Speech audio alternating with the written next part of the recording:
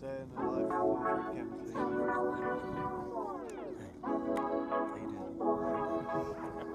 You seen Peep Show? Yes. That's exactly how I want it filmed. 4 arms, Jeremy, 4 arms? That's ridiculous. It was a joke, a Christmas joke.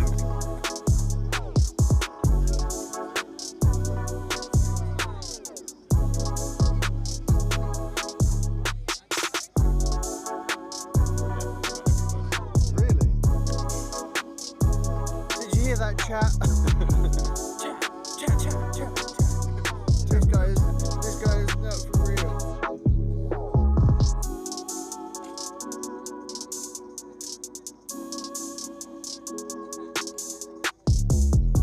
It's so cool, but look at the.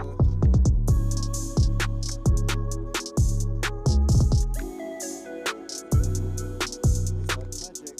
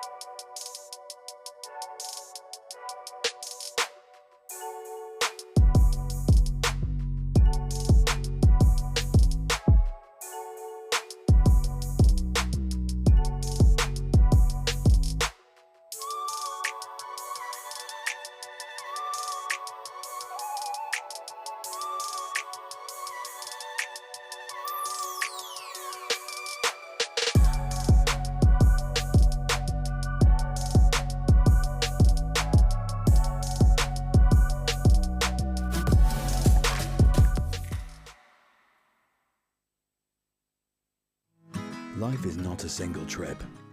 It's a collection of journeys. The big, life-changing adventures. The fun little detours from the day-to-day. Every mile matters.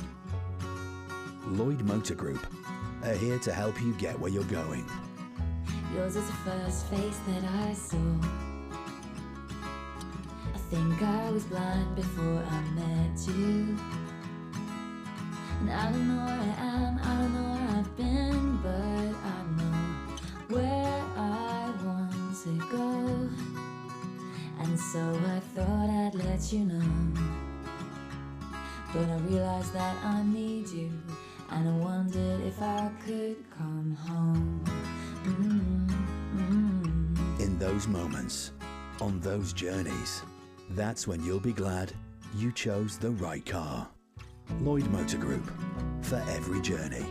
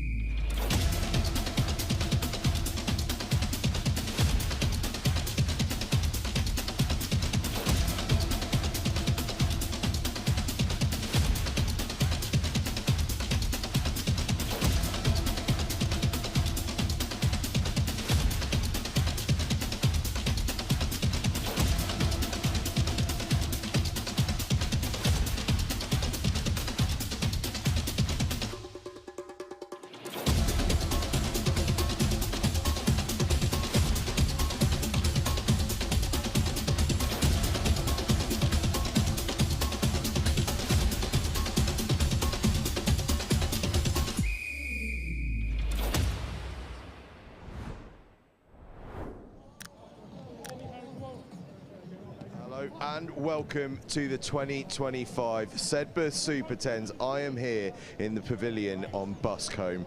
Wakefield has begun life here. Will Greenwood up here. Will Carling, John Spencer and several other British Lions are on the honours board. We've got Schools Internationals, we've got Varsity Blues, and we've got, just behind me here, a whole host of Rosslyn Park National School Sevens winners as well. And tournament director Jason Duffy has his photo over here in the dark in the corner. He's hidden it away from us so we can't put it on camera, but that is the sort of legendary status we are talking about in terms of history here at the Sedbergh Super 10s. And in terms of history, it goes deep. This is 500 years of Sedbergh School and a massive, massive, massive tournament coming up. We're going to come outside here and get in amongst these supporters, because I'll tell you what, these touchlines are packed already, and we're only at the first stage of the day.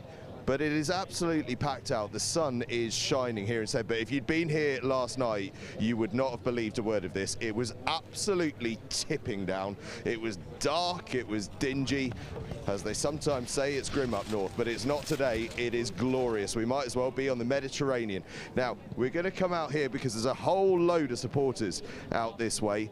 I've been speaking to a few of them already because tension is building, the competition is massive, and we have more competitors than ever before in terms of people that might well get to the promised land of a Sedbergh Super 10s title. Will we get the fairy tale that is a Sedbergh school back-to-back victory to send Simon Mulholland in his last ever weekend in charge of Sedbergh School before he heads back to New Zealand? Will we get the fairy tale of him as champion?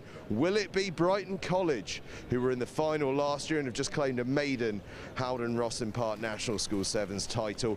Could it be Kes Bath, who won the Vase Trophy down there at Roslin Park last week? Or might we see one of the other runners and riders, RGS High Wycombe, who've been in final after final, haven't they? They won this back in 2016. They've been in back-to-back St Joseph's Festival finals. They've been in the Sedbergh 10s, the Seaford 10s finals. They've been in the semi-finals of the Continental Tire Schools Cup. Is this their time?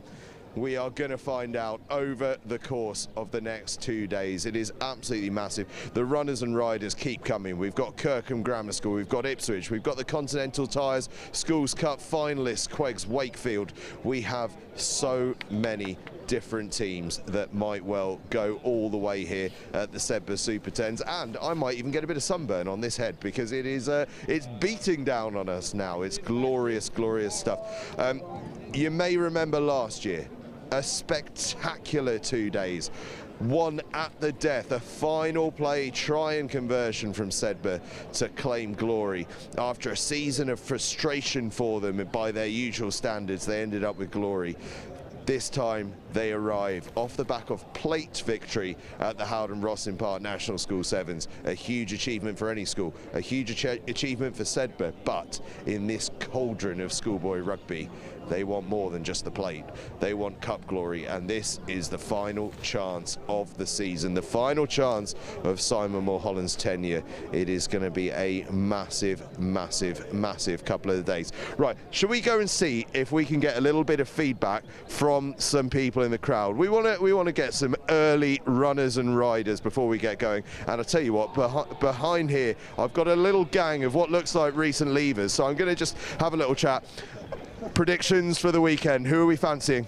I think Sedbergh's got to be the one to fancy, if I'm being honest. Sedbergh for you. How about you, my friend? Yeah. That's a lovely set of red cords, I must say. Yeah, I think Sedbergh's going to win, to be honest. Sedbergh getting the early backing, unsurprisingly, home favourites on the up. Now, you've been taking photos, so we're going to get you no rest for the wicked. Sedbergh as well? Yeah, Sedbergh, yeah. Anyone you think's going to challenge them? Maybe Brighton, just won Roslin, so they might come in confident. I hope someone's got a photo of you now, mate. So here we go. It looks like the touchlines are favouring Sedbergh, but as I say, Howden Roslin Park National School Sevens Brighton College are here. They kept the celebrations lowish key because they want to come here and they want to do well. And in fact, if we just whiz around here, you can just see Sedbergh School getting ready to come out, and I'll tell you why. That's because they are first on pitch. Massive, massive start to the day here at the Sedbergh Super 10s. It's Sedbergh against Hurstpierpoint College to kick off here on bus 1, and over on bus 2 it's another massive game, Stamford against RGS High Wycombe. What a brutal group that is as well, because it's got the Vase champions from the Howden Roslin Park National School Sevens, Kes Bath. You've got to fancy that Kes Bath are going through to the Cup, so already it feels like knockout rugby over on bus 2 with that Stamford versus RGS High Wycombe pool game. Just to let you know the structure of the competition before we get going and I chuck up to commentary. 4 groups of 4, the top 2 in each group go through to tomorrow's cup pools, the bottom 2 in each group go through to tomorrow's plate pools, and it is the winner of those 2 pools that meet in the respective finals. There is no rest here at the Super 10s. You've got to go for it. It's a massive, massive occasion. Right, Sedbergh are about to come up, so I am going to chuck over to our commentators. I believe on pitch 1, Busk 1, it is Sam Roberts, and over on bus 2, pitch 2 for Stamford versus RGS High Wycombe, it is Wilf Kelmsey. But here on Busk 1, it's Sedbergh against Hurstpierpoint College. Good morning, everyone. Well, if there's not a finer part of England right at this moment in time, I don't know where you are. Absolutely bathed in sunshine. About 6 clicks east of Kendal, above the lakes. Absolutely glorious. And Sedbergh come out off the back of that very, very strange response to the plate. They won the plate down at Rosslyn Park. They were utterly unhappy with the whole situation. Everyone else was dancing around with their trophies, Sedbergh no. Hurstpierpoint are their first encounter this morning. It is, as you Angus was saying, absolutely glorious up here. A lot of rain over the last 24 hours, which has made things a little soft underfoot. So, in fact, really quite ideal rugby playing conditions. Soft underfoot, a little bit windy, that is going to play a part. I think we'll see some crossfield kicks and some bits and pieces. It is 10-a-side, slightly different, that hybrid version between 7s and 15s. A little bit more space, but 5 in the forwards, 5 in the back usually. That's how it works itself out. And we have 12 minutes each way. If a yellow card is handed out, it's a 4-minute bin. And it will be played high octane, full pace, full ball. And alongside me, I've managed to grab a Hurstpierpoint boy. Introduce yourself, young man. Hi, I'm Barney. Hello, Barney. How are you? I'm very well. I'm buzzing for this weekend. Yeah. Full of rugby. Can't wait. Absolutely. And Hurstpierpoint will have a chat to you about your season and how it's gone just after we kick off. And it will be Sedbergh who will lift the ball into the sky. And you can see the breeze is working against them. Hurstpierpoint, brilliant carry from Arthur Kempson. Comes out of nowhere and grabs hold of that. Barker is at scrum half. He will release his back line. Little dab over the top. This could work. Oh, brilliant pick Ned up. Taggart. Fantastic. Excellent work from Ned Taggart. Great vision. Oh, Now the ball is going to end up in Sedbergh hands, and Ollie Hines is going to go looking for a little bit of space on the right-hand side. We may see a few basketball passes, I would have thought, over the next 24 hours, considering the way that social media has lit someone up. Oscar Mans. Oh, off they go. Oscar Mans. Oh, wow. What pace from the young man. Wow, certainly been in the gym since Rosslyn Park. Absolutely phenomenal. The burners on that wing, what a try. Great start from Hurst. Really, really good. Found a little bit of space and backed himself. Nice Absolutely. to see the confidence surging through the veins of these young men. Yeah, we And talked about that before the game, just having confidence, backing yourself to do things, and you see that there. Oscar gets the ball, he backs himself. 5-0 up, it was conversion through as well, 7-0. yeah, really good start. And they were pressing Hurstpierpoint. They certainly came with intention. Managed to get the ball back off Sedbergh and then went again.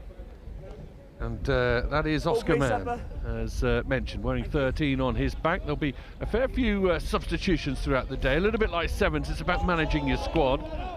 You see, you have your arm in a sling, so you won't be involved, Barney, unfortunately. But I'm glad to have you with us, providing this insight. It's great to be here, I'm loving it. Excellent. Sedbergh carry.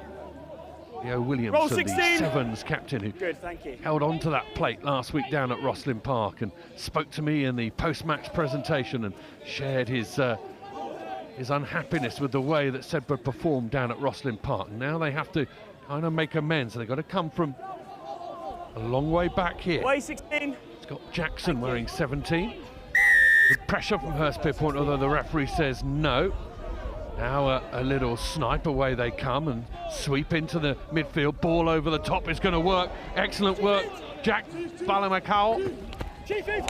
Good tackle. Great chop. Good offload. One more could do it. Towards that line, more good tackles come in from Hurstpierpoint. One more, ducking for the line, Elliot Marshall.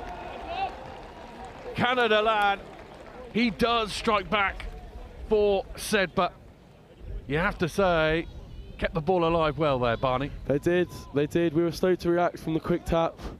They gained momentum, kept their hands free. It was a good try to be fair to them.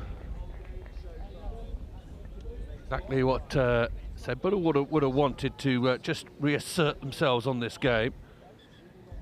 As I say, 12-minute halves, not ever so long, but long enough to not fall behind and say it's gone. That's a shame, no conversion. Hurst lead, 5-7. Conversion does sweep across the front of the post. There is quite a strong breeze, as there often is up in this part of the world. The wind will always play a part. And we're into the teeth of it. Sedbergh certainly facing directly into that breeze. You've got to be, it's one of those breezes you've got to be careful with, even when you're with it.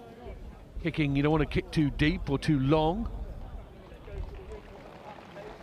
And we have a little substitution on the far side. I think it's Coben Lloyd-Lumley, the Falcons lad, wearing one on his back, has made his way off. I hope he's okay. Might see the incident which led to his injury, but he's having a chat with the medic on that far side, and I hope he's all right. Sedbergh Super 10s, off and running. Not bad work to try and get it back by Sedbergh, but it does go forward. Referee says play on. Hurstpierpoint will get a dig at this. Big carry from Andy there. He's flown straight in from Berlin for this tournament. The commitment on show there. That's the insight that we get. Is he live in Berlin? Is he on holiday in Berlin? No, he was school choir trip, I believe. Oh. Man of many talents, Andy. Yeah. Absolutely. Well, I bet he keeps you entertained in the house. Oh, absolutely. I tell you singing. what, we missed him on Coach Karaoke on the way up. He would have been good. What's your tune, Barney? Coach Karaoke, got to put you on the spot. What's your tune? My song was, I did a bit of One Direction. Nice. With Kempo in the blue scrum hat, me and him. Little duet. I'm sure it was... it was idyllic. It was entertaining. It was entertaining. To say the least. Hit the right notes, but not quite in the right order. What should we say? Something like that. Something like that. Sedbergh come into the midfield, off the left hand, and away they come. Matthew Cook trying to find a bit of work, and Barnard towards that line. He's going to work and pump those pistons and towards it. Oh, and away they come. Great defensive shift from the Eagles. Oli Goswami, footwork. Hurstpierpoint come away with it. As you say, Oli Goswami doing some good defensive carrying out of his own 22. A little bit like Sevens, they will try and find the space wherever they are on the pitch. Not necessarily like 15s that the kick initially comes when you're in deep. They will try and have a look and see if they can get hold of it, and away they come again. Hurstpierpoint. Harry Barker, the skipper. He's on his own. Go on, Harry. He's isolated. He's got to wait, and now he's going to fight his way through it. Sedbergh over it. That was happening because his mates weren't with him. Ball. Referee says play on. Went backwards. Fergus Maney's from the Sale Academy. Okay, 16, not now. Maney pings it off his left hand. Little pop in the midfield to Bellamy. Knock on, says the referee. Don't think you can tap for a knock on, can you? No? You can't. It has to be a scrum, unfortunately. Those laws do still apply at 10s. Cheeky one there. Thought you could tap and get away with it. Okay, let's go, please. That would be mayhem if that was the case. It really would be. Absolutely. What year are you, Barney? I'm lower 6th. So next year, hopefully, be back with the team. Yeah, absolutely. I was going to say that's a good fillip, isn't it? The opportunity to come up here and do these things twice. Absolutely, absolutely. Set. Maney will sweep on the right-hand side. With him is Cook. Out wide to the well-used Bonanacol. Bellamy, strong carry through the gap. Hands on, hello. Excellent work, the boy from Berlin has got over it. Andy loved that one. You could tell by the reaction, he loved it. Absolutely. Gets his little moment on TV as well. You'll be finding that on YouTube later and playing it back to himself. Okay, please.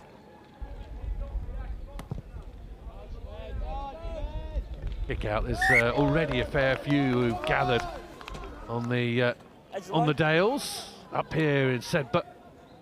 Brown edge is yours. What a place this is to come and play rugby and enjoy yourself. Guys, get on the AR, Great please. setup here. Get on the AR, please. Sedbergh courses are something to come along. You're open to everyone. Get here, my old mate Russell Earnshaw steering the ship. There's some other big names involved in coaching up here. That's a good shout out for them. They only a point or two after that.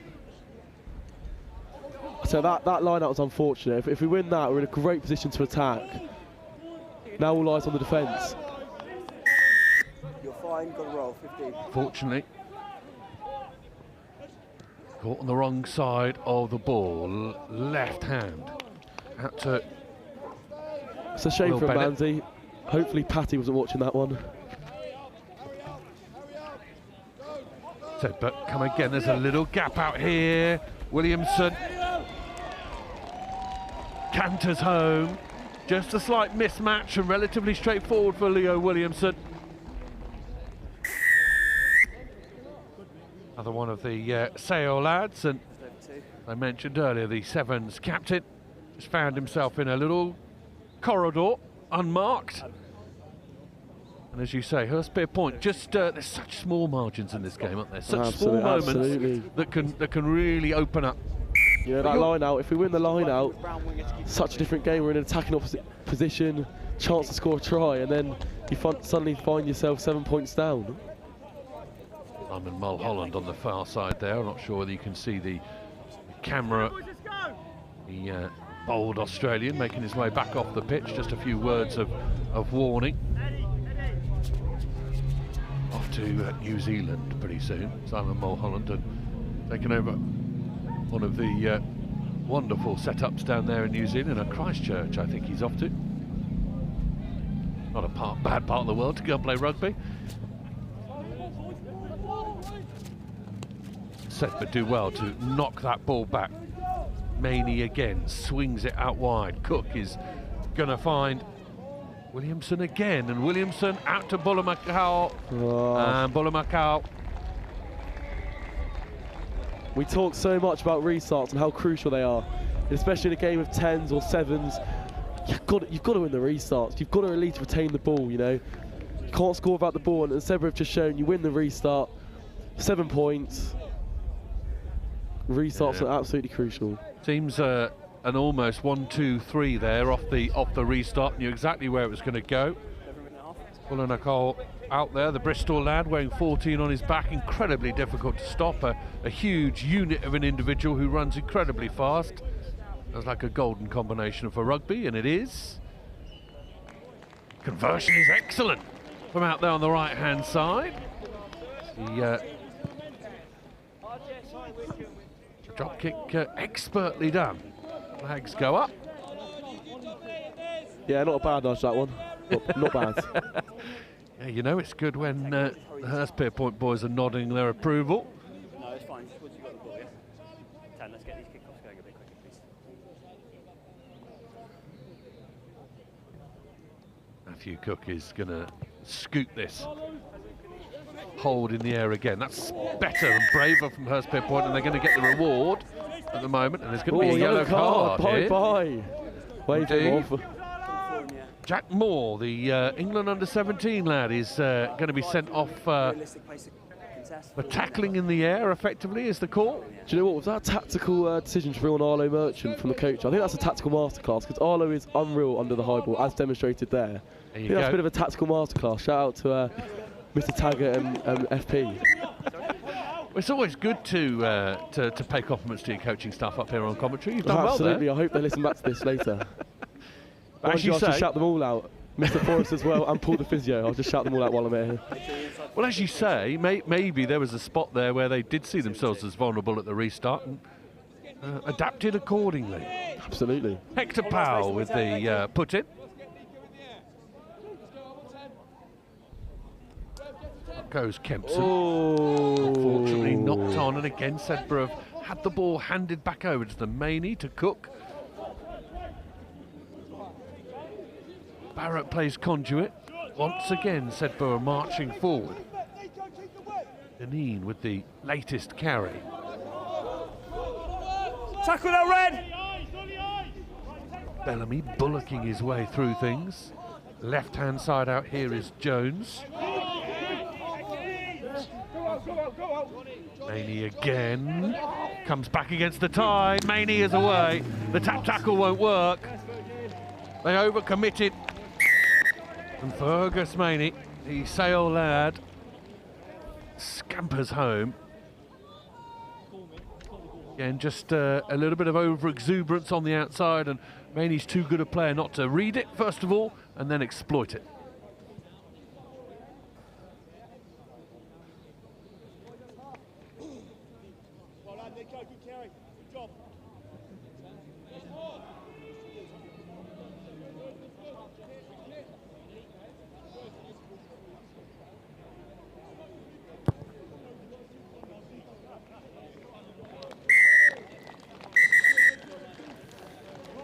We will have half time.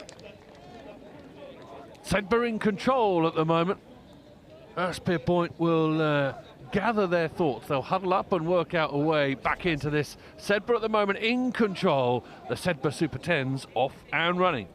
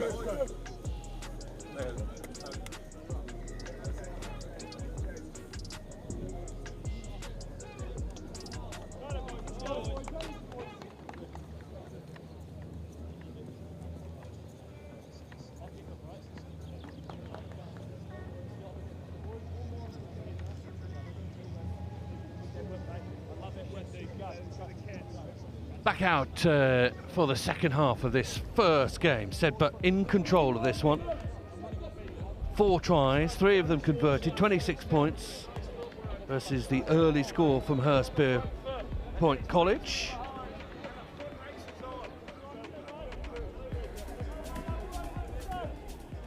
But much like sevens, these games can twist and turn quite quickly. Get a few early tries here. One would get you off and rolling, Hurstpierpoint, with Barney alongside me. What do you think was said at half-time? Just that? Got to start well? Not that they have done with that restart. I think get the first half out your heads, start fresh, second half, go for it.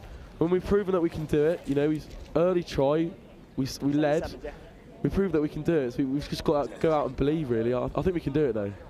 Okay, we need to be 10 minutes to be playing quickly. Just seen the birthday boy there, Ronnie. Happy birthday to Ronnie. Here you go, you've got to get that shout out in. Absolutely. 18th. 18th, big 18th. One, yeah. Good work there, 8, thank you. Hopefully if we win, he can last a few rounds. Oh, that's a knock on. Come on, Rufus. Away it goes on the right-hand side. Hurstpierpoint will have to make this work. A mistake from Sedbergh in the midfield. Tackles come in low and hard. Okay, always the men in brown will come back for the scrum. I think Sir wants another shout out, to be honest. He keeps waving at me. Mr. Taggart. He's obviously excited to be here, Mr. Taggart. Absolutely. What's his super strength? Other than that beard. What a magnificent beard he's got. Oh, it is brilliant, isn't it?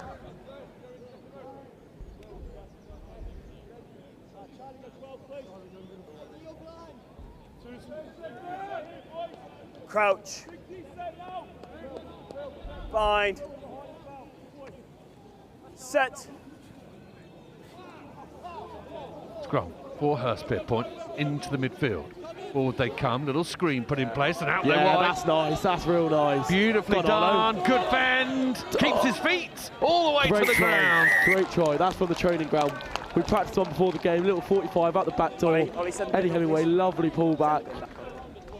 A little bit of dynamic duo there, the two young boys, two fifth formers. Sorry, Zanna. Johnny and Eddie, great link up out to Arlo on the wing. Great fend, great try. Arlo Merchant with the score for Hurstpierpoint, and that is a little bit more like it for the team in red. Fresh trim from Johnny Seymour there, that was fresh from last night.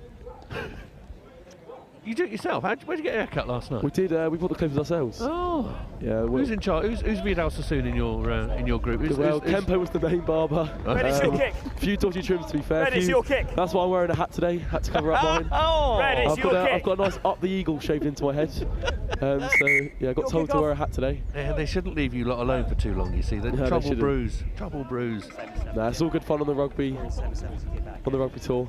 What's your mum going to say when she sees that? Do you know what? I haven't told it. Well, I've texted her. Well, she knows now, hasn't seen doesn't it she? yet. Well, hope she's not live streaming this one.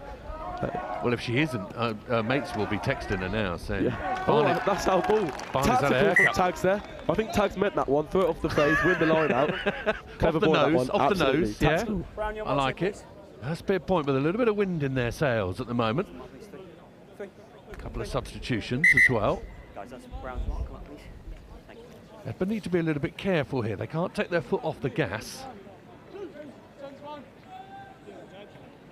Oh, just juggled at the top there, and Sedbergh are going to grab hold of that. The rather large frame of Code Jones grabs hold of the ball. I think the boys need to practice lineouts next time. Maybe. I think during the next break, let's practice the lineouts. Ball is coughed up in the midfield. That strip. time by Eddie Hemingway. Yeah. Good strip from Hemingway on Barrett.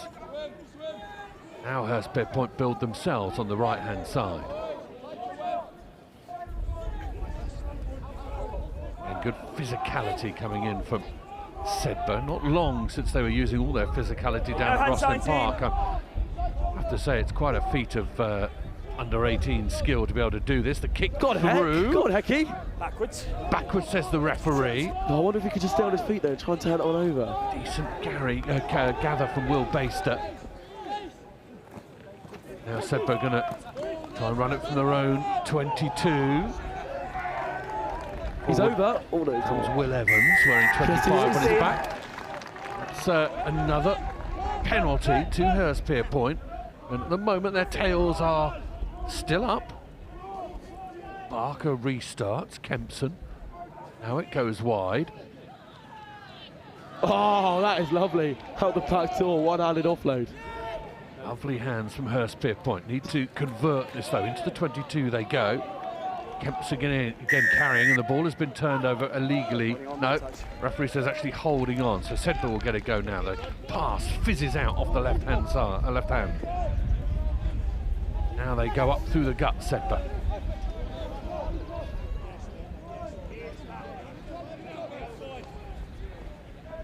No, 10. Ooh. On the tackle. Not releasing again. Here goes Baster. Mansley's just been tapped on the back. He's getting warm now. The jumper's coming off. Baster again on this left-hand side. It's opened up. And Jack Moore, the man yellow carded early on in the game, is going to add to Sedbergh's tally. Too strong down that left-hand side. Here comes the wannabe scratch golfer, Ned Taggart, and Oscar Manns. They wanna be. I mean, what's his handicap now? Wannabe, he paid me to say scratch. Right. We made an agreement to say 13, but the real one is actually 22, I believe. Right, okay. There's a lot of disparity between those numbers. Absolutely.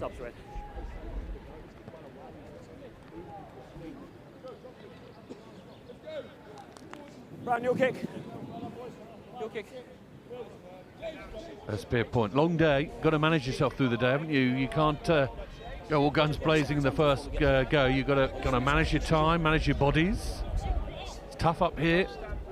Weather's lovely, but still the hits are just as hard. It is tough, and especially coming out straight from Roslyn Park. You know, the bodies are absolutely battered. It's a brutal weekend of rugby, but the boys love it, so that helps. It does. It does.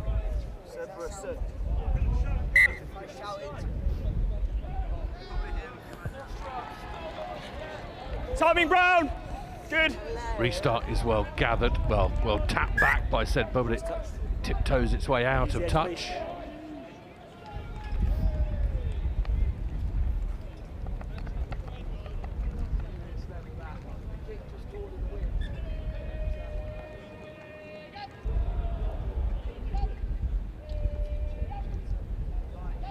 Okay, let's go, please. Okay. Guys, how many in? 4. Let's get 4 in nice and clear. Just make sure Brown don't step up for your mark, please. Yeah, thank you. Referee's not going to let this one go. Not straight at the line out. You mentioned line outs earlier. Free kick, guys, free kick. There might be run through a little bit later. Yeah, definitely want to practice later. Definitely want to practice. Even though it's 10 aside and running rugby is will be part and parcel of things. Surprised that hasn't been let go there, because Hurstpierpoint had the ball. 24. Number 3 for Hurst there, just trying to get the ball. Baster is given a yellow card, so there's a number advantage here for the men in red. No lift on the ball there, Harry. A little nudge through. Sedbergh improvised to stop the ball going anywhere further. Barker is going to loop round and be caught. At the moment, Hurstpierpoint going backwards with the ball in hand. Pearson. Difficult pass now, the step and the go. Oh, the tackle comes in from Sedbergh and dislodges the ball. And we'll have a knock on.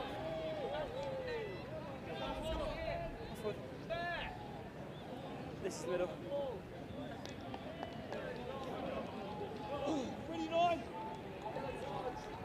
Let's go nice and quickly, please. So, how did you navigate between Roslyn Park and here? Did you stop off at home, or did you come straight here? Stopped off at home. We've unfortunately didn't make it through to the second day at Roslyn, so home Friday. Nice sleep in my own bed for the last time. Then we travelled up yesterday. Yep. The 8-hour travel. Fine. Good fun on the bus, and then stayed over tonight. So had a bit of recovery time, which was nice. Good.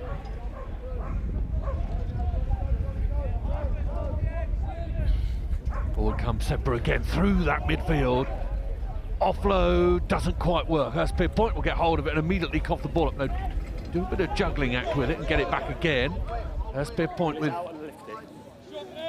more good tackles. That's a good flying shot, in that from one, Sedbergh.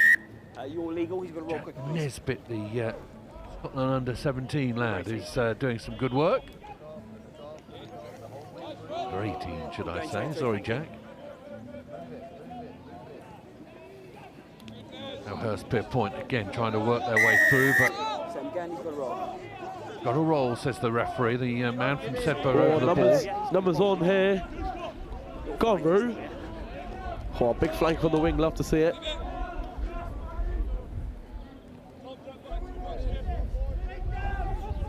That is the halfway line. Hurstpierpoint try and get the ball away, but Sedbergh doing a really good job of stopping it at source. Now they sweep left, Sedbergh, and this could work for them. A little dummy fake in the midfield. Oh. And Harry Trial, the Lindenwood scholar from the USA, is going to get his notch on the bedpost to try for Harry Trial.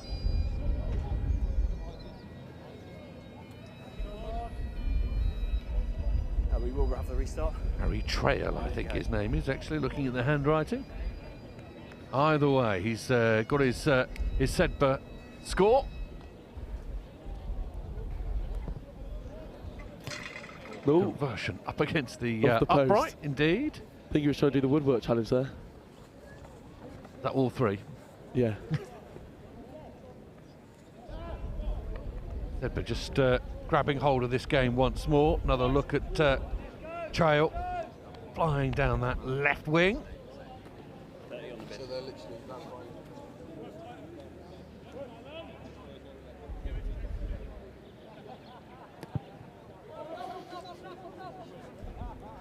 Restart over everyone. Eventually, Hurstpierpoint do gather it, but referee's going to actually give a knock on to Sedbergh. No, he's not. He's going to say that is full time. And it is a consummate win in the end in this opening game, the first game on Buscombe 1 up here at the Sedbergh Super 10s. Ends with a consummate victory for Sedbergh. Thank you, Barney. Enjoy that. Thoughts on Hurstpierpoint? A lot of good, a lot of good. First game, you know, a lot to build on. I think, obviously, I think we've just got to practice line-outs, to be honest. But no, we played well. Good performance from the boys, a lot to build on. And yeah, hopefully the next game's a win. Thank you for joining us. Good Thank you work. for having me. I've loved it here. Good luck in the remainder of your fixtures. Thank you very Hopefully see much. you again. Final score Absolutely. from pitch 1. Sedbergh 38, Hurstpierpoint 12.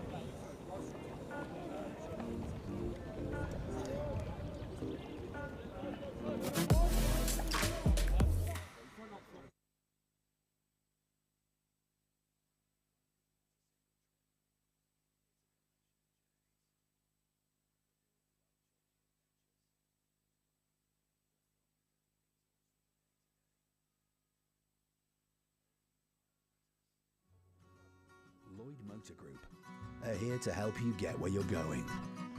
Yours is the first face that I saw. I think I was blind before I met you. And I don't know where I am, I don't know where I've been, but I know where I want to go. And so I thought I'd let you know. But I realized that I need you, and I wondered if I could come home. In those moments, on those journeys, that's when you'll be glad you chose the right car. Lloyd Motor Group, for every journey.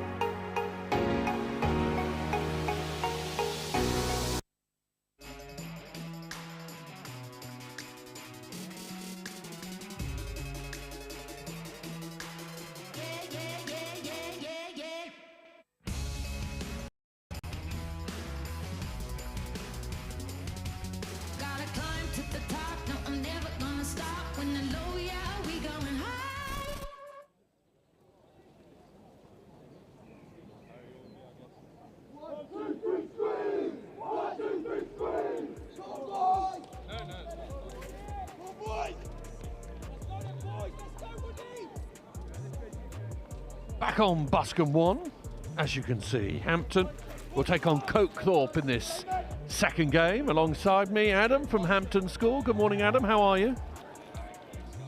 Looking forward to seeing how we fare on the first day. Indeed. Wind is going to play a part. There's no two ways about that. The ball is agonisingly short of the 10 metres, and we'll go back for a free kick. A tap and go, and Hampton will get an opportunity in which to play with the ball.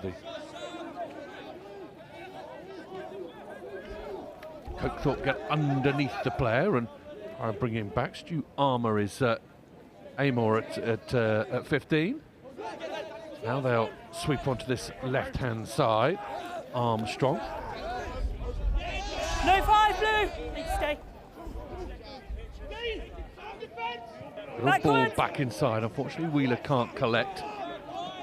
And Wright has gone back with his dustpan and brush and swept it all up. They carried that from Ben. Been doing that all season. Ooh. Lock on. It's got an advantage.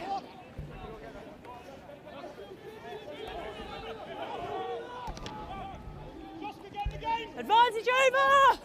Thorp will prod down this left-hand side. Stay. Carry for Chapman. Tries to look and get the offload now. Twists and produces the ball. Out here too long on the right-hand side, too ambitious. Fortunately, only Morgan Sanders could only grasp at it.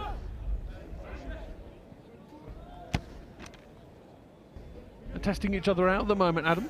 Yeah, they are. It's a bit loose so far, but I think there's promise from Hampton in the attack. The line-up will be really key today, so it'll be interesting to see how it goes. That's nice. Use it!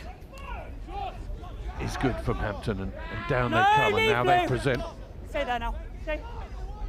Amor is going to be able to feed his back line. A little kick over the top doesn't quite work. Thorp will come away with it.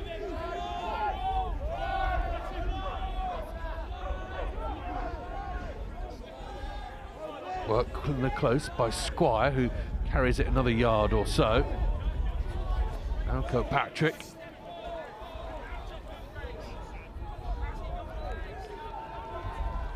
Left-hand side again. No, Black, thank you.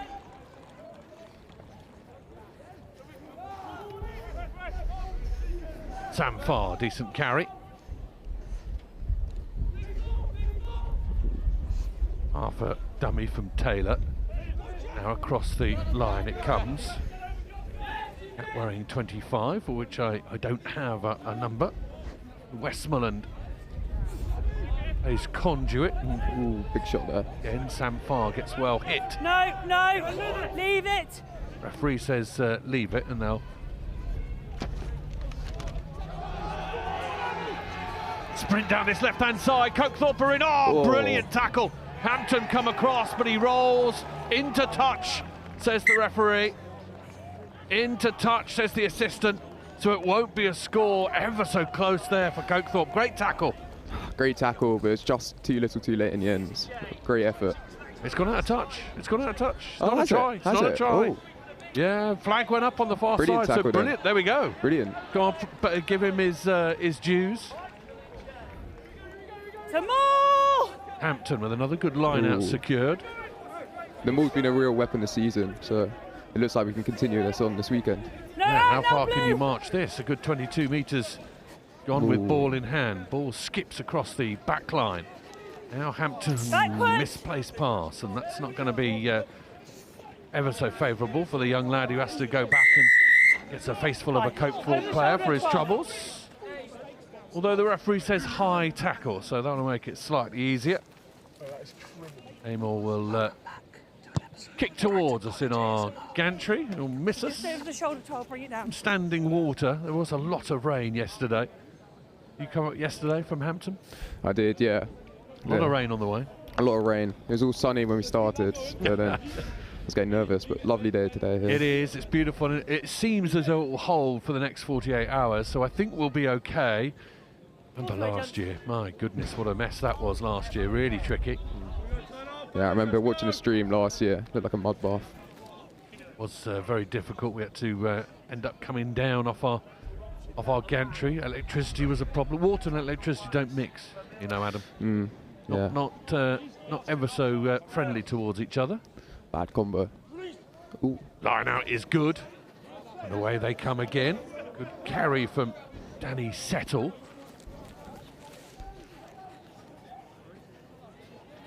And behind is Ben Conahan. He's out the way.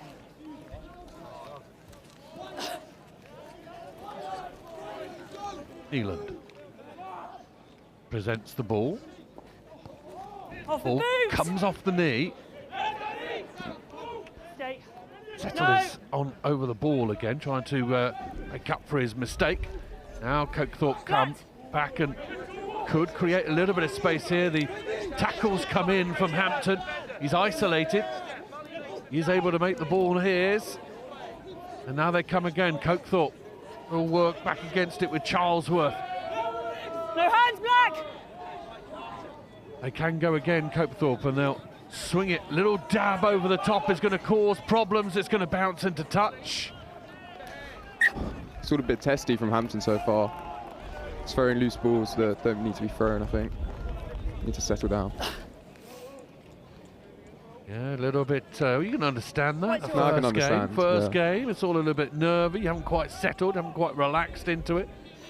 We need a big moment, I think, to kind of relax our players and let us come into the game a bit more. They're back in that corner where they were just a few moments ago. And they rolling mauled their way out of it. And I think the stencil is being used. Thorp are penalised. So Hampton in their black and yellow hoops will come forward. Good tackle out wide from Thorp. Brilliant pick-up from Amor. Over the ball though, Thorp, and they're going to get it back. Holding. At the moment, the game seems to be going one way then the other. Yeah. Doesn't seem either way. Either team has really got a foothold in this. Yes, Yeah, I think second half and the subs will be key, I think. They got big benches at this tournament. So. Yeah, bringing fresh bodies on, as you mentioned, with rugby being played a lot at the moment. Yeah. You down at Rosslyn Park? I wasn't, but the bulk of this team were at Rosslyn Park, and we were there 2 days, so that might be taking a toll. Bind! Looks as though you've got a good, 22 players to choose from? Yeah, 22, I believe.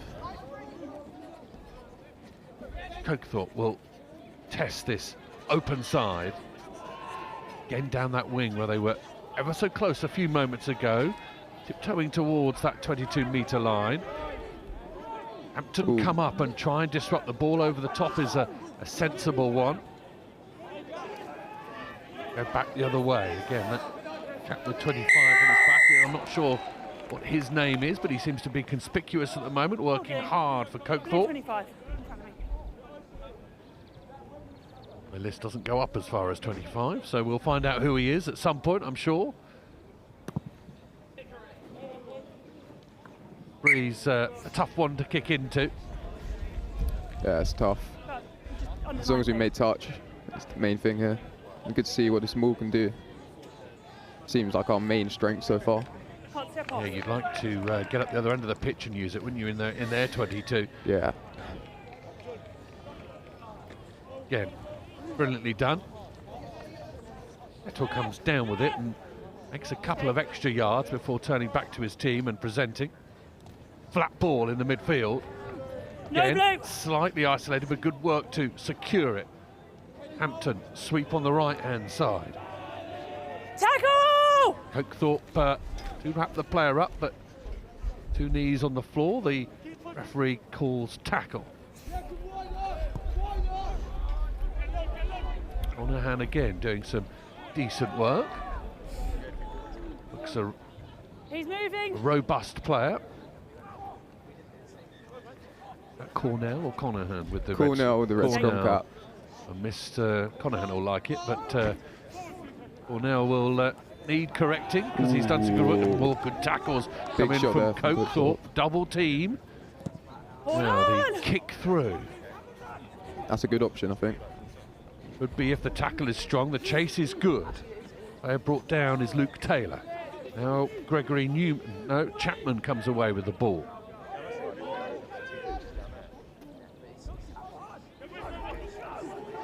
Carry from Prendergast. No, now two, thank you. Hold.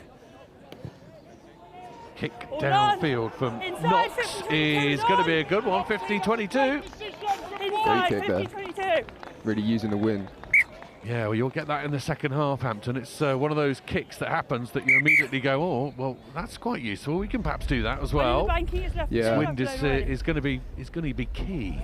So key. You can see we've barely been able to exit at all, and partially the wind's like to blame for that. So we need to use that in the second half, pin them down there, and then use our maul, use our strengths to get over the line. 12-minute halves in this 10-a-side version of the game. Koke Thorp, a lot of movement at the line out, and Hampton do Good well to disrupt, and another kick thumped forward rather than high. Gonna bounce end over end. Good chase from Hampton. 1-2 players with him, and they've got the reward. He's already down, then you've ripped. Referee. I think that's harsh there. Yeah, the knee was on the floor, right? I think, it's borderline. I don't think our team will see it that way, but. Yeah, it's a tough one, isn't it? Because he was in trouble. There's no two ways about it. The chase was brilliant. He was in trouble. I didn't hear the call from the referee to say that he was down.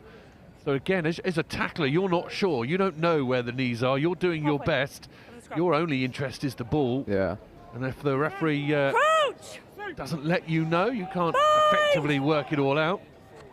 However, Koke Thorp won't mind because they're going to put into this scrum.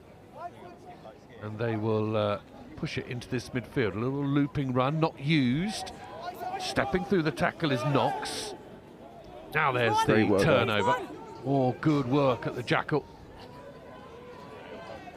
Here comes the aforementioned Neeland being chased. It's a decent tackle, decent cover tackle coming in from Koke Thorp. Good work from Taylor. And unfortunately, Neeland gets trapped with the ball. That is time. Should you tap it first or go to half? Luke Taylor needs to have a little bit of credit paid to him there, the tracking of Neeland. Did well. Koke Thorp will kick the ball off the end of the pitch and say 0-0 is all right for us at half-time. And we will go in. Well, Adam from Hampton School, your thoughts on exactly what's going to happen now? What will be the chat at half-time? Well, so it's given how we played, I think we're lucky to go into the half with the score levelled. So I think really we've got to switch on now. You've got to use the wind, use the elements, pin them down in their half, and then we can finally use our weapons because we've been on the back foot all half, to be honest. 0s each as Koke Thorp take on Hampton in this second game at the Sedbergh Super 10s. Join us in a few minutes for a bit more.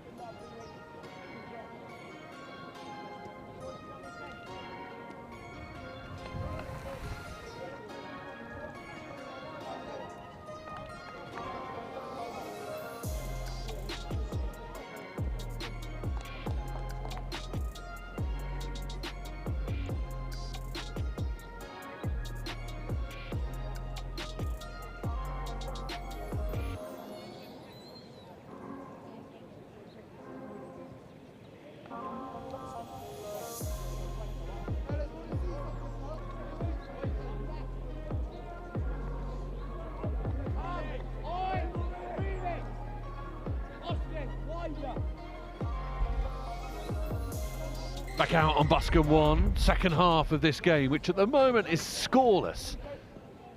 Not for the want of trying.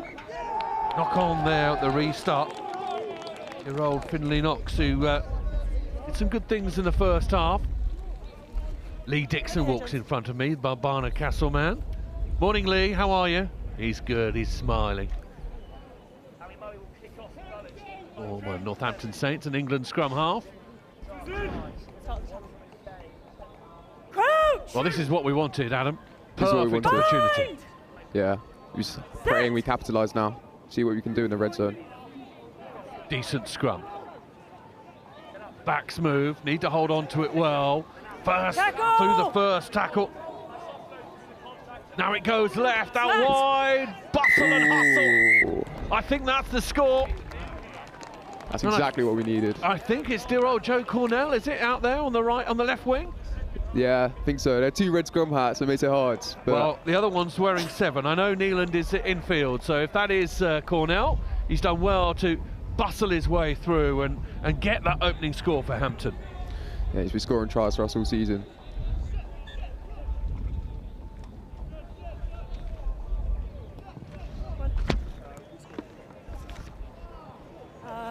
Same as 7th.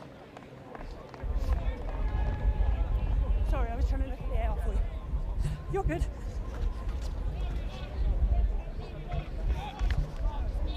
Yeah. That bit is.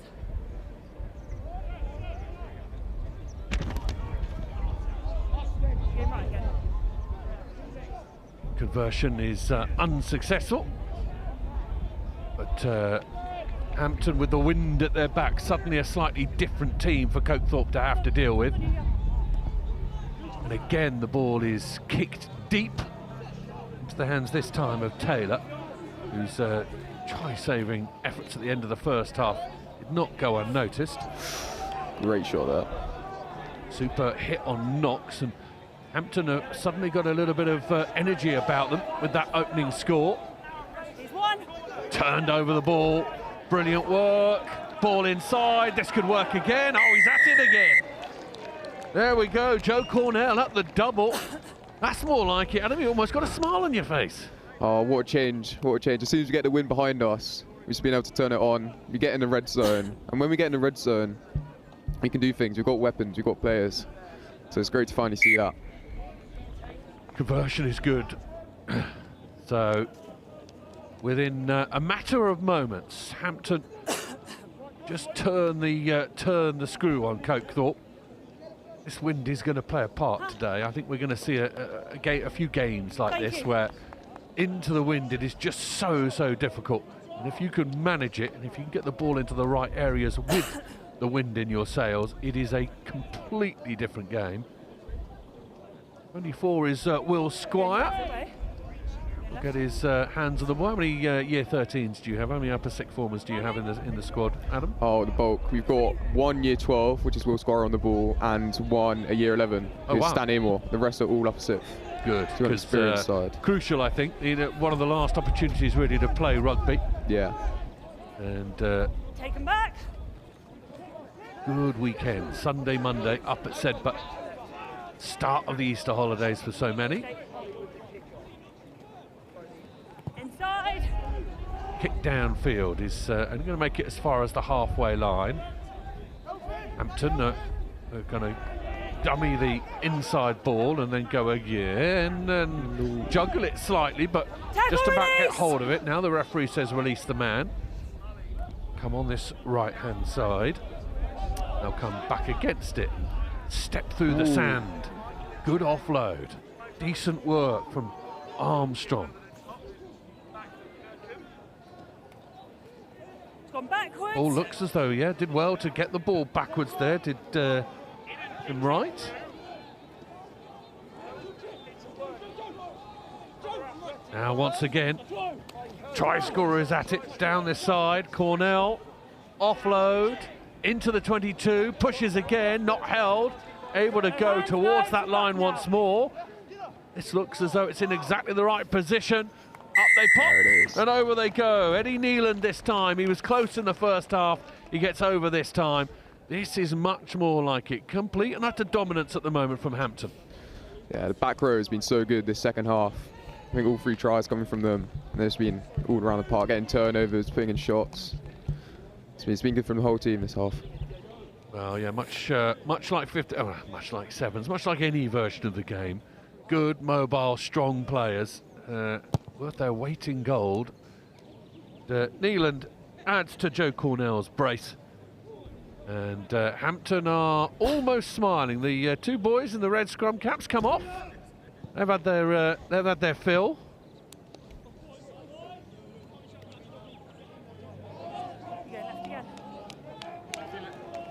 Substitutions now being made, and Thorp, who looked as though they were holding well in that first half, have now got to revisit and rework out exactly how they go about it. 17 points in the blink of an eye. Thorp underneath the restart. Restart with the wind, easily able to sail into the 22. The kick downfield is going to sit up beautifully for Hampton, and they're going to push the button. They do, but only temporarily, because unfortunately the runner on the far side overruns the pass, and it's going to be a knock-on. Strange question, I know, but other than Hampton, where's the threat? Well, in our group, I think the obvious threat is Kirkham. Yep. They've got a strong history of this tournament, I think. Indeed. Winners previously. Dulwich, you can never underestimate Dulwich. Yep. And looking further, I think obviously Sedbergh are hosts. They're always going to be trouble. But I think Brighton College, they'll be high, won't they? They'll be high. They'll be full of confidence, and I think they could be a real danger. Yeah, got some good team, good players, but a really good team down at Brighton College.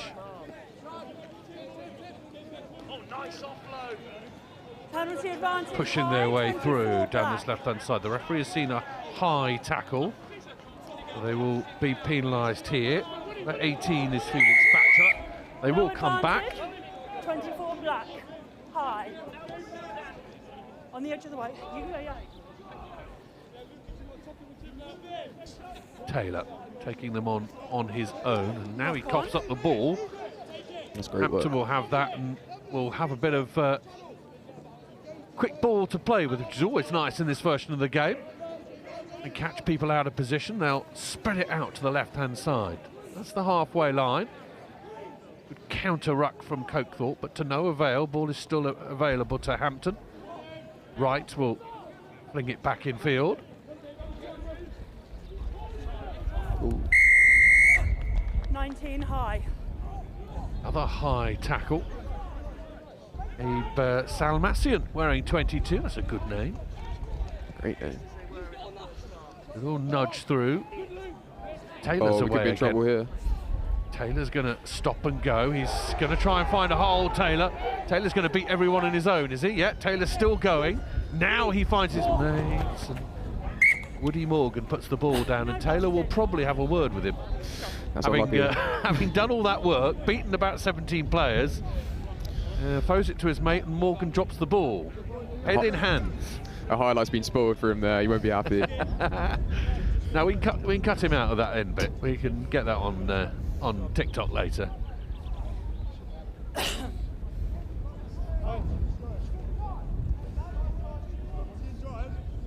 Crouch! Bind!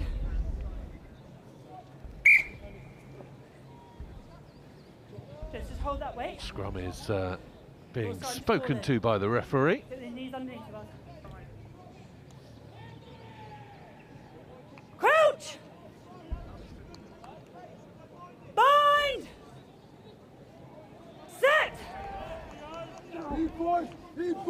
Let's go forward! Boys in! Hampton, this will sail down the pitch.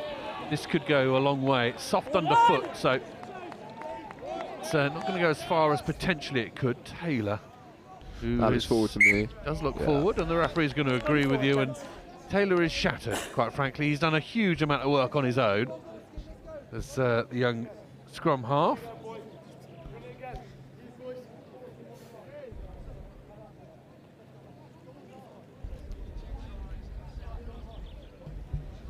Let's build then, gents.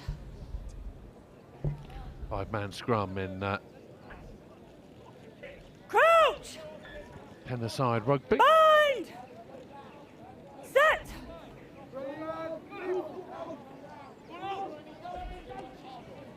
Hampton, Knock on miscommunication.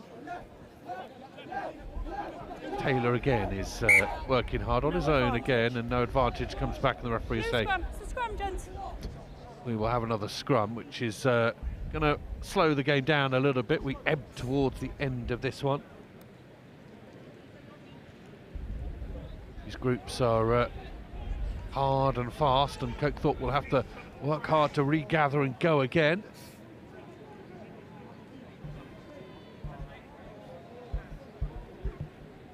Crouch! Dulwich and Kirkham behind us, the other pair in this group. That's what sometimes happen. We have 3 pitches in operation here, but Stay 9, stay. so often pitch 1 and 2 will have one group playing at the same time. Out to this left-hand side, and the Thorp 21 is Tackle there. Ernie Morgan Sanders, and he'll work hard to get the ball back. Carry from Batchelor again. Goes Murray.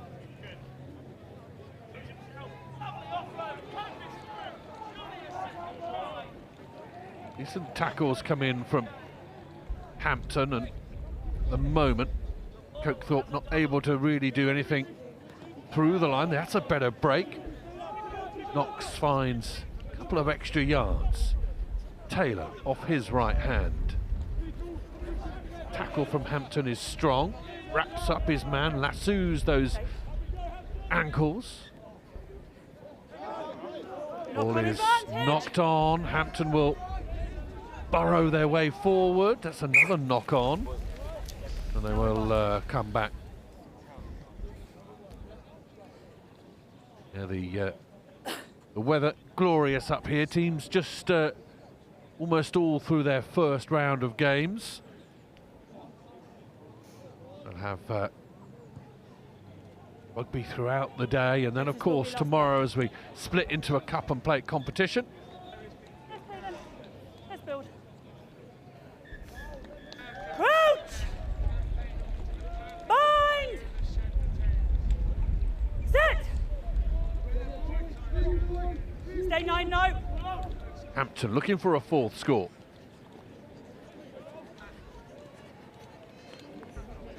Little ball back inside, little run back inside. Oh, it's a scything run. Excellent work. You mentioned in pre-game, Toby Smith, electric you said, and we had to wait a long time to see it. Brilliant stuff. Yeah, brilliant stuff. He started on the bench because I think he's carrying a little niggle from Roslyn Park, but you can see the impact he has when he comes on. That's what he's been doing all season, just carving up teams. Ghosting through Toby Smith. And that is the 4th try.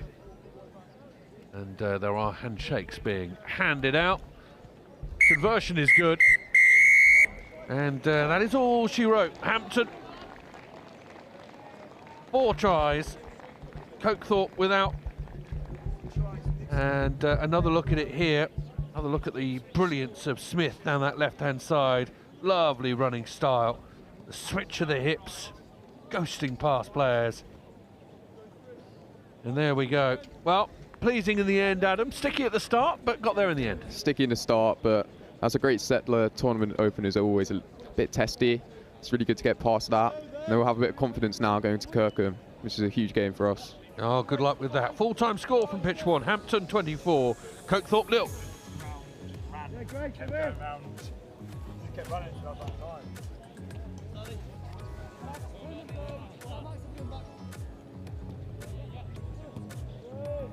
Yeah, John.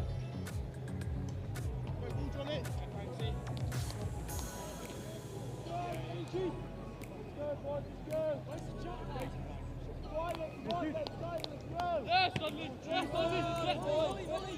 Let's the action, man. Let's the action. Let's go. Nice. Sit down. Yeah, Frank, you quick. Hold the jack, Sully. Nice, Dudley. It's just massive. So massive. Yeah, good. Pull. Good, Greg.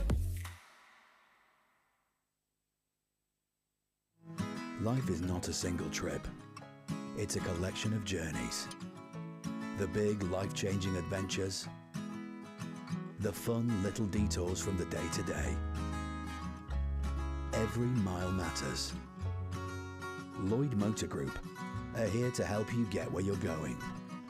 Yours is the first face that I saw. I think I was blind before I met you. And I don't know where I am, I don't know where I've been, but I know where I want to go. And so I thought I'd let you know. But I realized that I need you, and I wondered if I could come home. In those moments, on those journeys, that's when you'll be glad you chose the right car. Lloyd Motor Group, for every journey.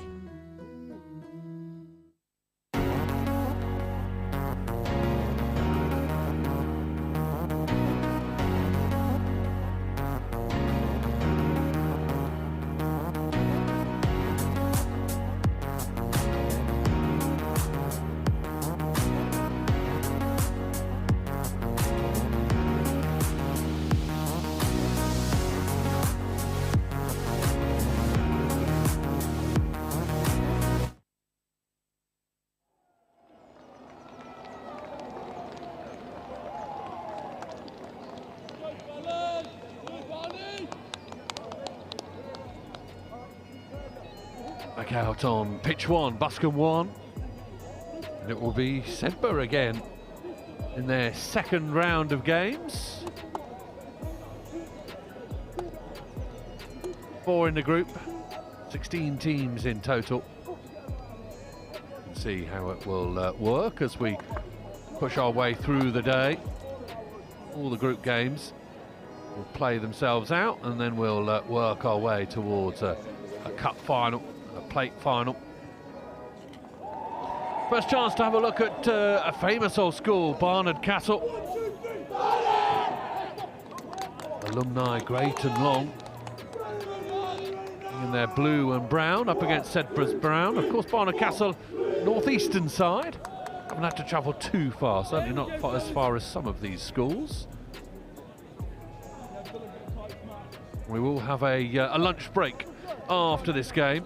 Just a reminder, if you're joining us, 10 aside, 12 minutes, a half, 4 minutes for a yellow card.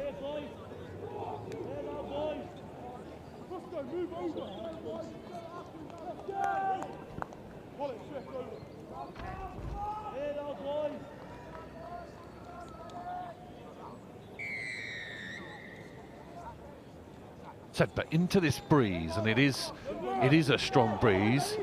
Difficult to play with, but Sedbergh have the advantage of already being on this pitch and knowing how it all works.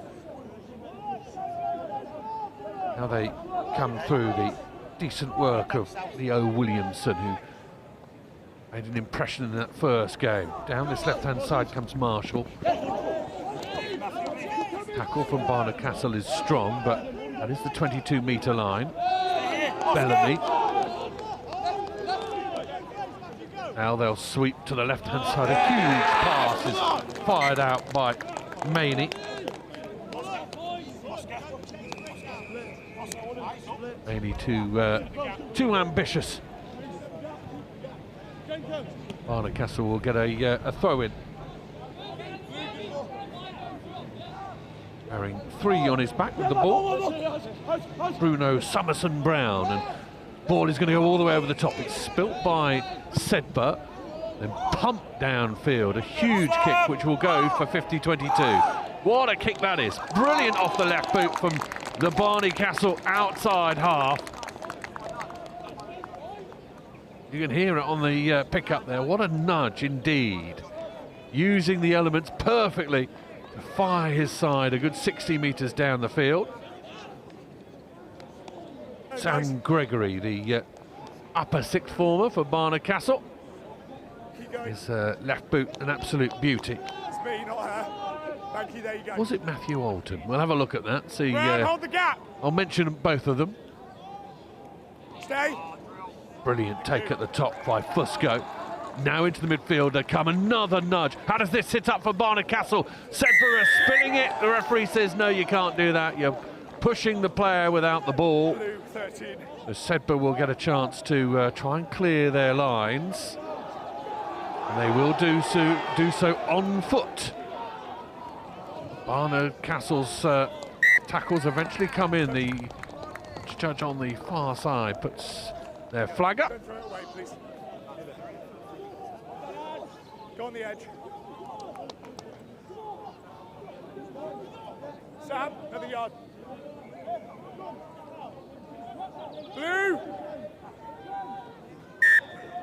Not straight. Closing the gap. Oh, closing the gap on Barnard Castle. You can hear the referee there screaming. That was something that was asked for before we started. Sedbergh off the left hand, knocked on, I think, by Jack Bullenacol. Penalty advantage, offside.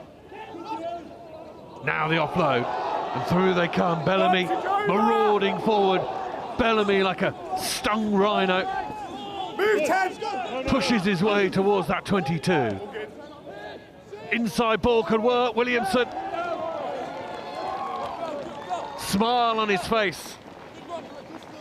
The little connection in the midfield opened the door, and Leo Williamson scored in the first game, scores again in the second. And Sedbergh on this occasion opening things up.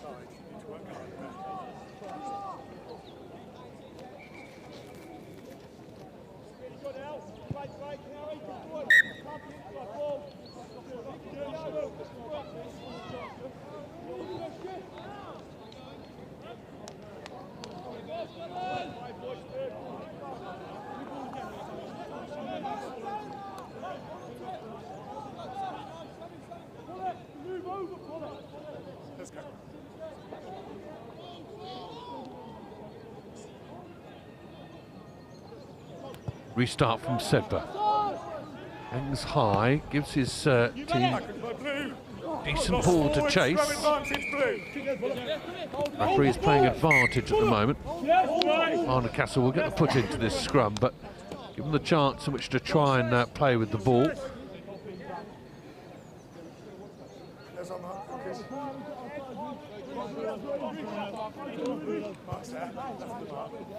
Yeah. Sedbergh fullback has positioned himself about 20 yards further back than he did previously, because another raker of a kick coming in here. No, not needed. Through they go, the scrum half Rhys Jenkins, another upper sixth former. Now Barnard Castle spring a leak in the Sedbergh midfield. Sedbergh over the ball. Referee says got to come round the right side and penalises the captain, Will Bennett, the Sale man. Bennett is there again. Referee's going to say no, knock on.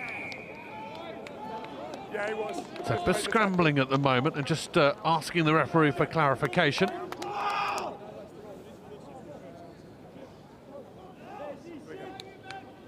Make sure you come all the way round.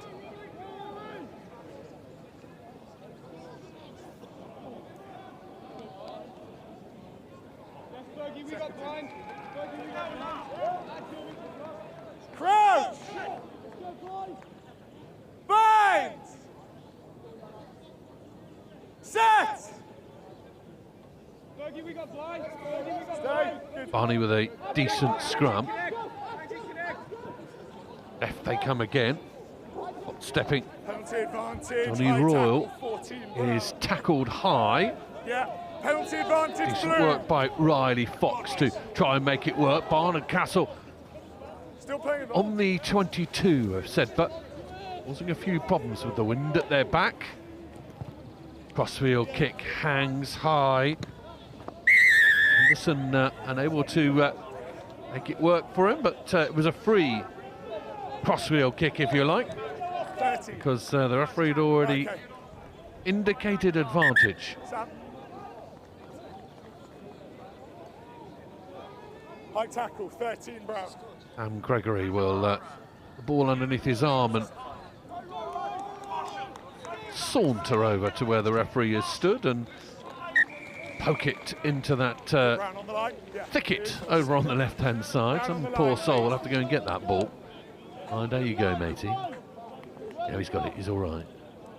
Oop, no, steady on.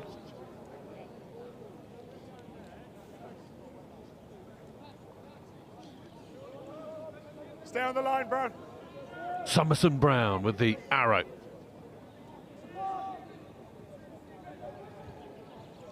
Lot of movement. Decent work at the top by Riley Fox to make it theirs. Barnard Castle have got this. Now they'll push their way low and through. Sedbergh dislodged the ball.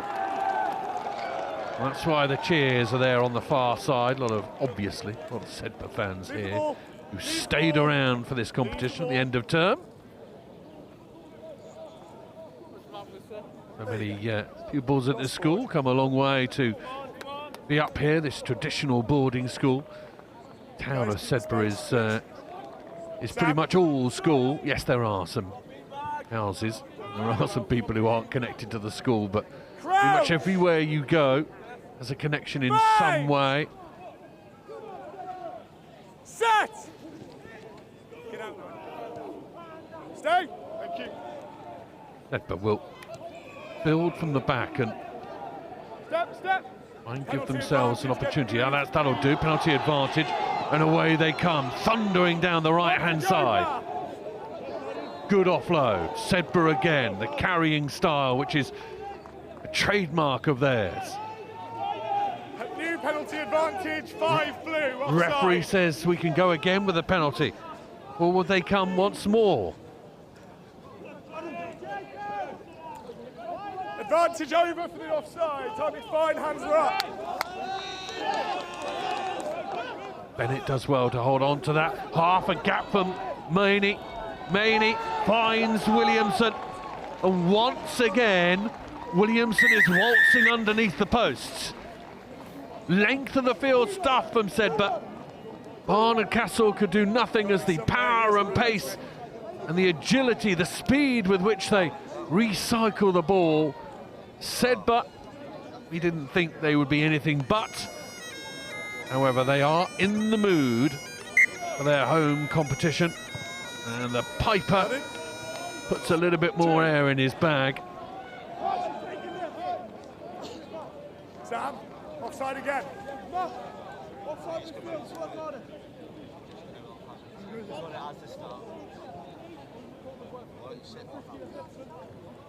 Move over, you know where it's going.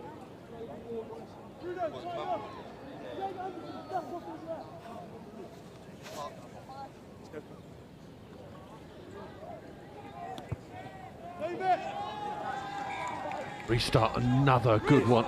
Underneath it is Riley Fox, but those in attendance are mostly dressed in brown. Again, a raking kick from the boot of Sam Gregory. This time not with the angle, and Sedbergh can come out of it themselves. No blue! Barrett is upended. Ball inside from Bennett, lovely soft hands. Through the gap tumbles Ollie McCall, another Sale lad. They are so many dressed in brown today. Newcastle Falcons Academy graduates as well. Penalty for. Let him run, let him run! Go on, Reece. Tap and go. Away comes scrum half. Penalty advantage against 25. Sedbergh wrapping the Barnard Castle players up. Go again on this left-hand side. Gregory, a little dummy. Nice offload. Thinks about the chicken wing offload. Doesn't need it. Matthew Alton has got the score for Barnard Castle. Lovely bit of skill. The initial break from Rhys Jenkins, the year 13 scrum half. And that was what Barnard Castle could benefit from. Eventually it was Matthew Alton who tumbled over the line. Conversion here will be useful. Oh, and off the post. How's about that? Well, the final run of the first half sees Barnard Castle sneak themselves back into this. Have another look at it here as it comes out wide. Gregory, little dummy, lovely offload. Alton thinks about, almost dummies the offload. He's through the gap already. Lovely awareness, Matthew Alton coasting through the gap. And it is half time on pitch 1. The Sedbergh Super 10s as the home side in front by 1. Sedbergh score 14, Barnard Castle 7.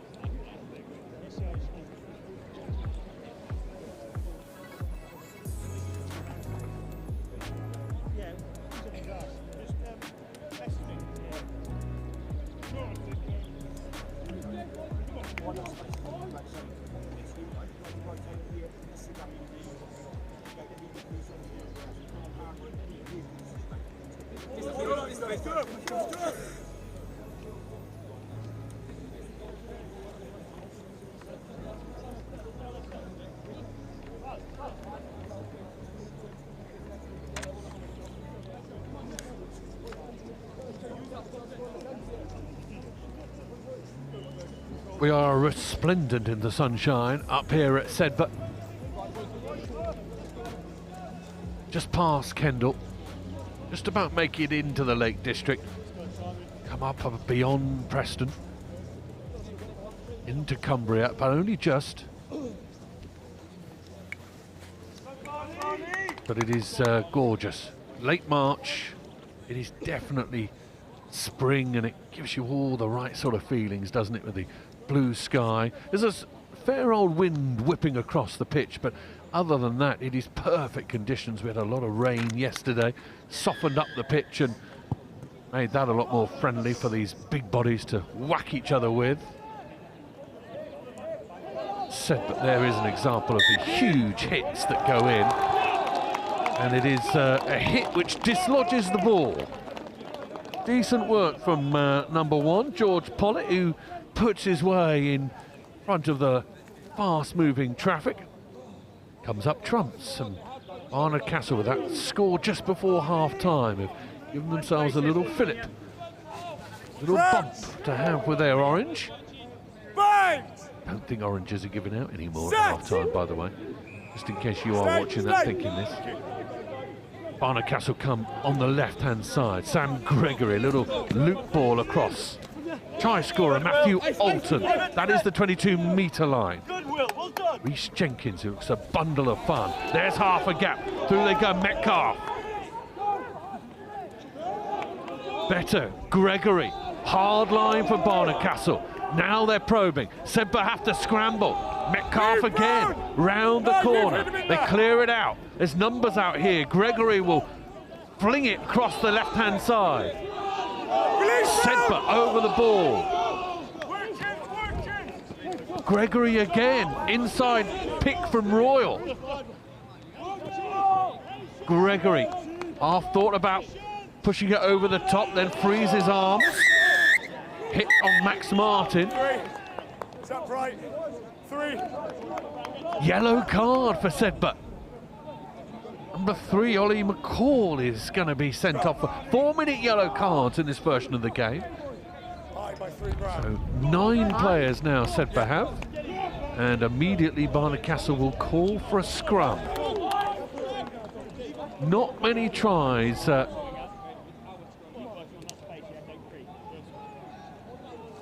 being handed out here at Sedbergh for free.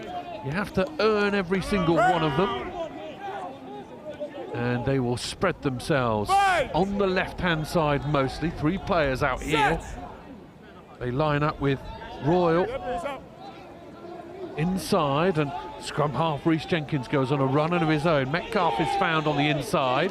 Barnard Castle again. Sedbergh scrambling across. Inside ball from Gregory. That is lost forwards.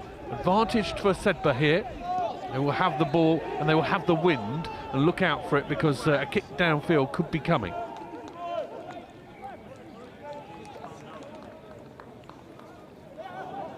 Inside ball. Sedbergh will say nothing of the sort to a kick downfield. They'll keep it in hand and they'll burst down this left-hand side. Lovely interplay, classic interplay. Across comes Alton, but Sedbergh are going to pin their ears back and head for the corner. And Fergus Maney, who scored in the first game, has got another meat pie to his name.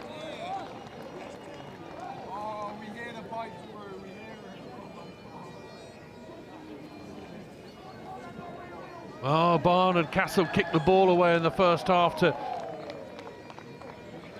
much acclaim. And yet it is Sedbergh who is showing the way to play this version. You can strike, much like Sevens, you can get the ball in the right channels and strike from 80, 90 metres. Brilliant score rounded off by Maney, but once again, Sedbergh's ability to pop the ball, offload the ball, keep with the runner, stay connected, there for all to see. And it's not a surprise that so many people are tipping them to go back-to-back here at their own festival. The Sedbergh Super 10s, heartbreak last year in the final. Sedbergh winning brilliantly at the death. They are in the mood at the moment. Forward Barnard Castle come and holding on the ball. Holding onto the ball, says the referee. They'll go short. Again, runners timing their run perfectly. Holding onto the ball. Marshall with the latest foray.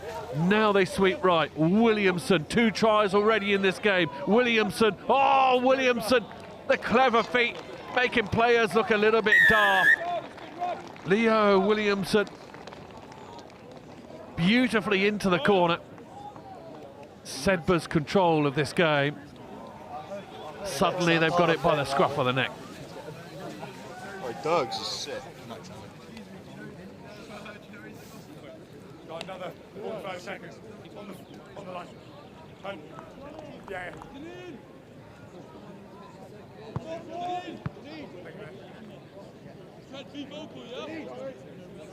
Leo Williamson's game is done. Will come off on this near side, and there'll be fresh replacements pumped on in brown.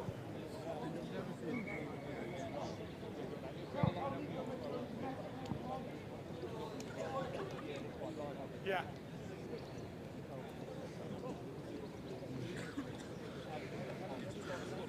It's one of the Jacques brothers wearing 21. Lovely story that for Sedbergh. 2 young lads playing together today. Left Sedbergh come again. They are full of running. Oh, they're off. Will Baston rumbering his way through. Good off both feet, Will Baston. Another England prospect, under 17 cap for him recently. Now the Sale Sharks Academy, you can see why. Got dance moves to die for.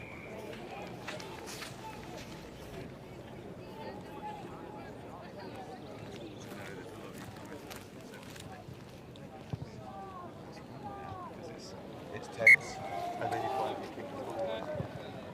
The version is good. Another look at it here. Decent work initially by Marshall and Baston. Look at him go, gliding through. Is he coming on? Okay. He's not on the pitch though, is he?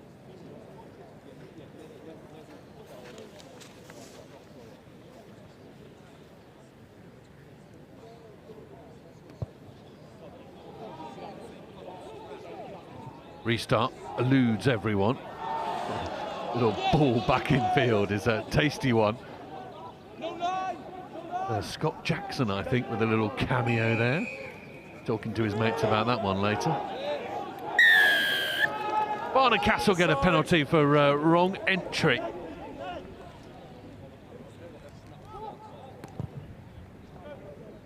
Kick downfield into this strong breeze. Doesn't go too far.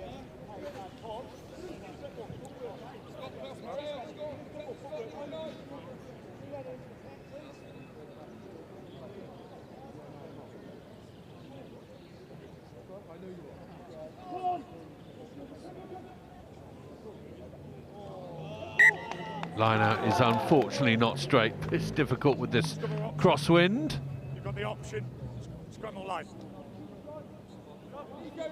Last game before we have a lunch break. Early ball.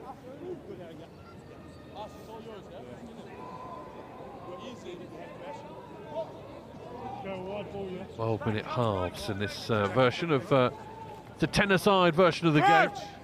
5 forwards, 5 backs if you're just joining us.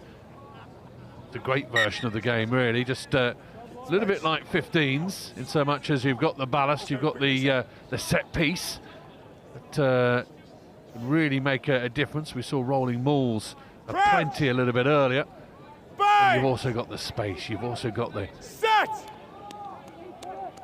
opportunity out wide to make it work. Baston is at it again. Will Baston is pegging it down the left-hand touchline. He's got one man to beat. Great tackle comes in from Barnard Castle's number 20. Will Hutchinson with the textbook. He's rewarded with a penalty. Back 10. Back 10. Penalty. Holding on.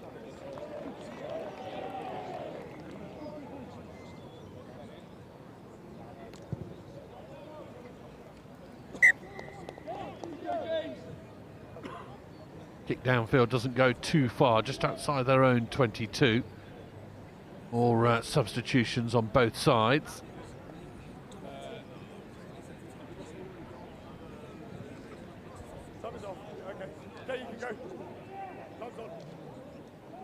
Barnard Castle got a long way to go.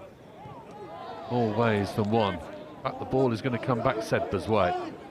Jacks pings it infield. Freddie White over the top. Firth tumbling through, manages to get the ball away. Barnard Castle fling the ball behind their back, rather more in hope than expectation.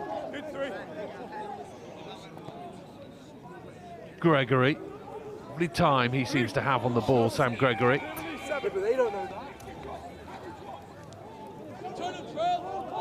Barnard Castle with the long place. Referee doesn't adjudge it to have gone forward. It all nudged through, and Jack is going to come forward with the ball and show his speed and skill. Lovely inside line as well. Sedbergh are going to get in this corner once more. Scott Jackson had a little moment earlier with an inside ball. Got them purring over on that far side, and now he gets a try.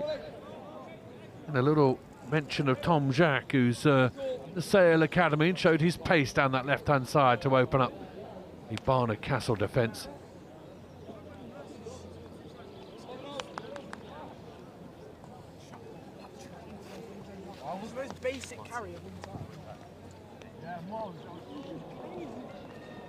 Conversion is a little short. Just have moments left in this game. Another look at it here, built on the right-hand side. This pass back from Barnard Castle was a little flamboyant. Then the kick downfield. We'll have another look at Tom Jacques here. He's fleet of foot, should we say. So he's Scott Jackson, to be fair. He finished off that well, didn't he?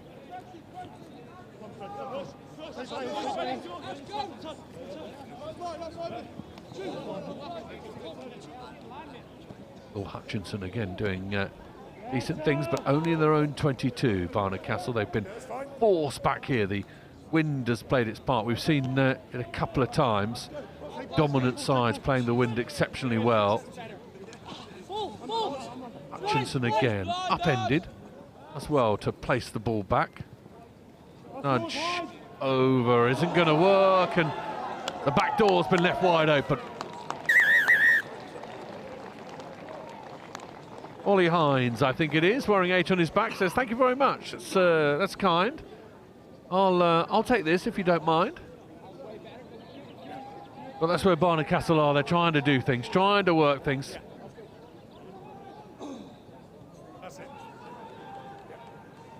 There are handshakes because the referee has said that is the last play of the game. They need to get out of the way so that conversion can happen. Otherwise they'll get one boot in the back. Oh, off the upright, just for good measure. Well, if we didn't know that Sedbergh were a good value in this competition, we do know now. Another look at this final try, which was the softest of the lot. Hines saunters home, but really Sedbergh showing all the quality that you would need to suggest that they are in the mood. Sedbergh score 45, Barnard Castle 7, full-time score from pitch 1. We head towards a lunch break, and we will be back this afternoon. I would suggest you tune in for this because it's going to be very, very good. Excellent schoolboy rugby. And you know who also is very, very good? Angus Savage. Should we throw to him? Where are you, Angus? Thank you very much, Sam. A morning it's been. Sedbergh off to an absolute cracker, but I tell you what, they are not the only ones here in the glorious sunshine at Sedbergh School. There's been kids running around. Everyone's having fun. Everyone's opened up their packed lunches because we've actually got a big lunch break coming up. So should we go and see who we can talk to as we get into this lunch break? See if we can chat to some Sedbergh players. Perhaps we might let them just do their debrief. We've got a fair while until the next games. It's a 1:30 Seaford College versus Hurstpierpoint College, a local derby here at 1:30 on Bus 1. Bus 2 is going to be Stamford against Kesbarth. Kesbarth, of course, feeling good, aren't they, after that tremendous success down at the Howden Rossing Park National Schools Sevens. But early doors, who's looking good? Seaford College had a good victory against Barnard Castle. Sedbergh, we've just seen doing the same. Sedbergh also got off to a rocket of a start against Hurstpierpoint College after an early little worry for them, though. It was a good start from Hurst, but Sedbergh flying out the blocks. But the game of the day this morning has probably been over on Bus 2. Wilf Camsley was talking us through it. Stamford against RGS High Wycombe. Crucial one, that, because you've got 4 very good teams in that group, and it felt a bit like a knockout game right at the very start of the day. You feel as though maybe only one of those 2 teams, Stamford or RGS High Wycombe, is going to go through to the Cup. Remember, 2 teams in each group go through to tomorrow's Cup, and it was a 10-7 victory to RGS High Wycombe. Right, is there someone we can talk to? I'm just having a little peek around to see. We will find someone. If needs be, we'll go and get in amongst it, in the crowd, to find out what they're after and what they're up to. We heard a lot of Sedbergh support before the start of the day, but I've been prowling the touchlines this morning and I've seen an awful lot of people with an awful lot of excitement for some other sides. There's a lot of Ipswich support here. They're staying down the road in Lupton. One of the boarding houses actually named after Lupton. Now we're about to go crashing into a group of young men here, and since they're here, I'm going to ask them a question or two. Hi lads, I'm going to completely interrupt whatever you're up to and ask about the day so far. Enjoying it? Yeah, it's been really good so far. Good results for Sedbergh. I was going to say, you look like Sedbergh fans. Yeah. Pretty good performance that against Barnard Castle. Yeah, it was pretty decent. Got handed a few tries. You're a man of words, aren't you? I can tell. Got a really big vocabulary. Hey, Are we thinking it's on? It's been a good start. 2 from 3, big one to come. Probably through with 2 from 3 already, but I know they're not going to want to take the foot off the gas. No, they won't. They'll keep going, and yeah, I think we can get through today too pretty easily. There we go. He's a talker. Lads, enjoy the rest of the day. Thank you. Oh, Sam's here. Sam, now you are a talker. Well, apparently so. Well, it's the job. It is the job. Good morning, Angus. This isn't bad, is it, really? You know, the sun is now coming out. The wind is kind of abating. We've got some fabulous rugby on show. I don't know how these boys are doing it. You know, that Sedbergh side who put so much into Rosslyn Park, so disappointed. They've had one day turnaround and they're back at it, firing into each other. It's quite extraordinary, really, when you think about it. Yeah, Sedbergh at the moment with the pitch. I was on pitch 1, saw them twice. Pretenders to the throne.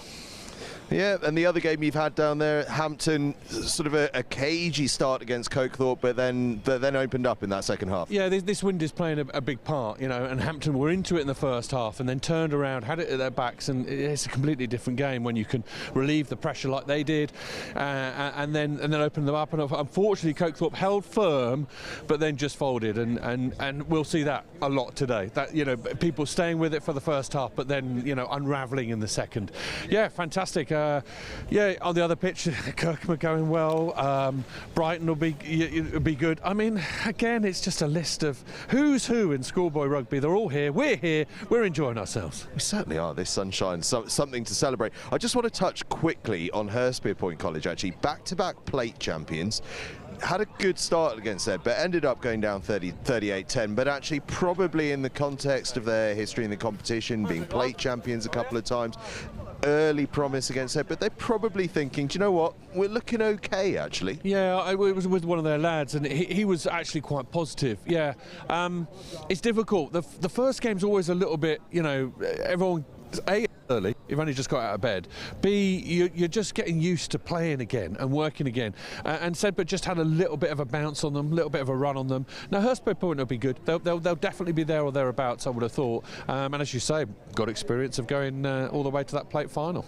And you've got a South Coast derby straight after lunch, Seaford, Hurstpierpoint College. A bit of local spice all the way up here in Cumbria. Yeah, I spoke to them before. 7 hours it took them to get here last night. I mean, that's it's quite a journey. Seaford will have been just as long. Yeah, looking forward to seeing Seaford. Should be interesting. That. Yeah, we saw it down at Rosslyn Park. People coming a long way to play. What was it, Dean Close versus Cheltenham College? I mean, they come a long way to play people that are 500 yards down the road. Yeah, it'll be good. It'll be really, really good. Looking forward to it. Certainly will be. Right, I'm going to see if I can find some people to talk to, because it looks as though the Sedbergh huddle has broken up. So I'm going to just worm my way in. I don't think I'm going to get a player, but I might just be able to have a little word or two with someone. Might even get Geordie on. He's looking a bit sheepish. No, he's run away from me. He's running away. Cheeky grin back here. Sedbergh still deep in their meeting, actually. So we're gonna bug out of here, and we're gonna see if we can talk to some other people. We might. Right, RGS High Wycombe are here. I'm going to ask RGS High Wycombe how their day has been going. So. Lads, anyone want to hop on their feet and tell me about the day so far from RGS High Wycombe? Come on. Come on. Right, you're looking enthusiastic. You're up. Not least because you've got some. Check out these shoes. These are extraordinary. Extraordinary. Yeah. Very good. How's the day been so far? Yeah, pretty good. I think it's good conditions, and we had a good game against Stamford. I think we're pretty dominant. So. Yeah, it was a tight one, that one, wasn't it? Yeah. I think, you know, we held up that try like towards the end that got stopped, but yeah, it was close. It's more physical, I think. Yeah, it felt like it was almost a bit of a knockout game right from the start, because that group is so tight. Felt like the winner of your game against Stamford was going to put themselves in a really good position. Yeah, I think as well, because I think Stamford were probably the hardest out of the three for us, so it's a good start as well. Just like give us confidence for the rest of the day. Anyone impressing you from the touchline? Sedbergh looking strong. Yeah, Sedbergh. I think Brighton had a good game as well, so I think they're like top two, I think. Bodes well for tomorrow. You're getting some tasty fixtures. Yeah, definitely. Who's up next? Kingsmack and pitch 3. Oh, out there on pitch 3. That's where dreams are built, over on pitch 3. Best of luck. Thank you. Thank you very much. RGS High Wycombe off to a good start. They're over on pitch 3. There's 3 pitches here. We're obviously live on bus 1 and bus 2, and then over the back over there we've got pitch 3, which is where things get pretty spicy. Now we've got Kirkham Grammar School down here. We've got one on their feet, so I'm going to come and have a word. Yeah, I'm so sorry, my friend. You're my first person I've seen, so you're on. Talk to me about the day so far for Kirkham Grammar School. It's been good. Just beat Dulwich 35-12. 35-12. That's a strong start. Yeah, it was hard in the first half. Made it a bit hard, but then after half time we came back stronger. And I'm guessing the boys are pretty determined this week, because obviously previous years got all the way to the final, won it back-to-back a couple of times. Last year probably not as good as you were all hoping, so I feel like there's probably a fair bit of determination in the Kirkham Grammar School ranks. Yeah, there is. We're really looking to come out and give it our best shot. For many of the upper six, including me, it's like our last time wearing the shirt. Some of us have played for Kirkham for like 7 years or even more, so it means a lot. And who have you got next up? Hampton in pitch 1 at 2:30, I think. Nice. Pitch 1, where dreams are made. We love pitch 1. Yeah. You're going to have Sam Roberts on commentary. I know he's buzzing to see you guys in action. He's been talking about you a lot, so it's going to be exciting. You'll be ready for it. Should be a good game, yeah. Looking forward to it.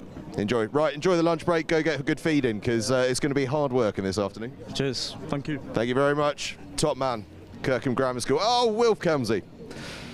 Hello. Hi there, Angus. How you doing? Well, you haven't got a microphone yet, but we'll go again. How are you? Pretty windswept, you know, not going to lie, yeah. But it is windy up there, but at least the sun's out. How good is it to have the sun out on the secondary pitch? That secondary pitch is almost entirely determined by the wind. In every game so far, it's whoever's playing from right to left in the second half has won it, because the wind has such an impact. But no, good rugby over on the secondary pitch. Really enjoying it. Kirkham, as you've just said, looked really bright. They were held, in fact they were losing at half-time to Dulwich. In the second half they brought on 2 lower six, Bray and Milligan, who changed the game and won it for them comfortably in the end. Saw a test match between Ipswich and Brighton, 5-0 final score. Brighton scored. They have a really mixed team here. Of course they bring a lot of their upper six players, one last dance for them, but I mean they ended that game with a back line of Stubbs, McNamara, Eastman and Fergus Lamb. So bit of pace there. Yeah, so that was how they finished off the game. And then I also saw a much tighter game, RGS High Wycombe, who are without a couple of players, but again, looking like a pretty physical unit, and they won 10-0 in their opener against Stamford, who are opening up again at 1/2 on pitch 2 against I believe Stamford might be taking on Kesbarth, who are maybe dark horses. Well, I was going to say, your next game is Stamford-Kesbarth, and in effect that's a knockout game for Stamford, because Stamford lost that tight one to RGS High Wycombe. RGS therefore in the driver's seat. Kesbarth are already off to a good start as well. Massive game that for Stamford. Yeah, I fancy Kesbarth though. I mean, they of course Vars winners against a really strong Cheltenham College at Roslyn. They've got a core of the side that are all regulars at under 18 academy level for Bath. So yeah, they'll be looking good. I think they're probably going to top that group. I think High Wycombe might also sneak through, and then I think Kirkham have done the hard work against Dulwich. That Hampton game though, really excited to see how that one ends up. It's really opening up nicely, and of course we've already heard from Sam, Sedbergh look really strong. I think they're a little bit bruised from Roslyn Park, even though they had a really good tournament. They wanted to challenge in that cup and they weren't given the opportunity, and you can't kick a hornet's nest like Sedbergh. So I'm really excited to see how the afternoon goes, and the cup groups tomorrow are going to be deadly. So strong, every pool. Yeah, it's really tight. Right, we're going to keep walking. You might even get a microphone as we do this, I think. It's actually worth reflecting on that. The Sedbergh won the plate at the Howden Roslyn Park National School Sevens. Brighton won the cup. But what's interesting about all that, and I know Sedbergh are gutted, you know, their standards are so lofty, but they both lost the same number of games. Sedbergh just happened to lose on day 1, whereas Brighton College lost on day 2, got through as a best runner-up and completed the job. It's fine margins at this level of rugby. Yeah, absolutely. It's a ruthless tournament at Roslyn Park, but that's what's different about Sedbergh. And actually what I like about Sedbergh is that, you know, the top 2 from each pool get to go through to the cup competition. I think Brighton finished 2nd behind last year in their day one pool and still made it to the final and very nearly beat Sedbergh. So yeah, it's an impressive tournament for that reason, and I think I'm going to leave you with some special guests, Angus, as we've paused in the Felsted hub. Haven't seen them yet today, so I'm excited to hear how they got on. Well, exactly. I'm going to dive in and interrupt some Felsted boys. I'm going to see who's got a bit of chat about them. I never pick the one who's had his fingers pointed at him. Go on. Me. Right, we're gonna have a chat. Tell me about how the day's gone so far. One game, one loss. Not the best, but hey, it's not bad. One. You've got time yet, mate. You've got time. Who's up next? Ipswich, yeah. Bit almost a local derby, that. Yeah, it is. Played them earlier on the season. Spicy? Yeah, good game. Good game. Come on, give me more. How did it go? Who won? They won, but it was a close game. So this afternoon's about getting the own back? Yeah. More importantly, though, this afternoon is about last game together as a team. You've got all the boys sort of staring you down here. I appreciate this is a high pressure moment, but this is what the memories are all about, isn't it? Touring up somewhere like here with your mates, getting to play in the sunshine for once as well. Yeah. Yeah. What a talker! I would tell you what. I've just noticed that you've got an injury. You're probably not playing with your mates. You're watching your mates. How is the injury? Are you on the mend? Yeah. Be there soon. Be there soon. Right, Felsted are going well. We've got now. Oh, I'll tell you who else we're going to have a word with from Felsted. Physio Hannah, who's busy in the middle of her job. Hannah, how's things going? Yeah, not too bad so far. Looks like they're keeping you quite busy. They're in one piece so far, which is good. Are we cramping already? No, we are cooling down so that we don't cramp. What pros? I know, right? Preventative measures. Fantastic. Right, we'll catch up with you in a little bit. We're actually going to come up here because we're going to try and speak to a couple of Hampton lads and see how their day is going. Hampton, good start to the day. Close at the beginning against Koke Thorp and then got the job done. It's just very tough going uphill against the wind on this pitch. Is there a hill? There's a slight hill. The wind makes it seem so, anyway. But yeah. And who's up next? It's Kirkham next, I think. It's the toughest challenge of the day. I'd say just got to start off strong, set a good platform for the rest of the day and tomorrow. And how's head of rugby Andy Beattie getting on? Is he enjoying his day out there, or is he chomping at the bit with you boys? He's happy with the results so far, although I think he's wanting more from us. He's still got a lot to show. You're certainly going to show it. It's a big afternoon coming up. Hampton against Kirkham Grammar School this afternoon. That one is going to be massive. Right, where next? In fact, right, we're going to throw some adverts in a minute, but first of all, I'm going to chat to some Barnard Castle lads here. Barney, probably not the start you were after, but another game to come this afternoon. Must be bang up for it. Yeah, always. Well, first half I thought we were very keen. You know, boys were very riled up for it. But it was just quite disappointing. We just let it slip, you know. But Reece, what have you got anything to say? Yeah, I thought we got. Sorry, I got a bit lost my voice a bit, but we've all been there, mate. We've got a lot to take from the Sedbergh game. I thought the first half was very positive. Like we worked around the corner well. Defensively, we were working really hard, and we managed to keep it a one-score game. But after we kind of knocked the ball in their red zone, I think we kind of just lost our heads a bit. But I think going into, is it Hurstpierpoint now? Yeah, we've got a lot to look forward to, and I reckon we can get the job done. Massive game this afternoon. Gonna get the job done? Hopefully, yeah, you know, end the day on a high, because I mean that's what we've come here to do, so get the job done the last game and head on to the second day. And did you ever think you'd see sunshine up in Sedbergh? Oh, never. I thought it was going to be an absolute bog. I thought we were going to be, you know, swimming in the pitches through the rain last night. It's torrential, you know. It was torrential, but the ground staff here are very good. Right, cheers, lads. Enjoy your afternoon. Right, we're going to throw to a couple of adverts now, and then we're going to come back with a bit of build-up for the afternoon here at the Sedbergh Super 10s.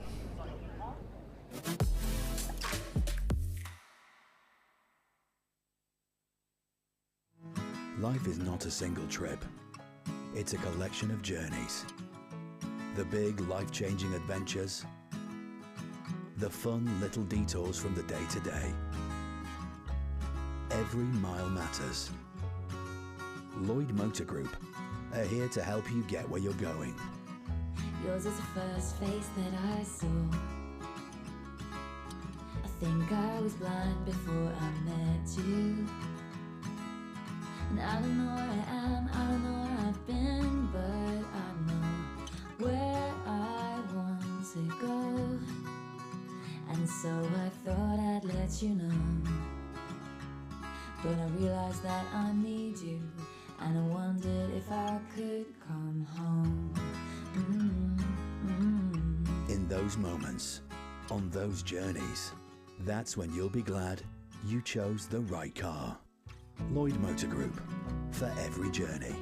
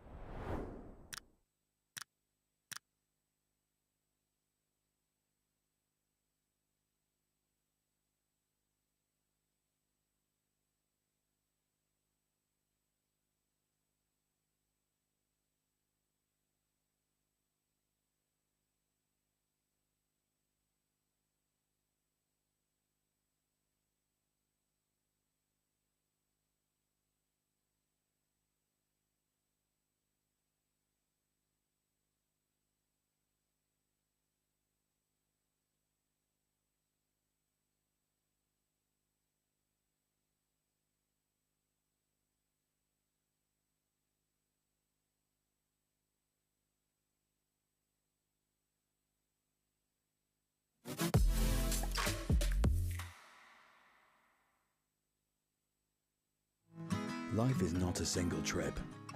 It's a collection of journeys. The big, life-changing adventures.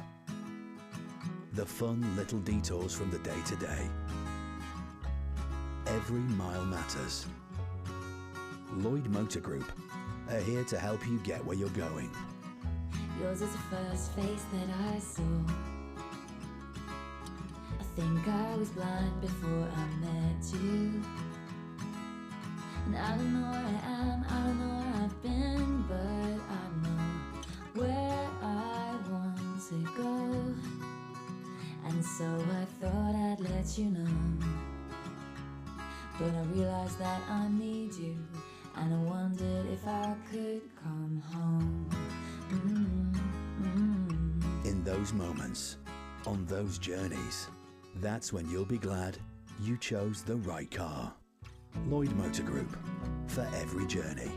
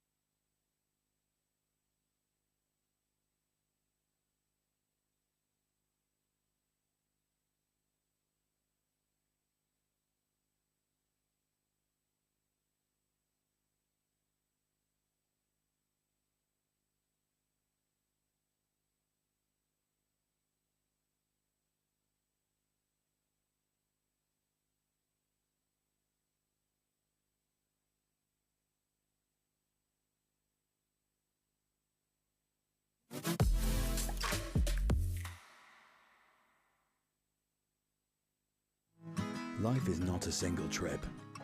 It's a collection of journeys.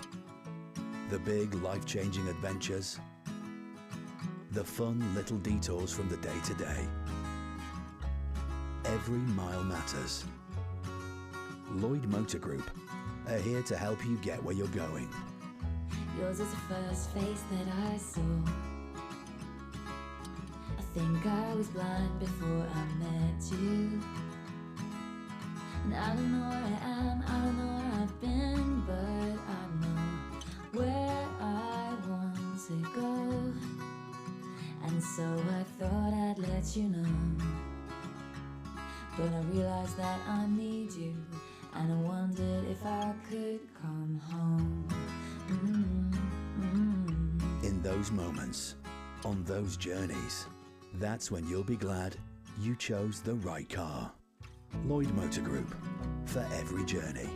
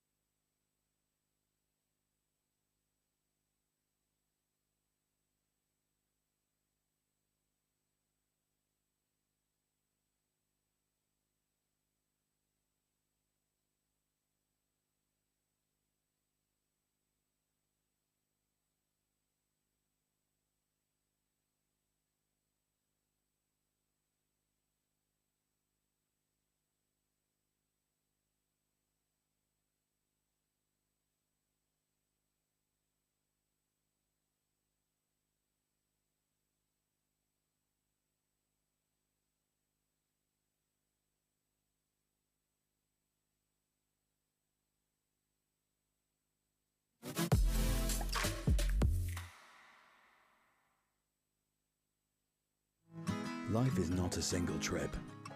It's a collection of journeys. The big, life-changing adventures. The fun little detours from the day-to-day. Every mile matters. Lloyd Motor Group are here to help you get where you're going. Yours is the first face that I saw. I think I was blind before I met you. And I don't know where I am, I don't know where I've been, but I know where I want to go. And so I thought I'd let you know. But I realized that I need you, and I wondered if I could come home. In those moments, on those journeys, that's when you'll be glad you chose the right car. Lloyd Motor Group, for every journey.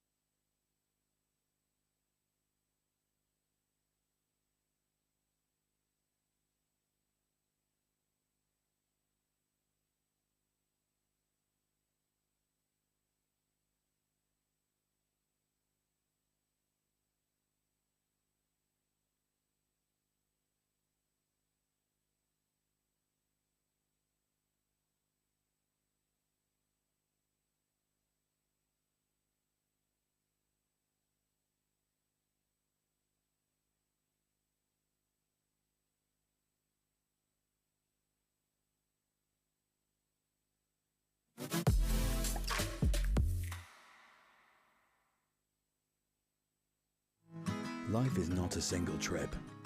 It's a collection of journeys. The big, life-changing adventures. The fun little detours from the day-to-day.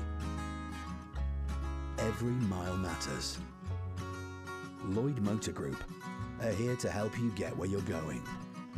Yours is the first face that I saw. I think I was blind before I met you. And I don't know where I am, I don't know where I've been, but I know where I want to go. And so I thought I'd let you know. But I realized that I need you, and I wondered if I could come home. In those moments, on those journeys, that's when you'll be glad you chose the right car. Lloyd Motor Group, for every journey.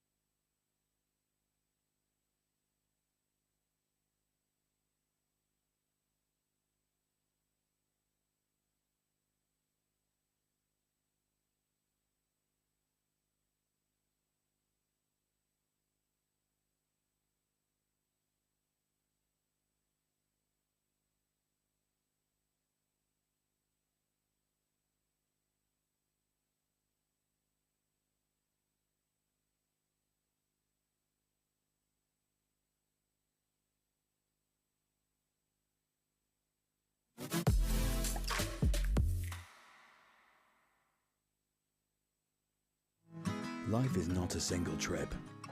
It's a collection of journeys. The big, life-changing adventures. The fun little detours from the day-to-day. Every mile matters. Lloyd Motor Group are here to help you get where you're going. Yours is the first face that I saw. I think I was blind before I met you. And I don't know where I am, I don't know where I've been, but I know where I want let you know. But I realized that I need you, and I wondered if I could come home. In those moments, on those journeys, that's when you'll be glad you chose the right car. Lloyd Motor Group, for every journey.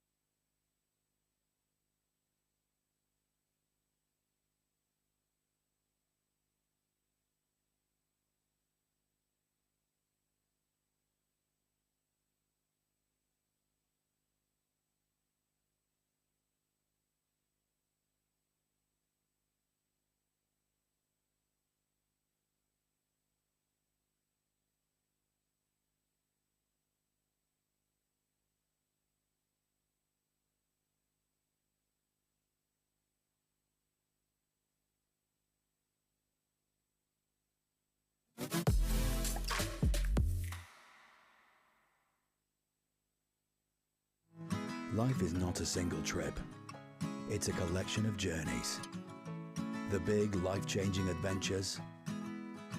The fun little detours from the day-to-day. Every mile matters. Lloyd Motor Group are here to help you get where you're going. Yours is the first face that I saw. I think I was blind before I met you. And I don't know where I am, I don't know where I've been, but I know where I want to go. And so I thought I'd let you know. But I realized that I need you, and I wondered if I could come home. In those moments, on those journeys, that's when you'll be glad you chose the right car. Lloyd Motor Group, for every journey.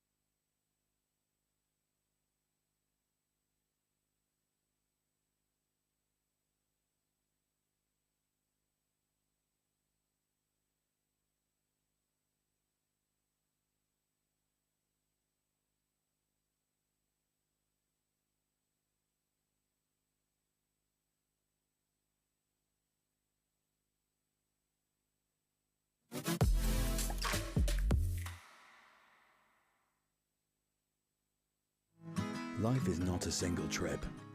It's a collection of journeys. The big, life-changing adventures. The fun little detours from the day-to-day. Every mile matters. Lloyd Motor Group are here to help you get where you're going. Yours is the first face that I saw. I think I was blind before I met you. And I don't know where I am, I don't know where I've been, but I know where I want to go. And so I thought I'd let you know. But I realized that I need you, and I wondered if I could come home. In those moments, on those journeys, that's when you'll be glad you chose the right car. Lloyd Motor Group, for every journey.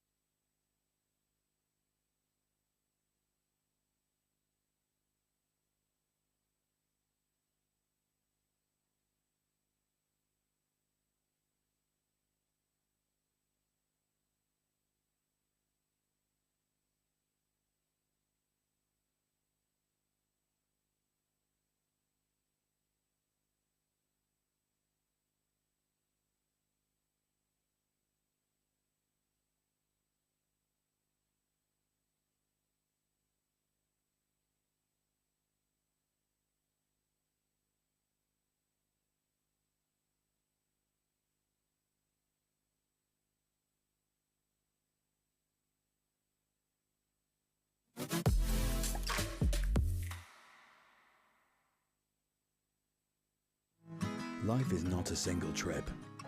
It's a collection of journeys. The big, life-changing adventures. The fun little detours from the day-to-day. Every mile matters. Lloyd Motor Group are here to help you get where you're going. Yours is the first face that I saw. I think I was blind before I met you. And I don't know where I am, I don't know where I've been, but I know where I want to go. And so I thought I'd let you know. But I realized that I need you, and I wondered if I could come home. In those moments, on those journeys, that's when you'll be glad you chose the right car. Lloyd Motor Group, for every journey.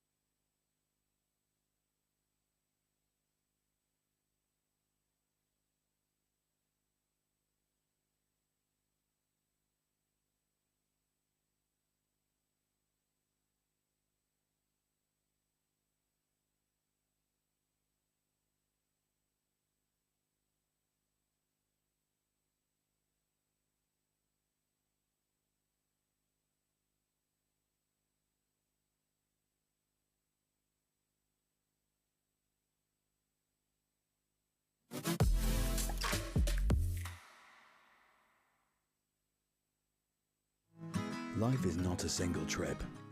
It's a collection of journeys. The big, life-changing adventures. The fun little detours from the day-to-day.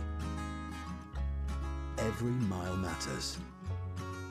Lloyd Motor Group are here to help you get where you're going. Yours is the first face that I saw. I think I was blind before I met you. And I don't know where I am, I don't know where I've been, but I know where I want to go. And so I thought I'd let you know. But I realized that I need you, and I wondered if I could come home. In those moments, on those journeys, that's when you'll be glad you chose the right car. Lloyd Motor Group, for every journey.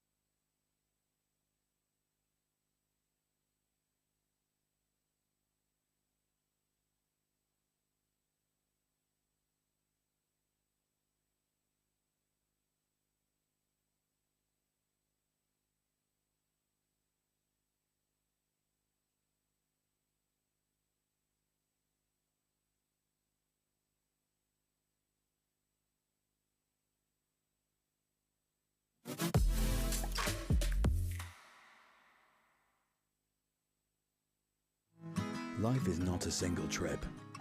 It's a collection of journeys. The big, life-changing adventures. The fun little detours from the day-to-day. Every mile matters. Lloyd Motor Group are here to help you get where you're going. Yours is the first face that I saw. I think I was blind before I met you. And I don't know where I am, I don't know where I've been, but I know where I want to go. And so I thought I'd let you know, but I realized that I need you, and I wondered if I could come home.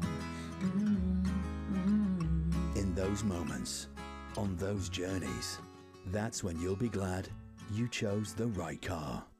Lloyd Motor Group, for every journey.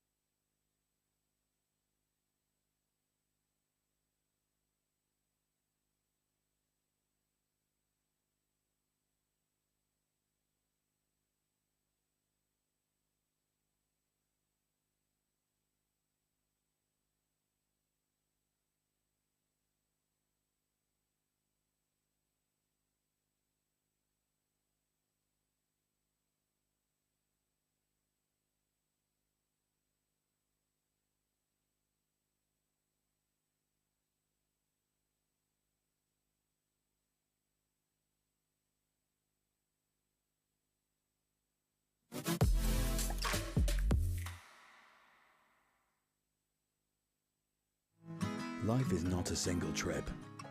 It's a collection of journeys. The big, life-changing adventures. The fun little detours from the day-to-day. Every mile matters.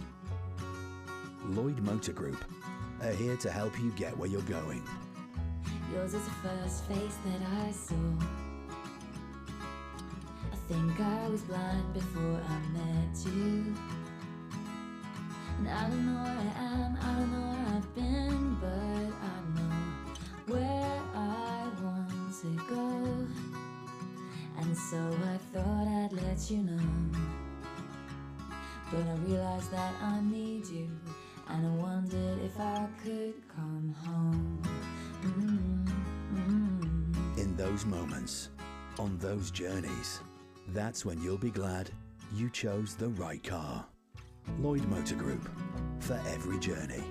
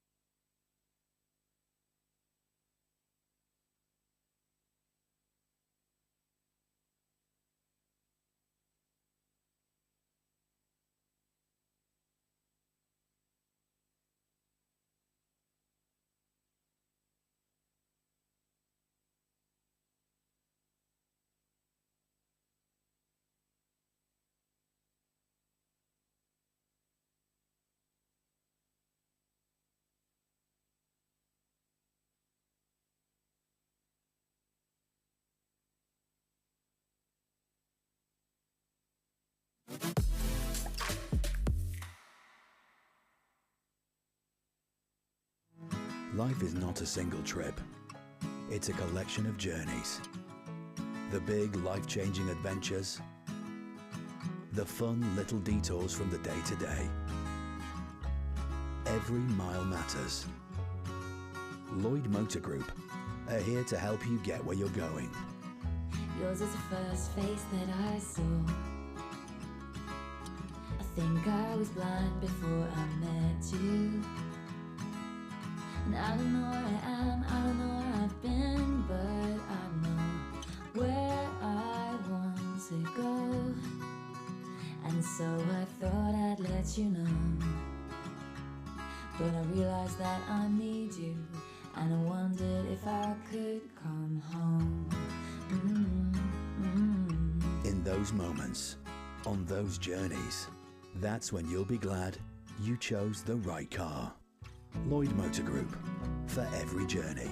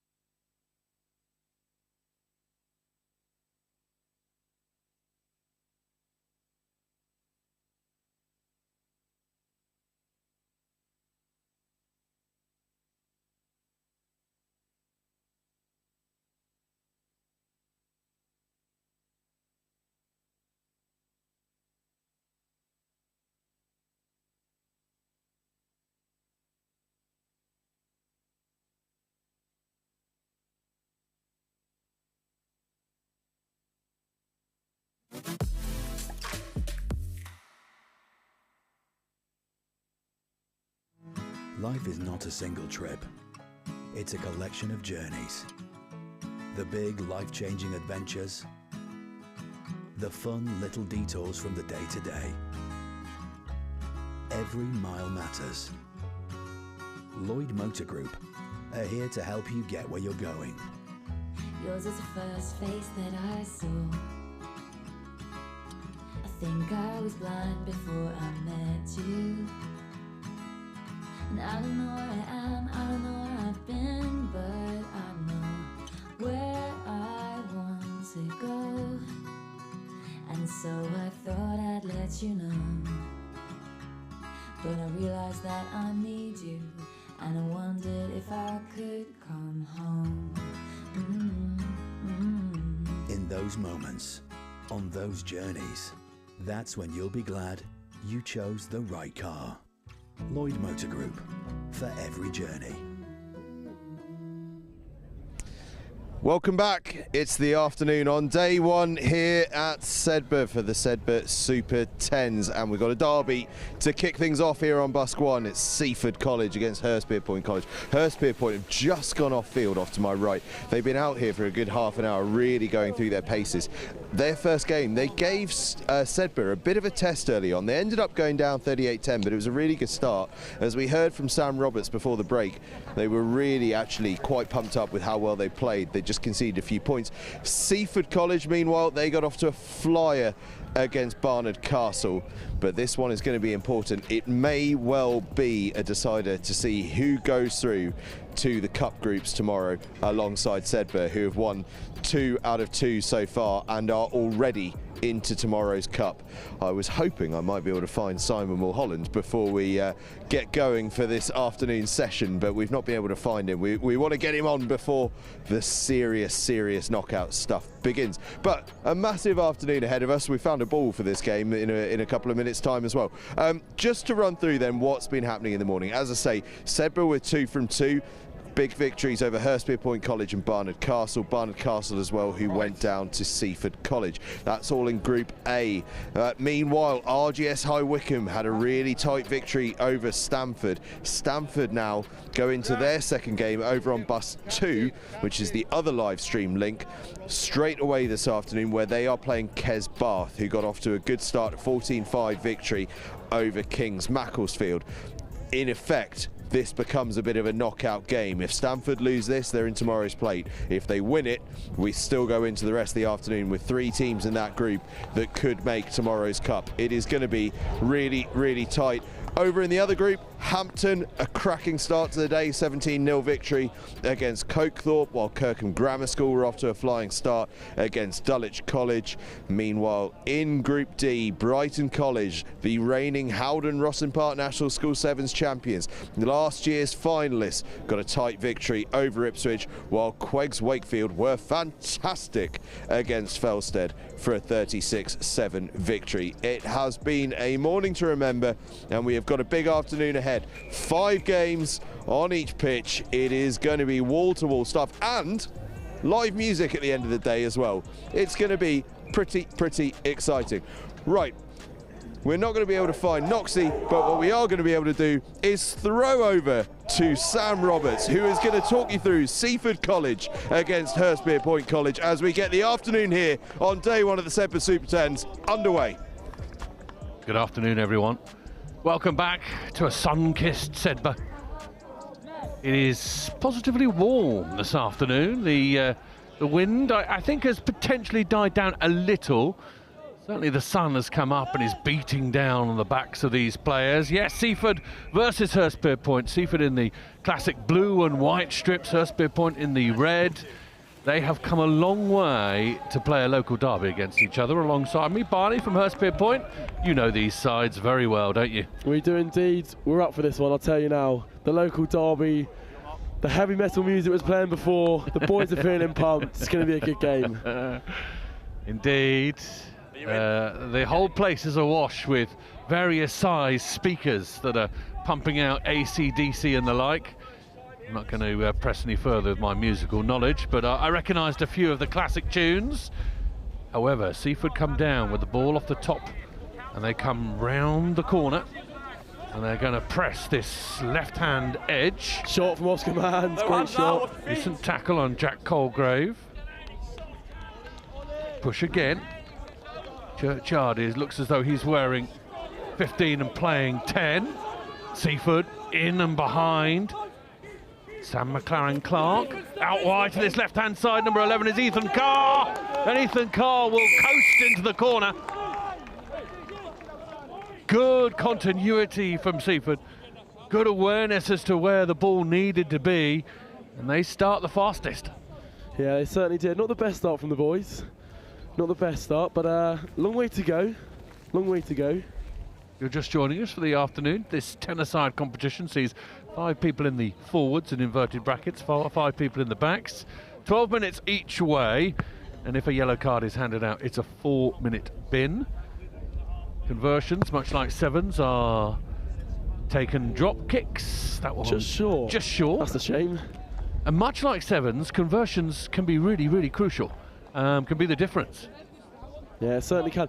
Do you know, we were talking about the importance of the chase. If you know the player's in, still chase them to push them out wide. You know, like in sevens, like in sevens. Absolutely. Got to make them work hard for that conversion. Yep. Kick. Seaford at the moment into the teeth of this wind. It is going left to right as we look out at it on Buscombe 1, this main pitch here at Sedbergh. Stripped and the tackle away comes Seaford. They'll whip it to the left-hand side. Good awareness again. Same man is in this corner. Carr is trying to bury his way towards that line. He will come back, and Churchyard will steer things in this back line. Churchyard goes left, doesn't get the ball. Giles is big shot back. from Kempo. That will be exactly what Hurstpierpoint want. Giles is on the floor and he can't do that. Yeah, great hit. They could be as good as a fantastic place of offence. Get the blood pumping, get everyone around you. Now with the wind at their backs, going to have a big kick downfield. Ned Taggart's boot is going to try and find the touchline. Good hit that, what you needed. Yep, now down to the lineouts. First game, lineouts weren't too good, but we practiced them just before the game, so hopefully we win this one back and get on the attack.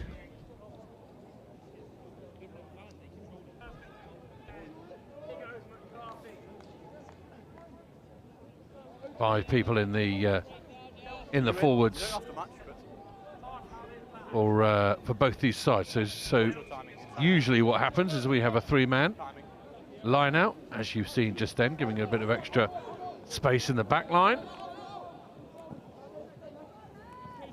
Oh no! Oh, cheeky from Tags! Oh, Ned Taggart is away. Ned Taggart. He's opened the door all on his own and sprinted 50 yards clear. Unreal, unreal. That is so naughty from Tags, just to see the space, execute the kick, great take under the sticks. And a full 7 points from Ned Taggart. Yeah, good play. You'll like that one. It'll be clipped up a little bit later on the old social media, won't it? Well, I'm not sure. I think the other team has a social media star, or he likes to think he is, in the green scum hat. Well, we'll see him when he gets the ball. I meant you specifically. Yeah, I think Ned should post that one, actually. Yeah, well, you saw it. You're talking all over it. I love it. See, there you go. You can lay claim to that if it goes viral. I might ask him to tag me in it. Yeah, Yeah, absolutely. Fine. He's going to restart here. He's got to be careful with this breeze behind him, not to kick it too deep and make it too easy for Seaford. They do twist and turn and come this way. Elliot Giles, the man with 7 on his back. That is a knock-on from Adam Churchyard, and Hurstpierpoint have a go here. A free roll of the dice. I think he might still have a bit of lasagna from lunch on his fingers, dropping that one. I hope you were using a knife and fork, but never mind. We'll go into the 22 with Hurstpierpoint. Then he has no excuses to chop that one. Then. There you mark. Move quicker. How many times have you come up against Seaford this season? Do you play them a couple of times? I think this is the second time we played them. We played them at home against them. in full 15s. I think this is the only second time we played him. Okay, well, still good opportunity to go up against opposition, you know. And it's unfortunate, to the floor, and he found himself slightly isolated with a couple of nibblers above him.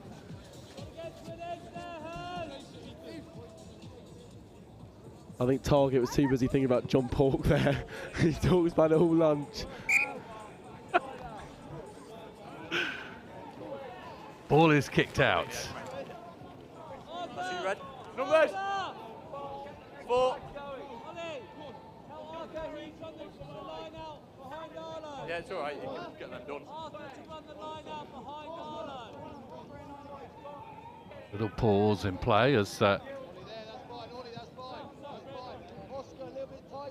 Seaford arranged themselves. Oscar Thompson is going to chuck this one in. Both these clubs, both these schools, based down on the south coast, have travelled particularly far to be here.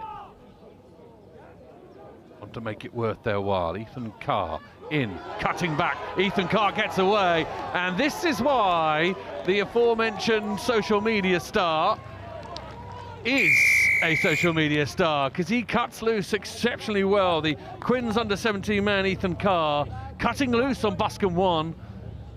Seaford are back in front.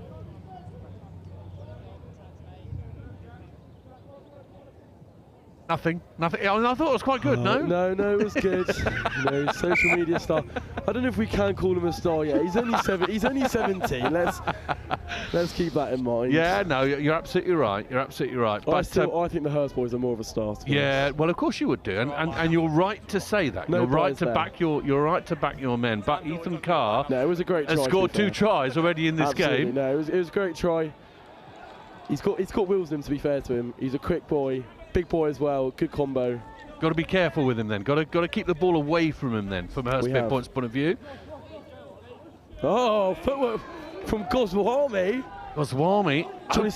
Opening up Seaford there. The old drop and pop. Oh, Ethan Carr missed tackle. That won't make the Instagram. Eddie Hemingway on the other hand. Oh, great meeting. Oh, great offload to the Kempo himself.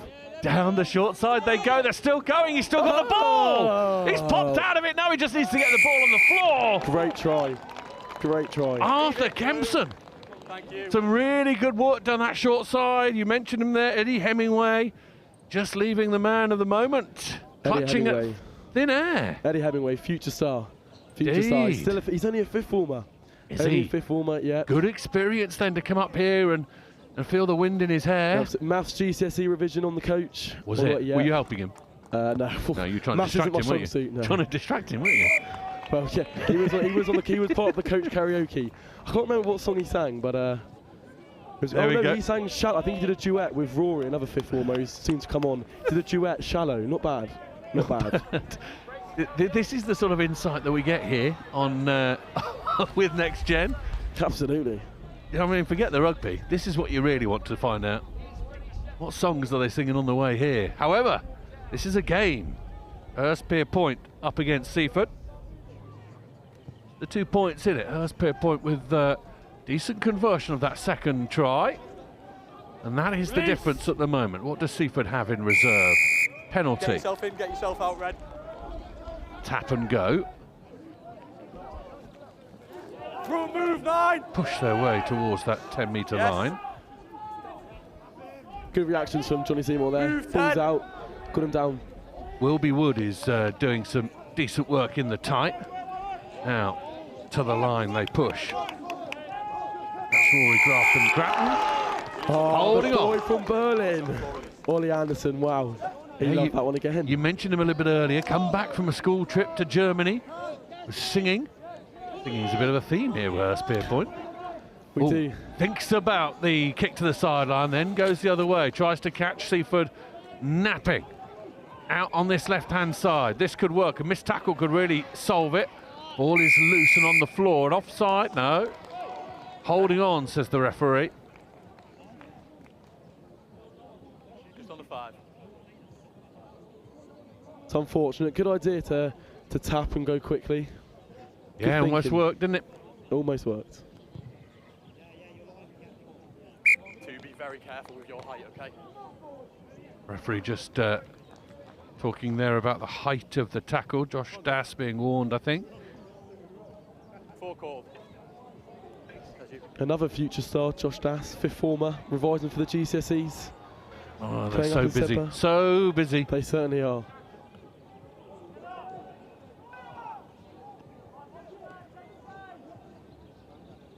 Seaford's lineup is good. A feature of this 10s version of the game is we get a decent set piece to work off.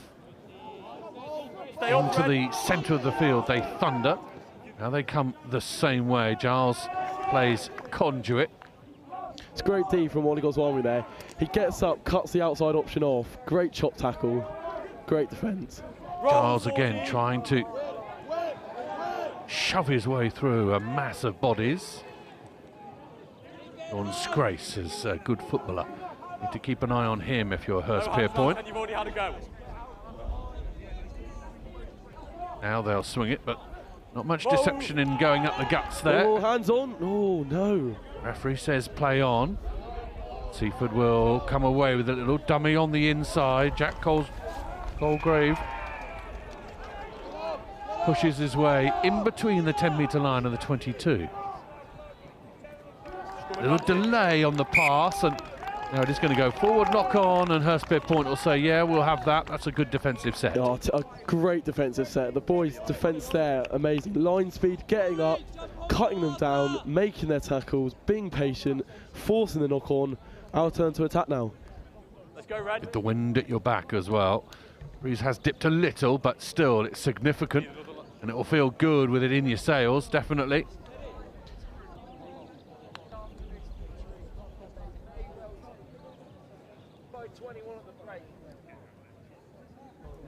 Crouch!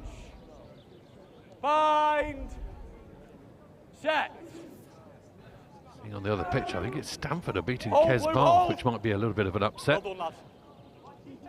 However, back on here, Hurstpierpoint are going to try and get it into the right hands. Oh, see Outside you later. See you later. Oscar Manns, great try. He scored really well in the first game that we saw them play, and he's back at it. Oscar Mann scorching down the right-hand side. So I think I said it in the first game, I'll say it again. Since Roslyn Park, he's been in the gym, and you can tell, 2 tries, 2 games, phenomenal. Good awareness, good movement, ball in the right hand. Should defend be needed.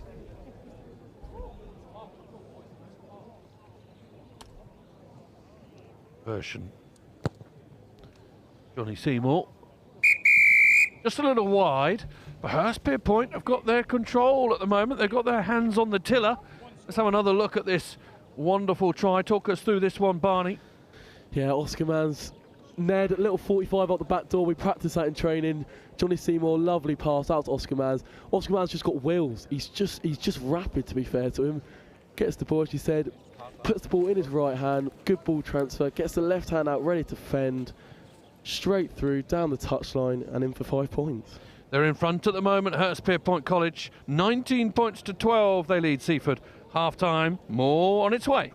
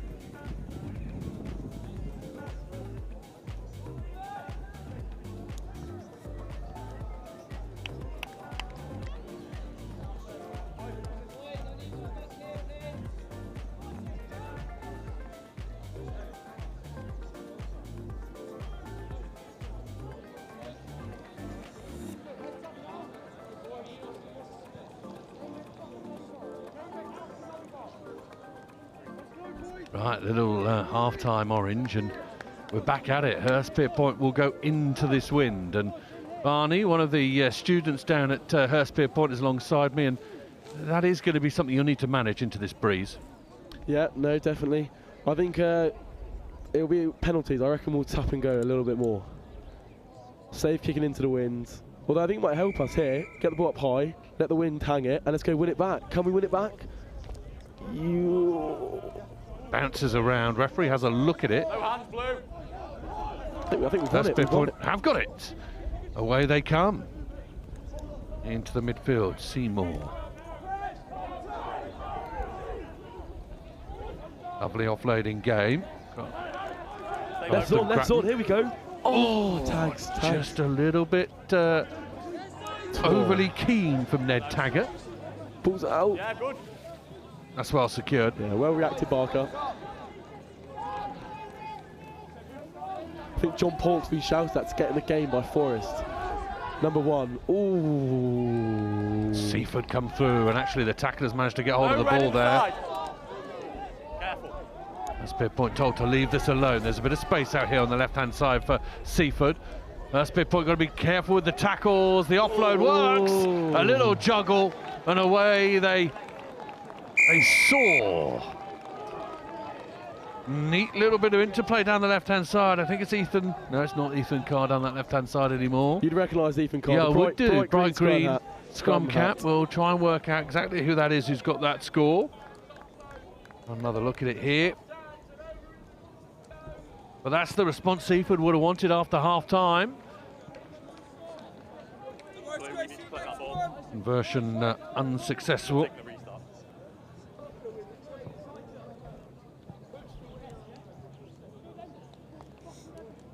Little delay here, holds on to it beautifully. It's Teddy Henry who's skated through. On the left wing, wearing 14. And Seaford have kicked that really long. Let's be careful. Well taken from Oscar. Good footwork, good offload. That's on the wing. Das is going to push his way outside the own 22. Feature of 10s rugby is the fact that there is a little bit of space and can be on from your own 22. Just got to play eyes up rugby. Das again is well tackled.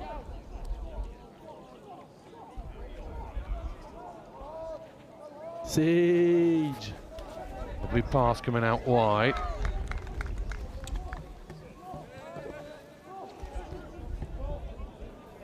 Leave it now. Hurstpierpoint continuing to lead the assault. It's a good bit of space found by Rufus James. Roll, Blue.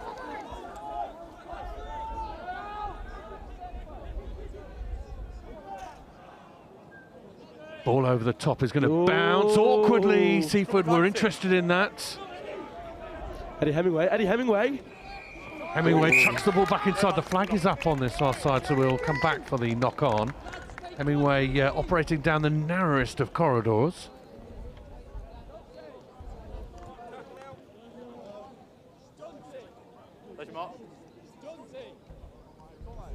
Game is interestingly poised at the moment. Hurstpierpoint still with that couple of point difference.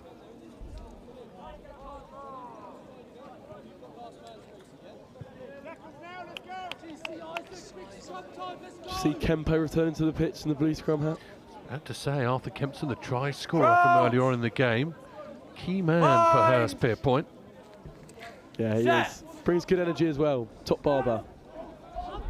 Mentioned a little bit earlier, if you weren't with us, they gave each other haircuts last night.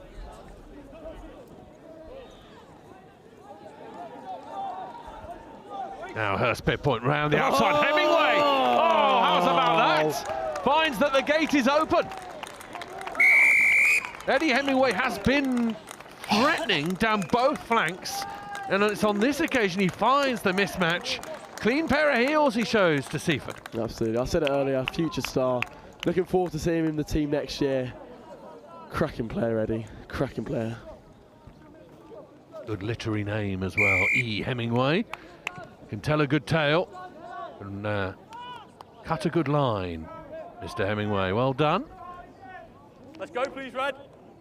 Read any Ernest Hemingway, Barney? Come on, Harry, get him going. Say that again, sorry? Have you read any Ernest Hemingway? I can't say if I have, no. You're missing out. Maybe later on in life it'll come to you. For whom the bell tolls. A little bit like this story here at the moment. Go on. Is this your English yeah, teacher? this is. Yeah, you see, this is what's coming out. I'm just trying to educate. I'm constantly trying to educate. Constantly trying to educate. Attempt at the restart. Comes back off blue, says the referee. So we're on. Hurstpierpoint are going to drive their way through that ruck. Putting a lot of pressure on Seaford, but this man can potentially relieve the situation. Seaford, flat ball across the front. Not picked up. Not done into touch option. Come. That'll please Hurstpierpoint fans at the moment. Yeah, certainly please me. So I was. Anyone travelled up? It's a long way to come. Any family come all the way? Do you know what? The full fact, my brother's playing for Brighton, so they've come up to watch him. Yeah, bit of a rival split there. loyalties, right? Split loyalties, yeah. Okay. So mum and dad are up here, dog's up here, Willow, and grandma and granddad. Wowzers, that's brilliant. Great work, you know. They love it. They love it. Unsung heroes though on the old rugby circuit. Parents and grandparents going all that way, cheering you on. Yeah. Flying the hot chocolate. Yeah, yeah. I'll tell you what, they did the double as well. They were at Roslyn Park. Were they? Yeah, they saw Nathan. Obviously, Nathan for Brighton. They did win it. Amazing, yeah. Big scrum comes for Seaford. The referee asked them to hold it, and this could work because this is going to be awkward over the shoulder. Now, well collected. Eddie Henry underneath it. Henry needs to be stopped. Henry is wriggling his way. Oh, this could work. Oscar's going to put his foot through this. Once again, he's going to try and hack it on. Seaford are going to gather this one. 6 metres out or so. They're allowed to go again. Puts the ball firmly down on the floor. Alex Ford doing some good work away from his line. Roll, Red. Freddie Richardson, I think, with a carry, the most latest. Oh, kick downfield is a huge one, a towering one. And on this breeze, it sails, and it's going to make its way towards the opposition 22. And Goswami, a little bit of tiredness in his step. No, he steps and goes, and now hits the deck, and the clear out comes from Kempson, the man with the hair clippers.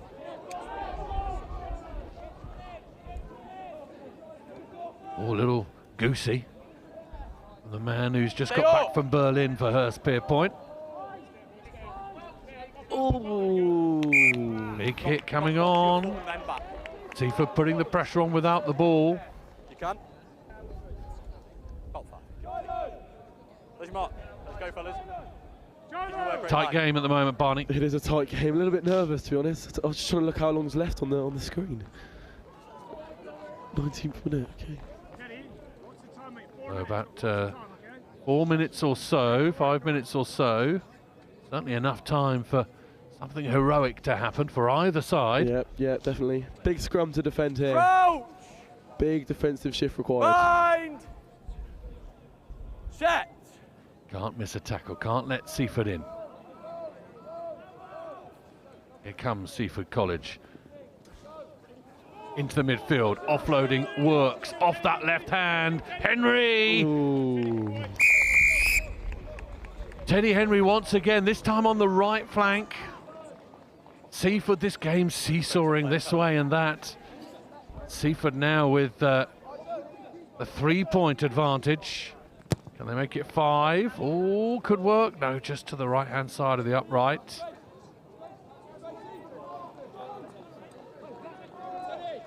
Another look at it here. Looked relatively straightforward. Little mismatch in the midfield. And then out the back. Hit the tackle, out the back. Yeah, nice offload there. Kept the continuity going. Just focus on playing, fellas. Seaford to restart. Hurstpierpoint need to get their own score. Certainly enough time for it to happen in this version of the game. There's no two ways about that. We're still leading, aren't we? 26-22 up. Yeah, you're right. Sorry, my mistake. You're right.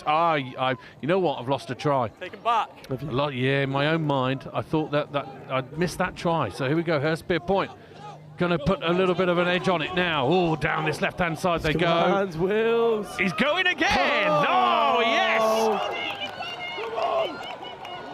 Is that a hat-trick? I think that is. I think that's a hat-trick. Certainly deserves a lot of applause. Brilliant work. Oscar Mann. He's a highlights machine today. He really is. Certainly hope that Patty's watching this one. He is performing phenomenal in this game. Oscar Mann's. Fair play. Patty, did you say? Yeah, Patty. Right. Are you going to explain any more on that? I reckon post-match interview, ask Oscar himself. I feel that would put him under a bit of pressure. Is Patty a female or a male? She's a female. Right, okay. A certain female, yes. Well, I'm sure she's looking on, whoever she is, with a lot of admiration, as I am, Oscar Mann. He is, yeah, absolutely. We're all admiring the skills of that man, especially down the wing, flying through. Hurstpierpoint extend their lead.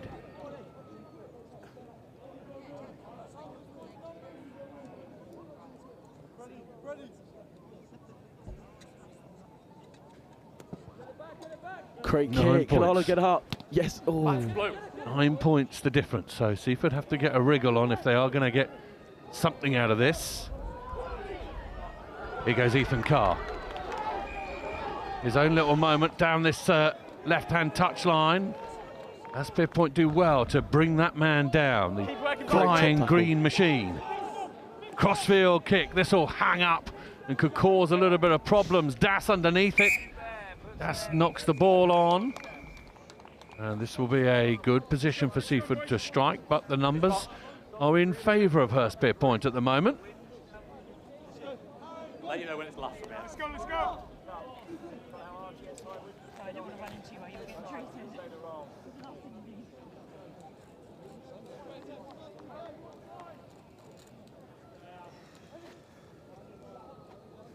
Two's in, please. We're just going to try and slow the clock down here. Waste a bit of time while the scrums.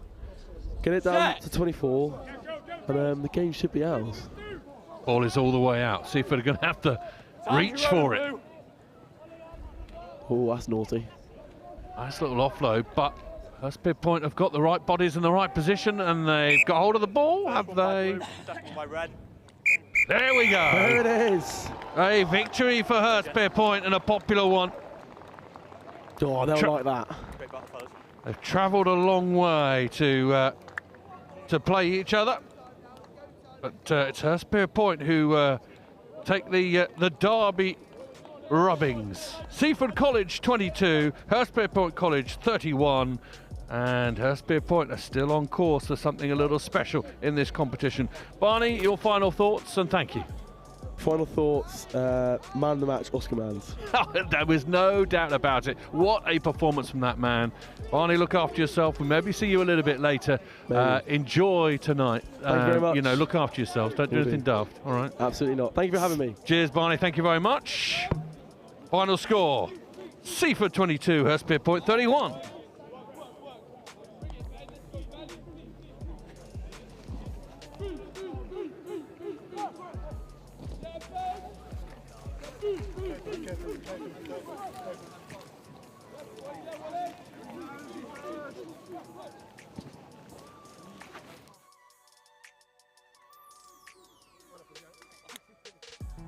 Life is not a single trip. It's a collection of journeys. The big, life-changing adventures. The fun little detours from the day-to-day. Every mile matters. Lloyd Motor Group are here to help you get where you're going. Yours is the first face that I saw. I think I was blind before I met you. And I don't know where I am, I don't know where I've been, but I know where I want to go. And so I thought I'd let you know. But I realized that I need you, and I wondered if I could come home. In those moments, on those journeys, that's when you'll be glad you chose the right car. Lloyd Motor Group, for every journey.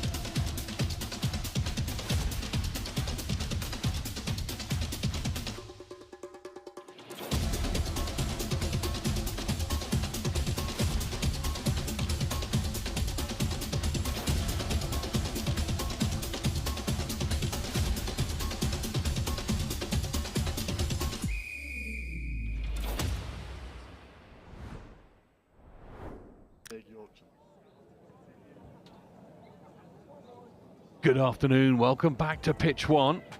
We have a little bit of a shaping up in terms of a bit of a knockout situation here. This is big.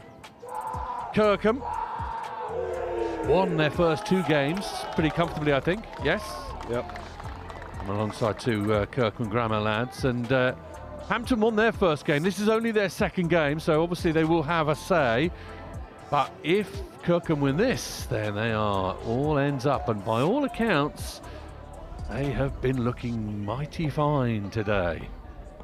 Alongside me, Isaac Glue and Freddie Ferguson from Kirkham Grammar. Welcome, lads. How are you? I'm good, thank you. Very good indeed. Freddie? I'm good, thank you as well. I thought you would be. It's nice up here, isn't it? Yeah, it's nice. Weather's good.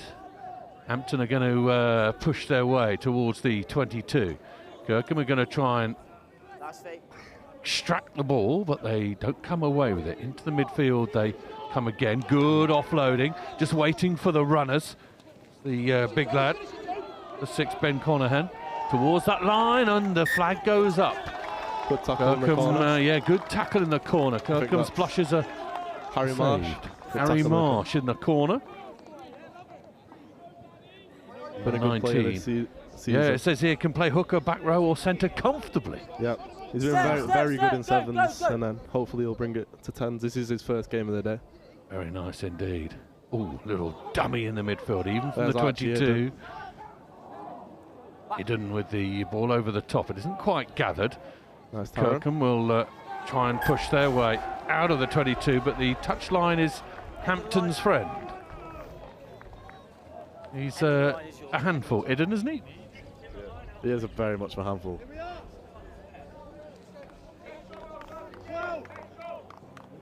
Just dropped it. You're either in or you're out. You're in or you're out. Line out just outside the 22. Hampton did well with this in the first game. Built one of these mauls on pretty regular occasions. Did some damage. Through the mark.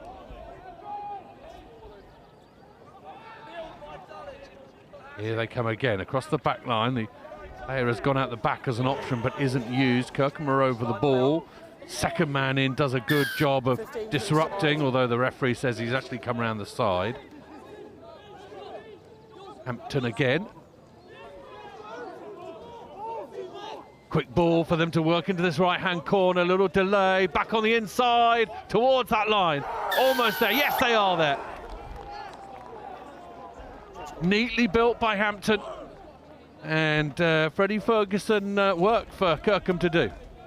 There is a lot of work, but I just think it's need to tidy up a little bit on some corners of the game. I'd say it's like happened a lot this season. We've gone behind, starting slow. I think Kirkham build themselves into the game, so hopefully that's what happened this game. Won't rattle you, no? No, we'll bounce back. We'll have a good. Harrison Causey, I'm sure, is in the middle, giving a good team talk, and we'll be straight back on it. In our 7th season, we conceded first every game, really. So yeah, it's kind of just happens with us. Rosslyn Park, where did you come up short again in Rosslyn Park? Rosslyn was good first day, bit of a shaky second day, but we had quite a young squad, so building into next year, they're looking very, very good. But ball is actually out on the touch, or is it knocked on forward? The referee's blown his whistle. I'm not sure many people have heard it. No, nobody's heard it. They're continuing to play.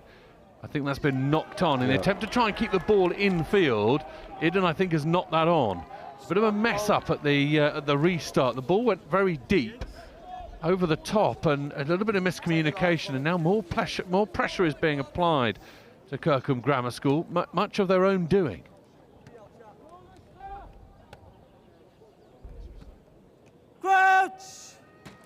Kirkham Grammar, one of the powerhouses of Northern Rugby up here, and done especially well in this competition of late as well. Have a proud record and will want to give a very good account of themselves, but Hampton are causing them a little bit of a discomfort at the moment. On the 22. Pause and come back the other way. Good tackle there from Harrison Causey. Rewarded as well. Penalty. Very good Ryan Sheldon over the ball, but came from the hit from Causey. Gives you a target when somebody gets hit like that. Immediately get on the front foot as a jackler. Good work. That's the sort of thing that they'll need to just build up a bit of confidence and get themselves out of their own 22. They're up against this breeze. It's not, well, I'll tell you what, in these parts of the world, this is nothing. I mean, this is a zephyr, quite frankly. But it is still enough to just make it a little bit more difficult to play into it than with it.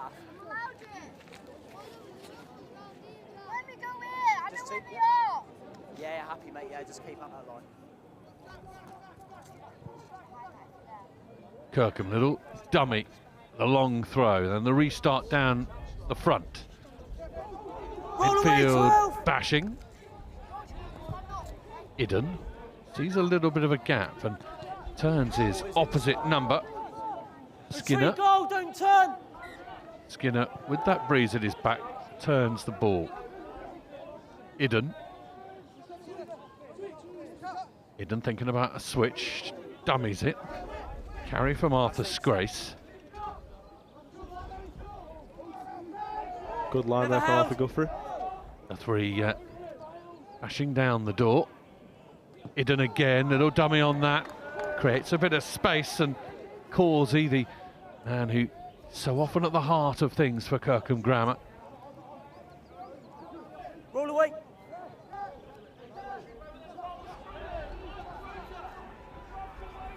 Arthur dummy on the inside. Good fend. Nice. Away Kirkham come. Oh, on the inside. He's going to go inside. He's going to go out. Eventually brought down Guthrie and rewarded with a penalty. Tap and go towards that line. He goes himself. Good finish from Kieran Milligan there. Quick Mulligan thinking. in and under. Milligan. On the Sale Sharks, lad. Good work. I think that's where we look strongest when we get a few phases going together. Well, it's that alacrity, it's that speed, isn't it? You know, all of a sudden, you know, you're not giving the opposition time to set or prepare themselves. And with the talent that you guys have got, you're going to make inroads, aren't you? Going edge to edge really suits us as well. The coach, I'm sure, will be saying to you about speed and the fizzing of Idden and the like. Give you that 100%.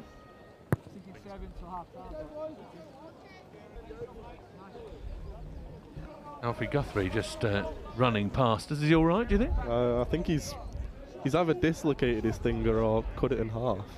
Doesn't look too good, but I'm sure he'll be back on. Right. Quite quickly. Okay, yeah, I mean, cut it in half is quite serious. Yeah. I'm sure he maybe dislocated, but got substitute coming on, Charlie Bray. Charlie Bray in the first game. Littered with Sharks Academy boys, aren't you? Yeah. Everywhere you look. Charlie Bray, only lower sixth.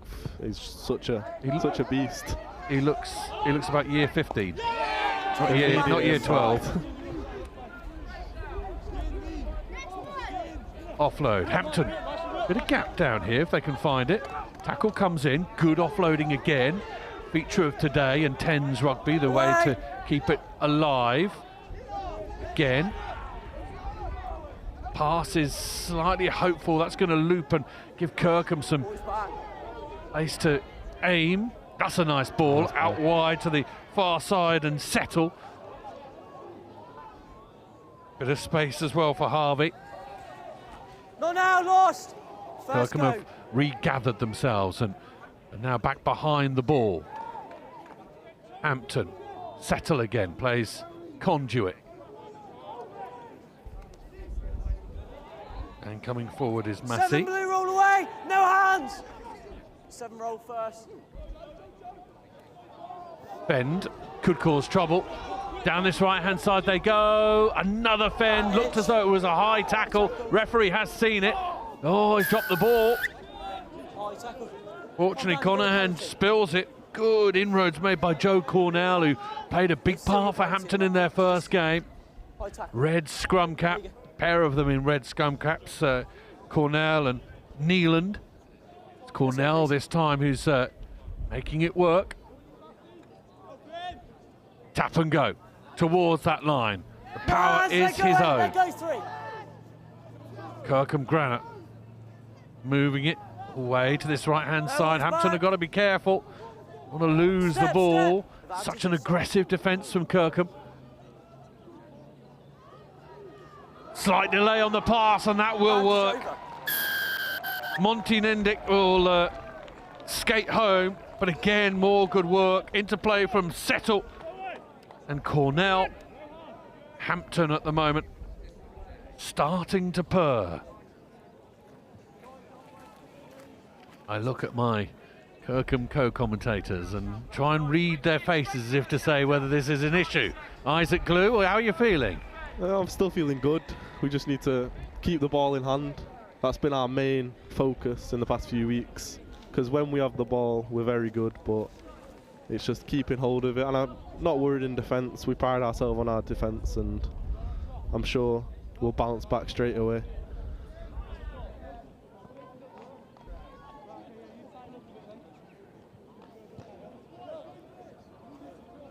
Hey, balls in, let's go, please. Behind.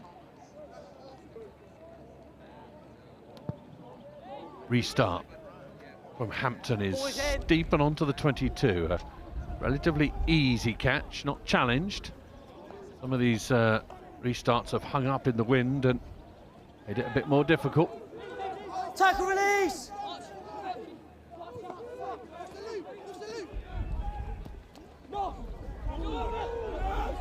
Good over the ball from Hampton, but not rewarded. Roll away and then off feet. Idden will fizz his way forward, I'm sure. Ball looks as though it's gone forward. At this moment in time, not quite going the way of the men in blue and white. Edge towards that 12-minute mark. 12-minute halves in this 10-a-side game. That is our centre mark, left off. Kirkham at the moment will be potentially thinking about striking before half-time, or at least, the very least, going in without any more points on the board. Hampton, of course, have other ideas. They will sweep onto the left-hand side. Number 11 is Toby Smith, who has serious gas. We saw in that first game. He can't give him half a yard. He will exploit it. Looked a little high, and that's going to be another penalty. Kirkham have got to be careful here. High tackle. There's a mark. This is it. Kick into the corner. Referee says, I think this will be the last play. Before half-time, that is. We will turn them around, and Kirkham need to be watertight here.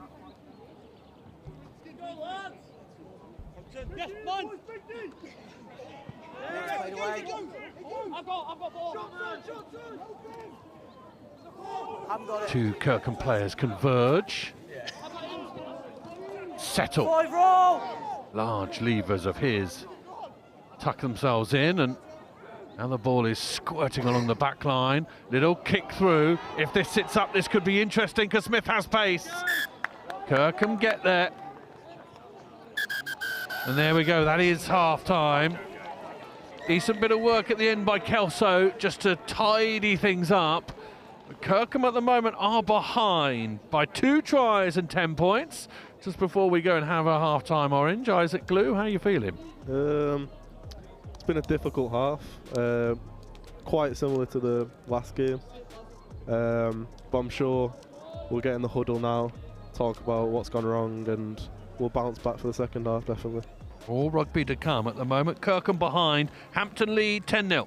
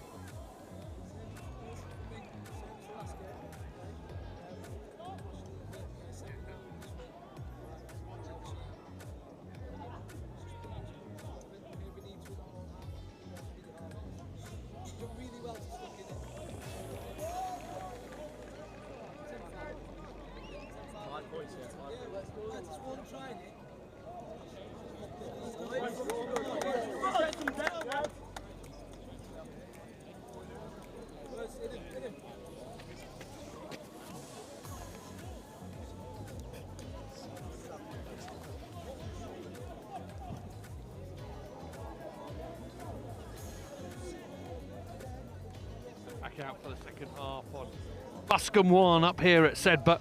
You can see the weather, it is idyllic up here, it really is. The temperature has warmed up to mid-teens and we're enjoying ourselves. Well, I say we're enjoying ourselves. Kirkham at the moment are behind. We reckon it's 10-5. Milligan scored the try for Kirkham Grammar in that first half. So it is just the one score they're behind. We must have missed that on the scoreboard. So 10-5, but still behind. However, they turn round with this breeze at their back. And I have two Kirkham players alongside me. Well, pause, I won't throw to them yet because Smith is away and Smith has got real gas. Smith is going one way, then the other. This is a worldie from Smith. Oh my goodness. Toby Smith imprinted himself on the first game for Hampton and he has just scored an absolute perler. Oh, if Kirkham needed a fast start in this second half, the opposite has happened. They are, at the moment, 3 tries to 1 down. Kirkham with 1 score in the first half. Hampton with 3 now with a conversion to follow. Well, I was going to throw to you earlier, Isaac Glute, and say that you needed to start well. It's not what's happened. No, a couple of missed tackles, but not anything to worry about. The mistakes happen and we've just got to bounce back now. I'm sure we get the ball in hand, we'll be dangerous and look to score. Have another look at it here, straight down into Toby Smith's grasp. He showed in his first game, you wouldn't have seen it, but he showed real wheels and he's got pace and that in this format of the game is absolutely first class. Kirkham Grammar 5, Hampton 15, that's the score at the moment. Kirkham have scored in the first half. They are 5 points to 15 down. Our scoreboard needs a little bit of updating. There it is.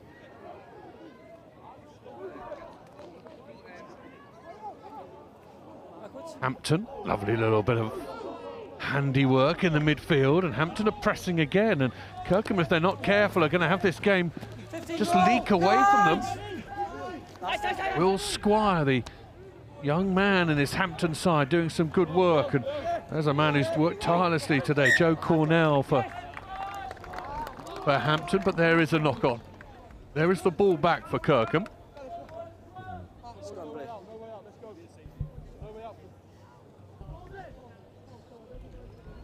Alfie Guthrie going back on after taping his finger up pretty seriously, you reckon? Yeah. See, it wasn't cut off. He can't. It must be. But you worried me there earlier. Yeah, I know. I think it looked worse than it was. I think he's back on now, so hopefully he's fine. I think with a name like Alfie Guthrie, you've got to be pretty tough. Yeah, definitely.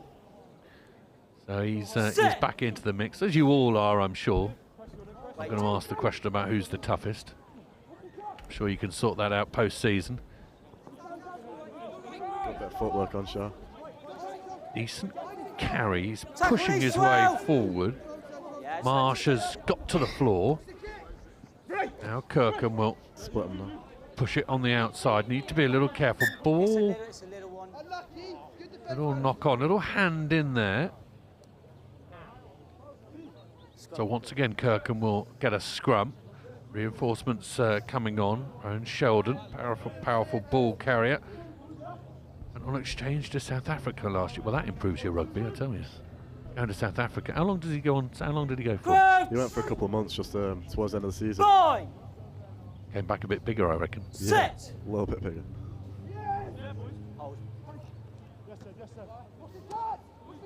Kirkham. Oh, loose and pushed back. Hampton reacted as though they were going to get the ball, but the referee says goes backwards, so Kirkham will get another go.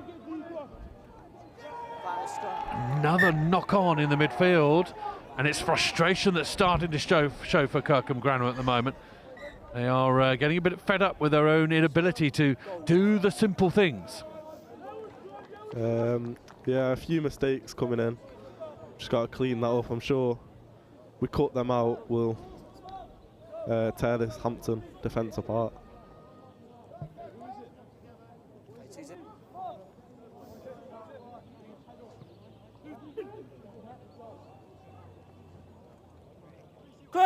Hampton scrum, which is played with by Stu Amor, who now receives the ball and unleashes his backline. Squire, little loop in the midfield. Armstrong pushing his way through the tackle. Squire goes into play scrum half. Turnover by Kirkham. Guthrie still fighting. Will not give up on the challenge. Iden is going to have a look down this right-hand side. They run. Now they look for the offload. The offload doesn't quite come into the 22 now. Kirkham got to convert this. No two ways about it. Got to make this a try-scoring visit into the 22. Come again. Good chip in. Lovely from Alfie Guthrie. Show and go. Well, Guthrie under the post, hopefully a 7-point score. He created the first score for Kirkham, and now he scores his own. It's a little bit of the Alfie Guthrie show for Kirkham at the moment. They're relying on the big man. Yeah, he's come back. He's had a few months off, and he's come back, and he's looking like he's never left, and he's a good part to have in the team.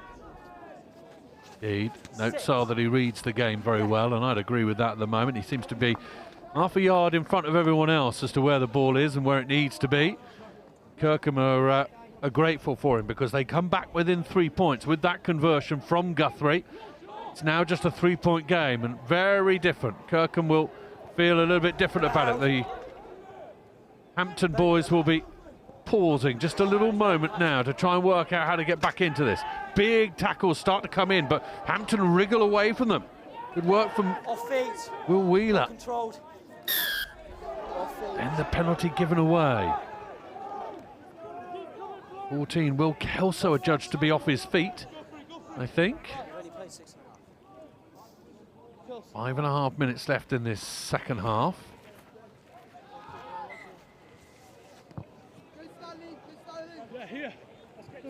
Kick to the corner. End of the line, guys. It's not the line, end of the line.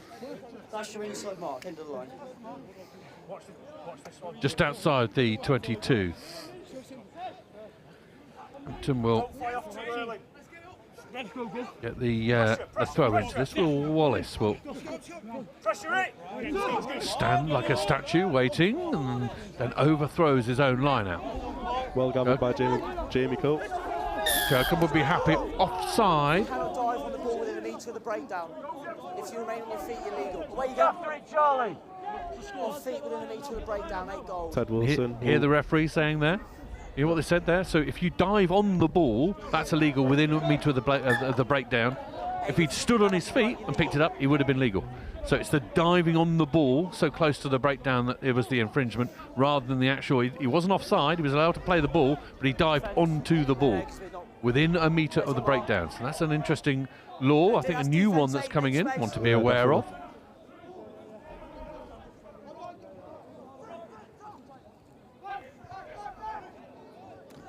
Clearly. Kirkham, another nice little line-out move. From Jamie Cope. Hey, roll away. No, still in, wait. Kirkham still behind. Backline, looking for a hole in the Good fence. pace there from Sam Neal. And Neal in between the 10-metre line and the 22. Delay on the pass. Lovely line for Alfie Guthrie again. Guthrie again, his cameo performance doing well, but I'll get a cheer from the Hampton supporters because that's work over the ball. Guthrie just exposed for half a second and Hampton over it. Turn it over. So I'll do the maths later.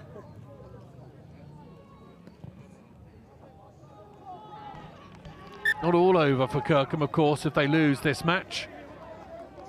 Does give Hampton a real gilt-edged chance, though, to make the cut. 9 minutes. There's your defense. 9 minutes is the call from the referee. That's your inside mark. So even my knowledge of maths suggests there's only 3 minutes left. Okay, you're on That's right, isn't it? Gap, please. Yep. Oh, goodness. So they've got a mark, set the gap. Ball off the top is decent for Hampton. Midfield miss. And is that the chance that Kirkham need? Big scrum now. We'll look to strike. Obviously, we've got a few set piece moves, and we'll look to strike in this centre field scrum. Who calls this? I'm assuming you're fly half. Yeah, I'd say so. Ted Wilson or maybe Archie Eden. He's got the brains behind the back line. Coach! Bind! Set! Eden thinks one way, then the other. There is space out here, just need to hold. Here we go, round the outside, defend. Can he get away from him? He's stepping, trying to pull his legs out of the tackle. I agree. Eden. Kirkham Grammar sniffing now towards that line. He gets up and goes again. Oh, the referee says he can't do that. Held, he says. Hampton Court does enough. Please, let's go. It's a penalty. Let's play rugby, guys. 10:30 gone. Still at time. Hampton score. Holding on. Oh, the ball hasn't gone out. Oh, it has. Just. Cross the plane, yeah. We'll step a little bit. End of the line is yours. Not long left. Must be a matter of a minute or so, I would have thought. Tempo, let's go. Hampton School being told to hurry up.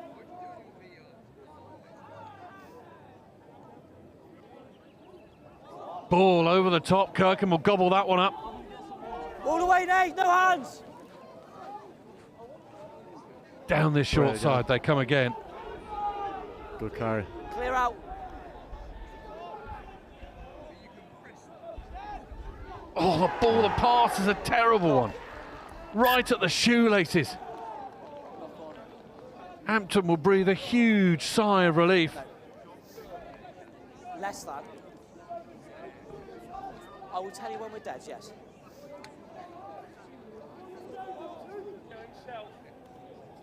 Hampton inquiring as to exactly how much time is left. Crouch! Bind! Set! Eden trying to put pressure on, although there is a penalty coming for offside at that scrum from Eden. Kirkham pull him into touch. Don't think, the referee remembers. Offside, not in blue. That is 12 minutes, gentlemen. That is time. Time is gone, 9 blue offside. If you tap it out and kick it out, that is the game.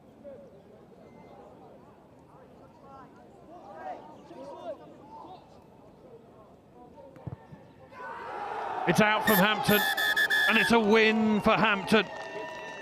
The barest of margins. 3 tries to 2. 15 points to 12. Kirkham are going to have to return and lick their wounds. It's not all over by any stretch of the imagination in this group, but Hampton live on. Isaac Glue, final words from you. A tough game. Hampton look like a good side, but I'm sure we'll take the learnings from this game and look to bounce back in our last game and then on to day 2 hopefully. So indeed. Good. Freddie, just bring you in for one final thing. I suppose this is the making of a side, isn't it? It's not how you react to wins, it's how you react to losses. Yeah, it is, of course, but still got another day like Glue said, and still another game today, so hopefully results go our way, still get to the top of the group. Hampton with a really, really good win in this group. Final score, Kirkham 12, Hampton 15.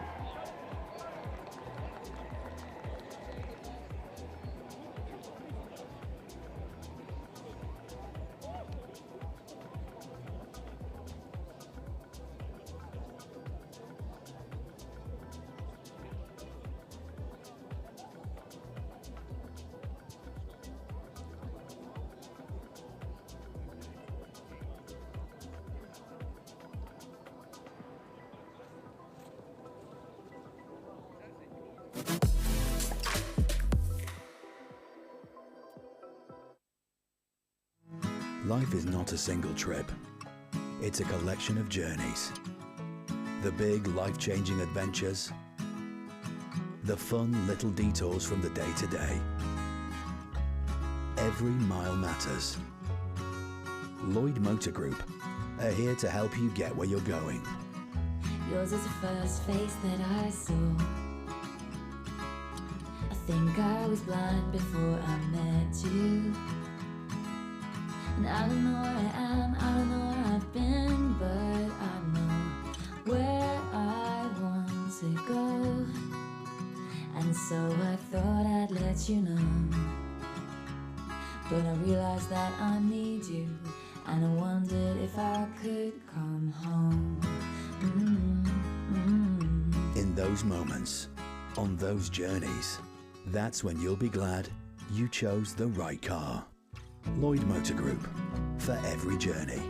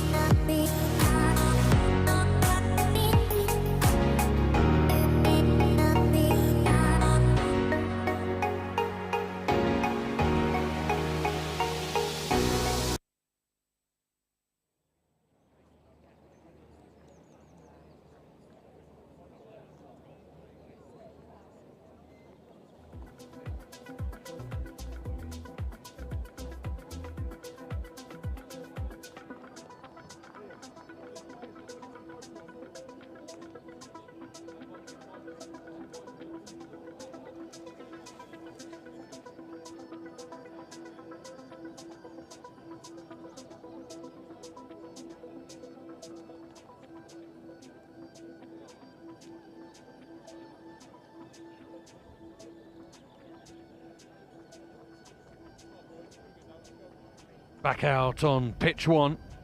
Buscombe won the Sedbergh Super 10s.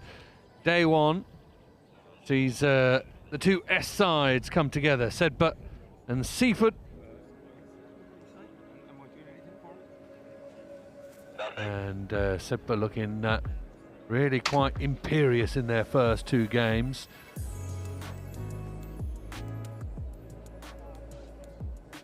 Remember, of course, they are the reigning champions of this competition and current Rosslyn Park Plate champions. Not that they will want reminding, that went down like a lead balloon, the win of the plate. Not what they came for. They have such high expectations.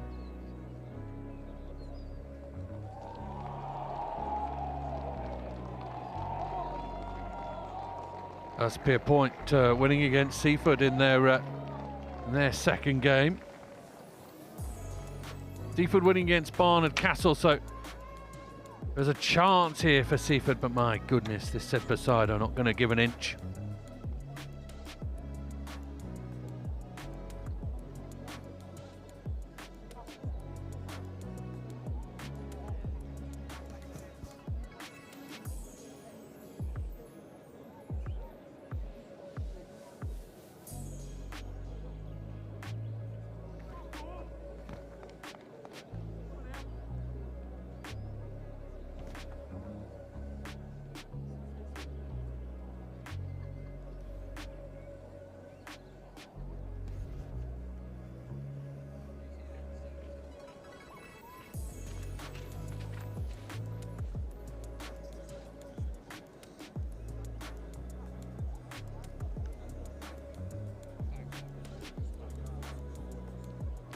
Little hiatus as final words are uttered.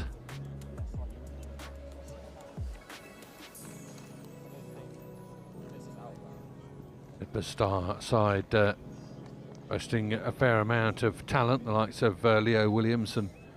Already got some tries. Fergus Maney as well. Will Bennett is impressed. Jack Moore as well. Harry Bellamy's been bustling all over the park.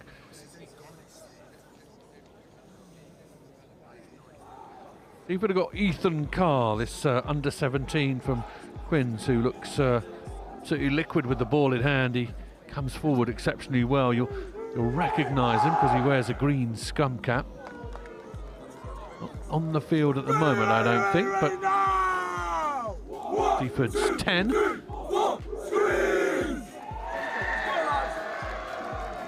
The support, of course, with the Sedbergh boys, not just because it's the home, but because Seaford is so far away, down on the south coast, just to the left of Brighton. That's how far away we are from Seaford right now. Sedbergh right at home. Up here just to a few clicks away from Kendal. Beautiful part of the world, especially on a day like today. Absolutely picture perfect azure blue sky. And a little breath of wind, but that's dying down, and the sun is making things seem absolutely spring-like and wonderful. Sedbergh could post a good score and go into day two absolutely purring. Seaford won't go into this fight though lightly. They will want to try and bloody a few noses, and if they can, just upset the apple cart here.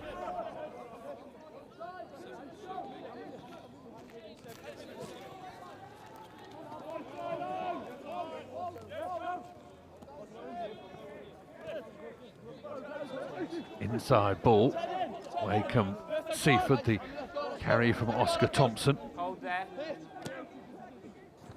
This boy played well, Elliot Giles, in the first game that I saw him against Hurstpierpoint.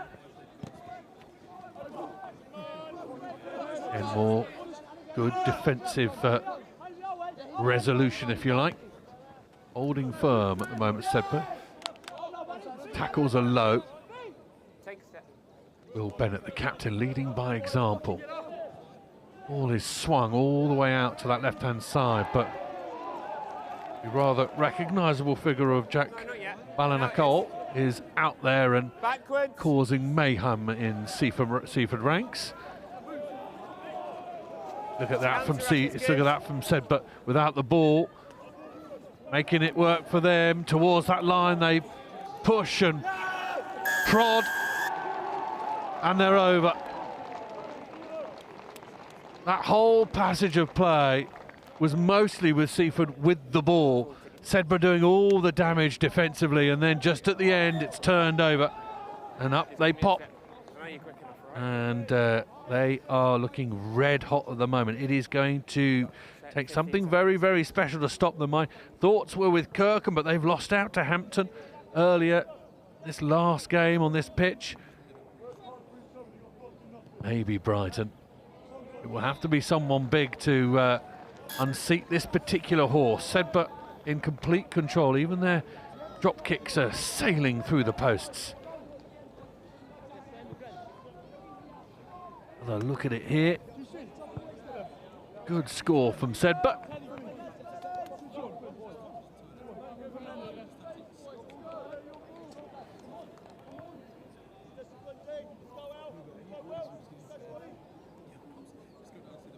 And they will restart and hang the ball into this breeze.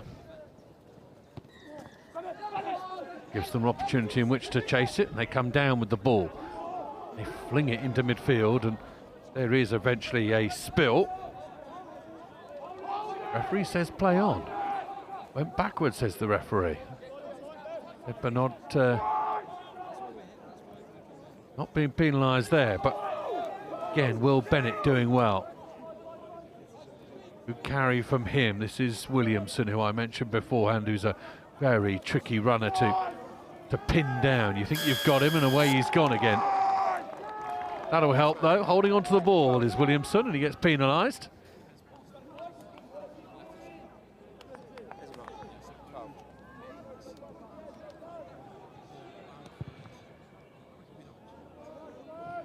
Kick downfield is a good one. Seaford can tiptoe into the Sedbergh half. Yeah. That's you.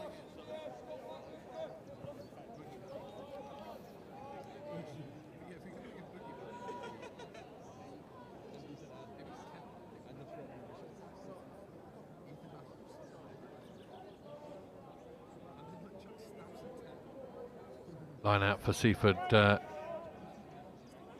Being taken by Thompson. Disrupted though by Sedbergh. Eventually it is number 17, Scott Jackson, who scored a good try in one of their earlier games, who gets hold of it. Now the ball is kicked forward, and all of a sudden, oh, Jackson misjudged the bounce of that ball. He just needed it to do something else. It bounced big and wide and over the top of him. Decent carry from Chandler, who is a bundle of fun. Out here on the right-hand side is Teddy Henry, who scored some crucial tries earlier for Seaford.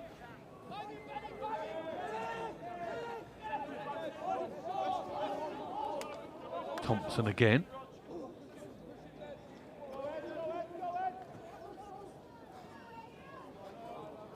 All over the top is loose and not gathered. The referee says play on. That offload doesn't quite work. And now Sedbergh clap their way back into possession of this ball through a scrum. Just in between the 10-metre line and a halfway. You're clapping someone that's knocked it on. I don't think you'd react the same way. All right? There's your mark. Come on, end up, let's go. Referee just warns the players about sarcastic clapping, which is good because it's not a value of the game that's terribly attractive. Lads, I need more space. Thank you. It'll be absolutely fine. Yeah, seconds. Let's go. Ball forward, let's go. Crouch. Bind.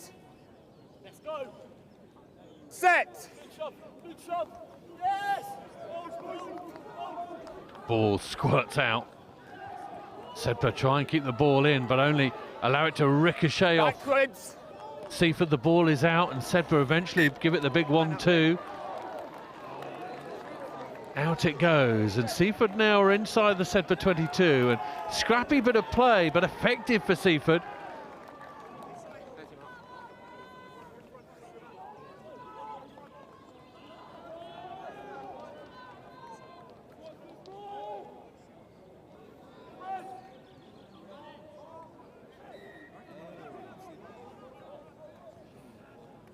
Ball is gathered by Seaford, untidily so.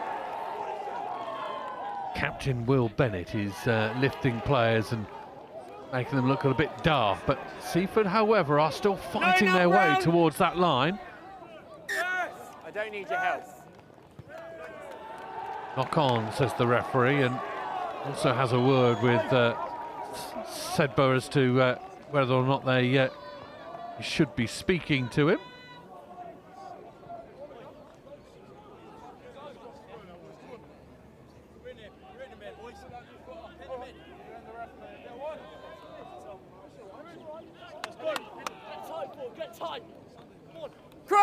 Pressure is still on Sedbergh at the moment. They're deep in their own 22.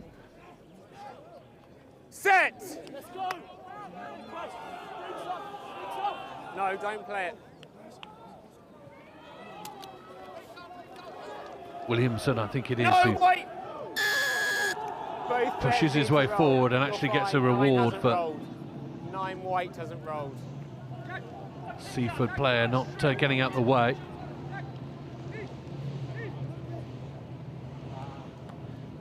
It's on there. It's on there. You're absolutely legal there with the turnover. No, you're absolutely Ball legal. is kicked up onto the roof over there, and it's a good clearance, and Sedbergh will throw into this line out.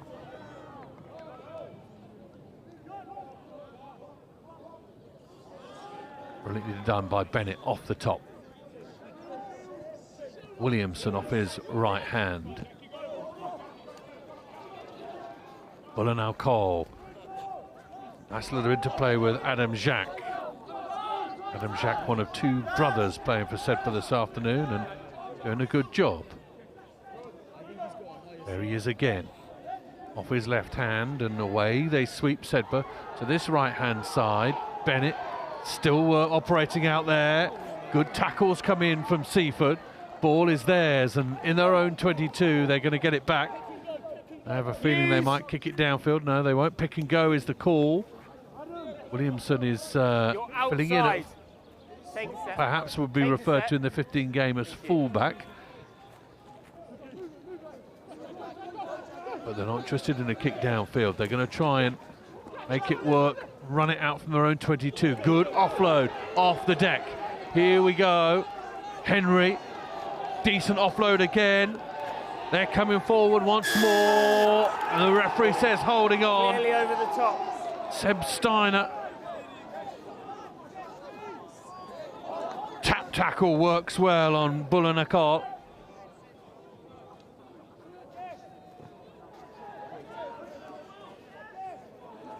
Trail, the American, with a really good take in the midfield. Now they go again. Ollie Hines. Hines puts his foot to the metal.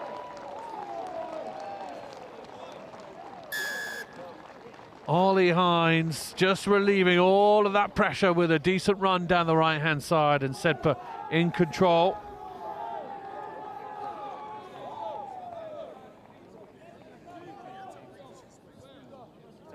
They're in the way at the moment, so until they get out of the way.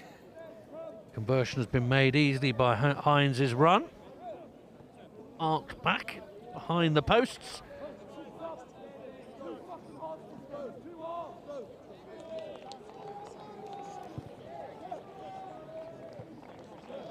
Conversion is good. Another look at it here. That's a really good take by the American. Last minute, gents. And it's spun out to Hines, and Hines sees a little bit of a mismatch in front of him. Not a lot that Will May could do.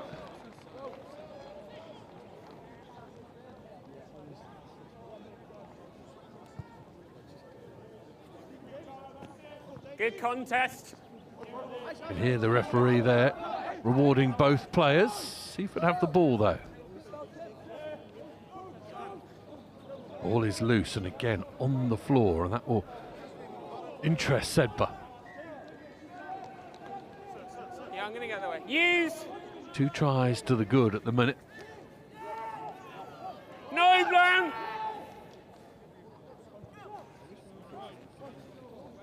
Leave him.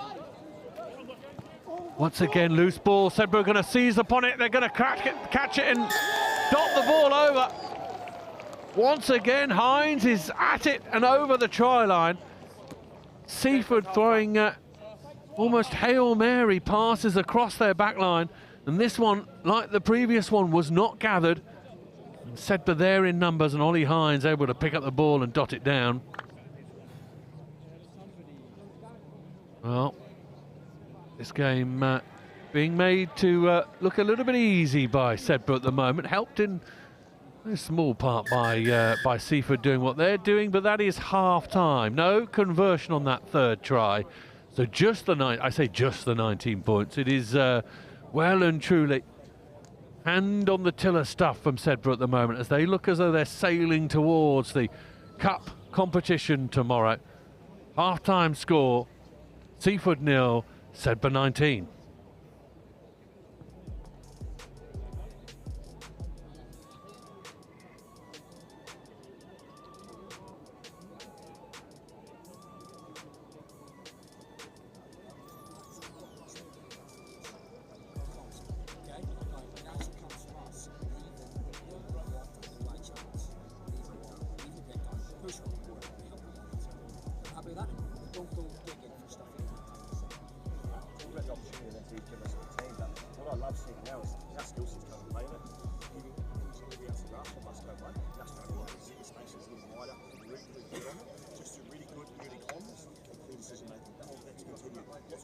out this time. Just wait for the moment, be real patient, in, look after it, you're in position to be the last one. You really look after it, we love it, and then opportunity comes, we strike.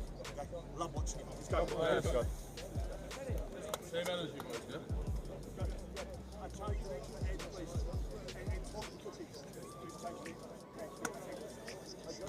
The recognisable tones of Simon Mulholland suggesting the way that Sedbergh need to play in this second half. Well, done a pretty good job in the first half.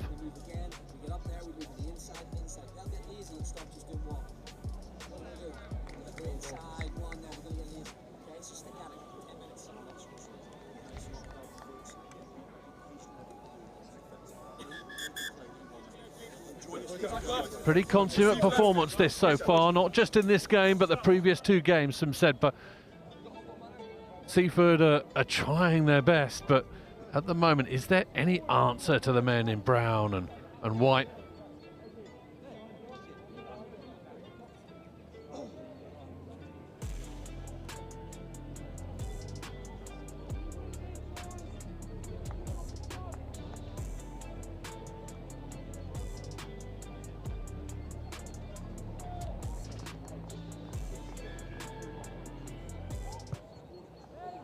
We are back up and running on pitch one. Brilliant take the way Sedbergh come again. Nico Jones, superb, almost riding the dummy in the on the restart. Now they'll come again. All looks as though it's been knocked on. The referee will say no more than that.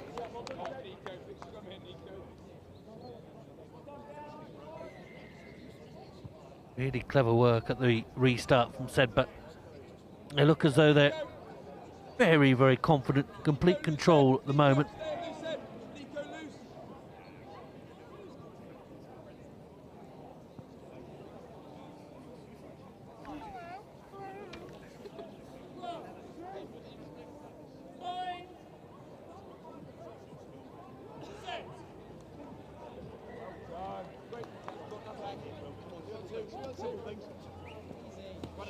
Oh, well, they come again, Seaford down this right-hand side. They're going to canter home. Sedbergh in control. Charlie Deneen, the Falcons and Ireland man, pumping his legs down this right-hand touchline.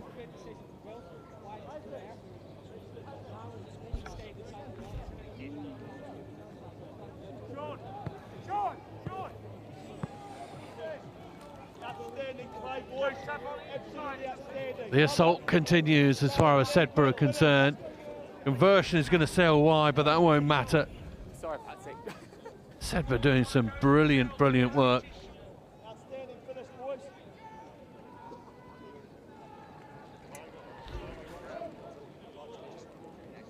Launches off. Here you go. Ball is going to make its way out from the back, and well, at the moment there is quiet descending around this pitch one because there is nothing really to say about this Sedbergh outfit. Seaford certainly don't have any potential answers, or do they? Now they're away and coming, but across comes the brown wave. Seaford try and find their way through it. Some good penalty advantage. Scissor-like tackles coming in from Sedbergh. Advantage is Seaford's at the moment. Little tap on. That's beautiful. This could be a lovely score from Seaford. Yes, they are. They're in. Adam Churchyard has rounded off a beautiful score for Seaford. And they've had to wait a while for it to burst into action. But with the advantage from the penalty, some lovely little hands in the midfield. And there we go. Churchyard is going to attempt to get his own conversion. And he does just that.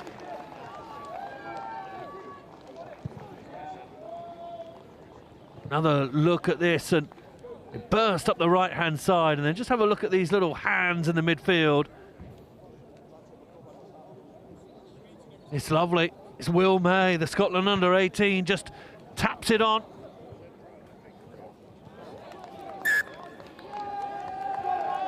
Restart is knocked on. Well, all of a sudden a little bit of a purple patch for Seaford, and can they continue and add a little bit more?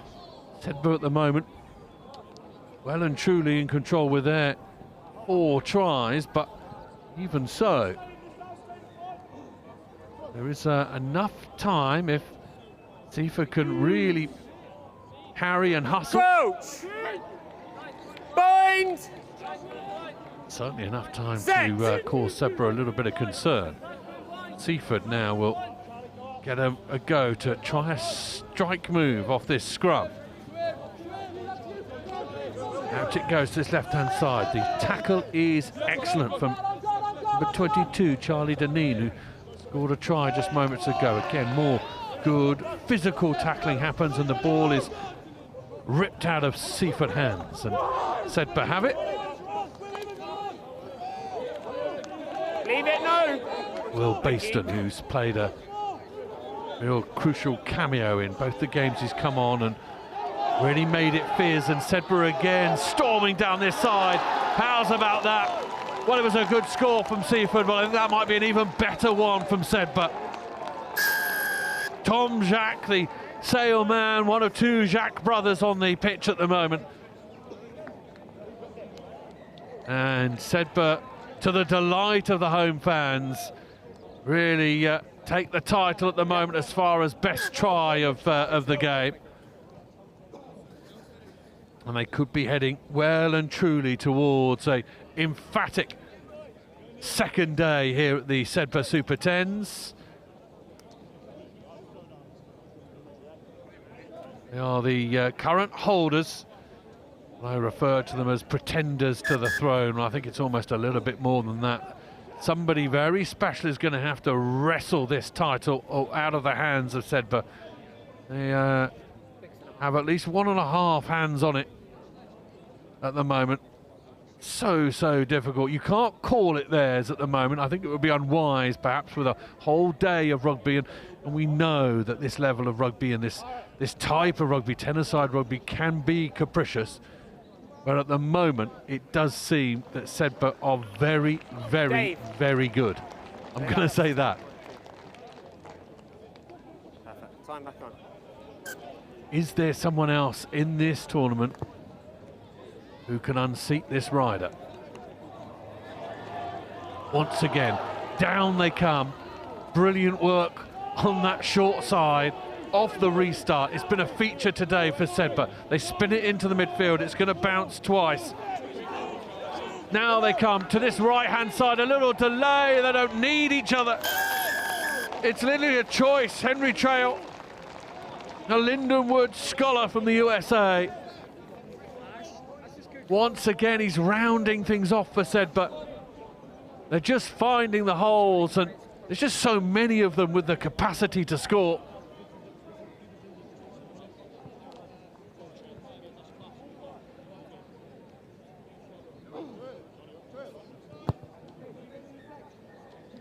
Tom Jacques off the upright. That one doesn't go through, but quite frankly, there's not many notes to give this Sedbergh side, is there?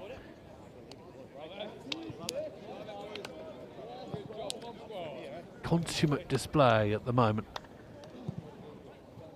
I think there'll be spoken a fair amount at dinner tonight as to just exactly who can stop the hosts from enjoying their own party tomorrow. But tomorrow is another day, and you don't know, do you, of course. Injuries could play a part, you know, little moments in the game. Seaford no, 8, don't play it, thank you. having the ball thrown over their own heads at the moment. They'll come forward. May is trying to make it work. Seaford, of course, it must be said, without one of their superstars, Sean Sharp, was due to be playing in this competition, but Harlequins have recalled him. Would have certainly caused a little bit of difficulty for Sedbergh, although I have to say, to a man, Sedbergh look quite the side, and even a superstar like Sean Sharp might not have been able to tip the balance against this marauding brown wave. Look, they're at it again. Once again, a turnover 5 metres out is quickly converted into more points. Ollie McCall this time. It is emphatic. It really is very strong. Doesn't leave a lot of hope for too many other teams at the moment. Seaford are a good side, but at the moment they're being made to look a little bit lacking.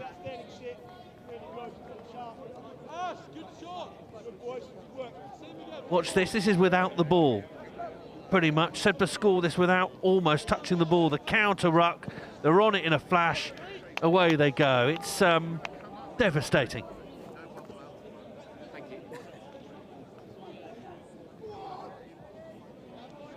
Heading towards the 50-point mark, which is quite an achievement in 24 minutes of rugby. Sedbergh again, marauding into the 22. They're going to fling it wide. Jacques is going to show his quality. Jacques, little offload doesn't quite work, and they're going to have to come all the way back for this one. Nobody! Seaford told to leave the ball alone. Sedbergh will still get another go. Little dummy from the base. And once again, they pick the lock. Will Baston's not going to let this moment pass without getting on the try-scoring list himself.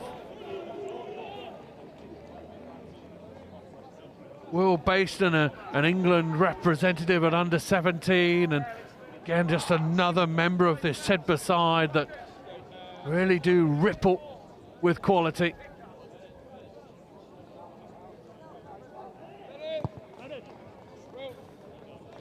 Jack's drop goal is wide. Still we play on.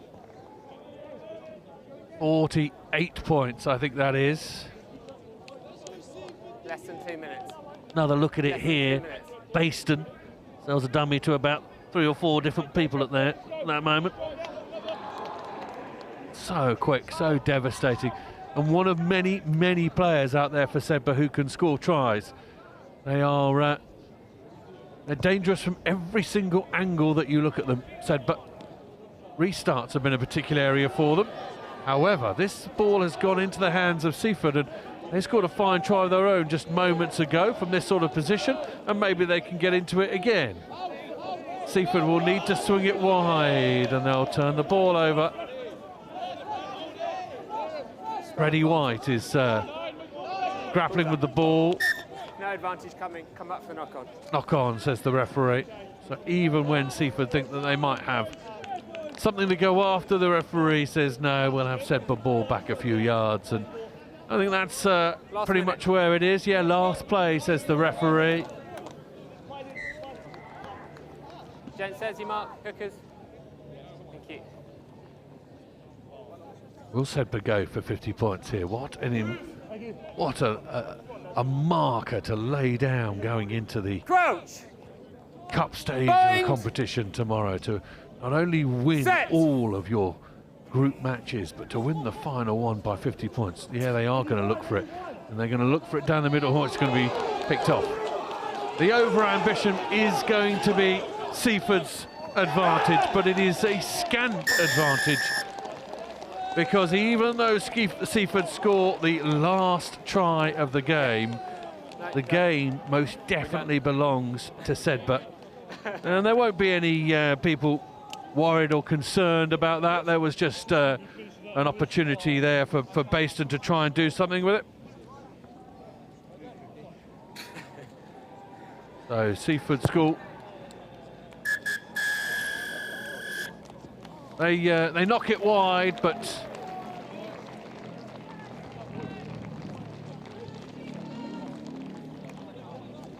Seaford College unfortunately coming up short here today, but I think Sedbergh are going to 100% make it exceptionally difficult for everyone who comes their way. Seaford with the final act of the game, but Sedbergh with that huge scoreline. Sedbergh score 48, Seaford College 12, full-time score here on Bitch 1. And we're going to go over to Angus, and I'm sure he will have some views and perhaps some insight from around the pitch number 1 here, Angus. That's a very, very good Sedbergh side that we're watching up here at this wonderful festival. Certainly is, Sam. Thank you. What a performance from Sedbergh there. Important potentially that Seaford got those points at the end though, because Sedbergh are through, and this is why I want to speak to you right now, because we've got confirmation of a few teams that are through. Sedbergh are through in Group 1. RGS High Wycombe have won their 2 games so far. They are through in Group 2, and Hampton, after that sensational victory against Kirkham Grammar School, are through in Group 3. Brighton College, meanwhile, have been over on pitch 3 and beaten Kings Macclesfield. That puts them through as well. We have 4 of our 8 cup teams through at this stage. There are 4 more to go and some big games coming up to decide those.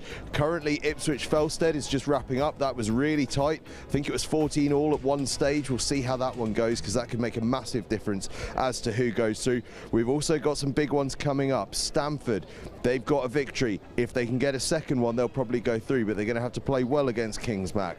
Then that Kirkham Grammar School Thorp game. Thorp, after that victory against Dulwich College, have suddenly put themselves in the mix. So it is big, big stuff here over the course of the next hour or so until we get finished up. So up next is some big games. Stamford, as I just mentioned, against Kings Macclesfield here on Buscombe 1. Over on pitch 2, we've got RGS High Wycombe against Kes Bath. A big victory for Kes will get them through, but they need to win. They really need to if they're going to be in that cup competition. And over on pitch 3, it's Kirkham Grammar School against Thorp. So, with this game about to start, with a lot on the line for both of these teams, it's back over to Sam Roberts in commentary. It's going to be a massive game.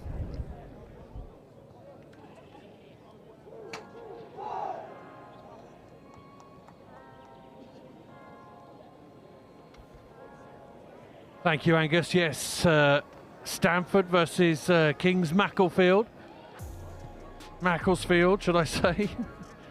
Running out of letters.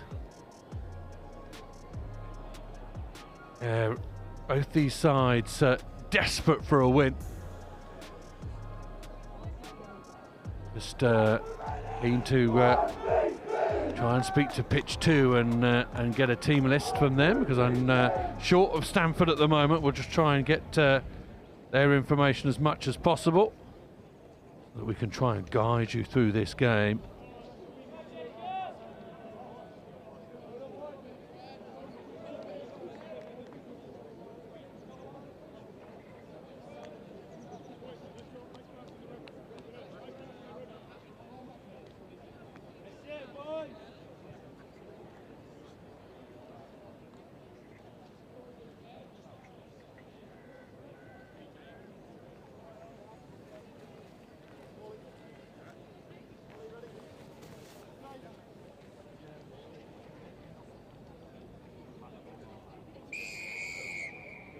Two sides I'm yet to see so far on pitch 1.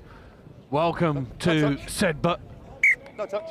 Kings Macclesfield away in the blue. Here we are. Stamford in the red and blue.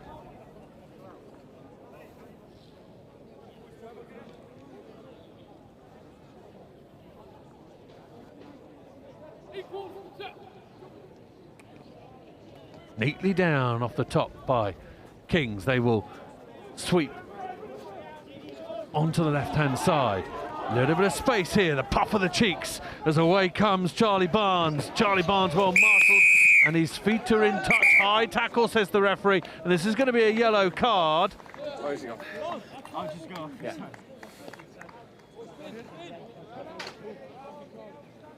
Loss of a yellow card from the referee. High tackle. Player from Stamford has just agreed to take the 4 minutes on the bench.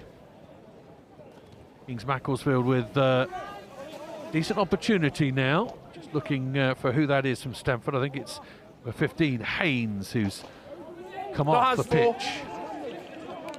Charlie Saunders to the floor. Now they'll see a little bit of gap, and it's the wing that's going to be exposed by the yellow card. The player stops and starts from Kings Macclesfield.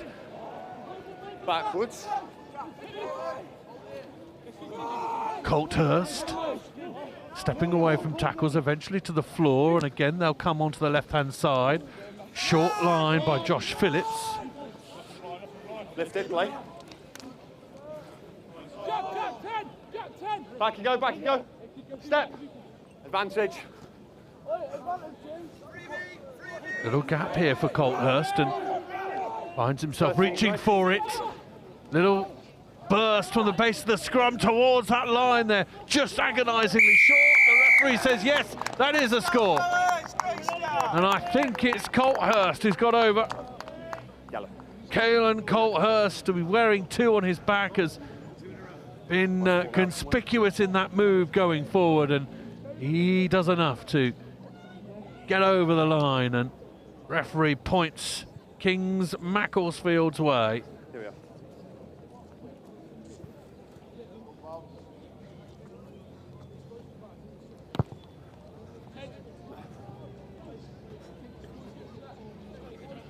Try not to.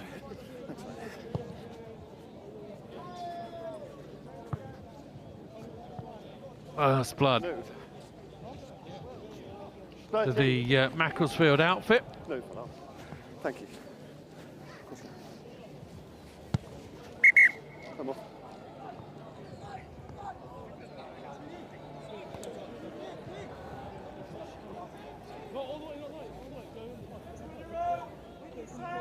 Okay. Turn back on.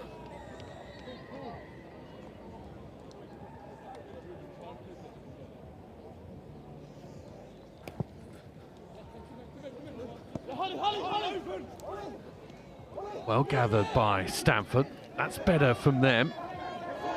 Ball is ripped by Kings. Macclesfield, who try and protect it. No advantage. Back over here. Knock on. And was slightly isolated, wasn't he, number 19, Josh Phillips? Just under 3 minutes. Just under 3 minutes. Is the referee saying how long it is to half time?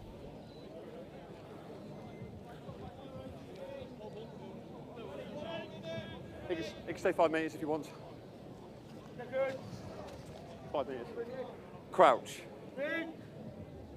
Bind. Set. Stable, all red. Kings Mac.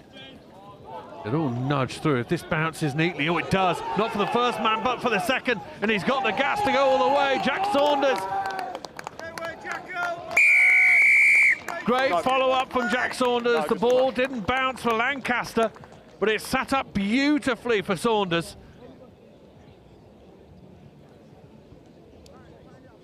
Kings Macclesfield striking while the iron is hot early on in this game.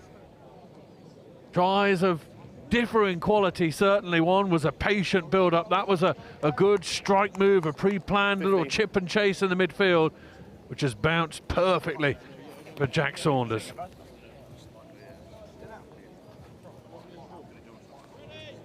Oh, no. Yeah, I know. 30 seconds.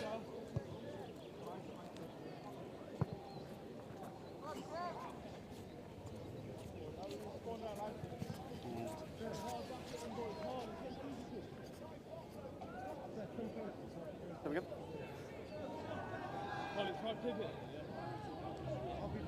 Restart for Kings Macclesfield, who will enjoy this opening salvo of this game, although Stamford have plucked that out of the air like an apple off a tree. And away comes the big man, streaking down this sideline. What a good tackle that comes in as well. He was away, wasn't he, the captain, Hull? And what a beast of a player he is, but you know what? Every single man, no matter how big, cannot run without their legs. A brilliant tackle from Kings Macclesfield, scything their man down.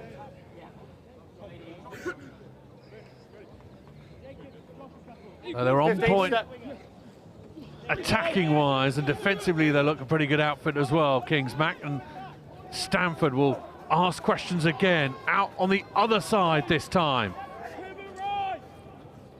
Kings, oh, they bought the dummy. To the line they go, Stamford. Roberts, I think it is, who's got there.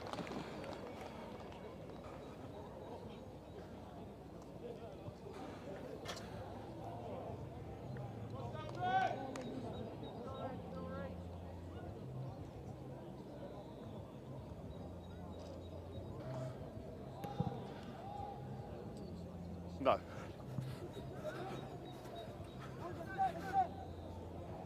And I've been joined by one of the players from Kings Macclesfield. What's your name, sir? Simon Shadwell. Simon, good afternoon. Afternoon. You join us here with Kings Mac in good mood, but Stamford have just struck back. You've got to be a little bit cautious about this, haven't you? It should be a good game. Yeah, we've had some exciting chances, I think. We've capitalised on a few, but I think there's more to come in this game. To kick off. How have you gone in your other games so far? We've had some unfortunate losses previously. Oh, kick off short. Yeah, some unfortunate losses. Got played it. It's exciting. Just from, I think, lack of. Who's away? They're away again. Hull, the captain, is going to. Oh, a tap tackle has brought down the giant. And Stamford have got to build. Everyone almost had their hands in the air. They thought that was such a fait accompli. No hands 13. But no, Stamford have got to build again. Kings Macclesfield with the hearts of lions at the moment. Taking on the big men from Stamford and felling them at the moment. But Stamford still pressing, still going. Again, more good tackles come in, really low, chopping tackles. Offside, says the referee. Kings Macclesfield will be happy with that one. My goodness.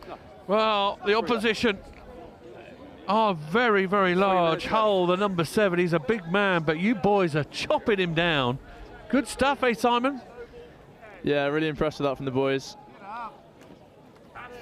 They're going to push from their own 22.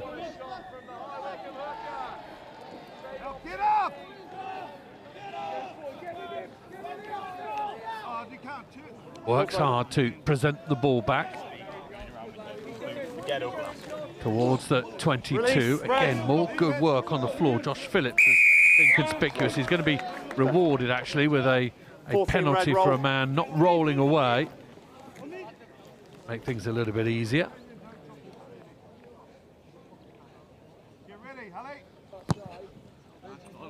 Ball is going to hit us on the head, is it? Oh no, just over the top. You come down last night with the chaps? Edge of paint, please. Yeah, I had a good night last night. Just good sleep, good sleep. I'm not. As soon as you said that, you had a little glint in your eye. I'm not sure. I think you might have had some fun in games. Never mind. We won't go into it. We're not going to get into trouble. But it is great. Great festival over here. Lovely place to come. Even if it is your Easter holidays, eh? Yeah, it's great weather today. Kings Macclesfield failed to collect the ball at the line. The referee says knock on, so Stamford will get a free go at this and will an opportunity in which to try and press down the middle. Kings Macclesfield over the ball, completely legal, so the referee rewards that, but no advantage, so they'll come back for the knock on and a scrub. Wasn't it? Yeah, it's on the 15. Knock on, scrub, red ball. Still bind up. Here we are. Pleased with the way you're setting up here, Simon. You must be pleased with the way that you're keeping them at bay at the moment. Yeah, I think the D sets have been good. Please, maybe a sweeper play, but we'll have to see what goes on. Start the tunnel work. Crouch. Bind. Wally, watch the winger. Set. Hold. Stamford come up the guts. Right, we're right, we're right. Advantage. 20 blue, never on side. Ball across, and actually this is a free go. The referee's got his arm out. Stamford free their arms out to that left-hand side. A little skip away from the first tackle towards that line. Referee's going to say no releasing, but they'll come back for the penalty.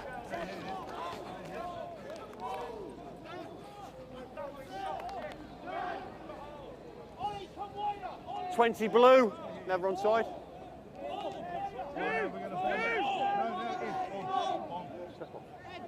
Yep, roger that, coming.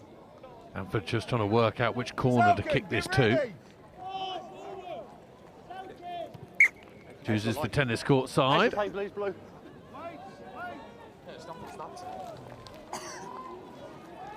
We've got some big men at Stamford, and I think there will be a line-out call here to try and use that ballast use that strength at 8 or 9 metres out. Step up, edge of the paint.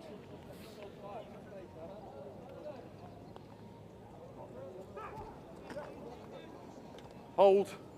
Ball at the top is beautifully collected by Hull. Here we go. Same Called it maul, early. same maul. Same maul, says the referee. Kings Macclesfield have got to try and rearrange themselves behind this. They do it well. They get the call from the referee of once. Stamford are Tackle looking release. for it. Now the ball is on the floor. They've stemmed the tide for now. Maul. Ball's available. Kings are having to defend again. More big men moving over Down, the line, then and off. Stamford do eventually push their way over that whitewash. Well, it was coming, Simon. Yeah, the big boys from Stamford got their feet working, got the legs pumping. A good game now, this one shaping up. We head towards half-time. Conversion to come. Language. And that is half-time. We will have a half-time interval with what I reckon is Stamford just a little bit in front.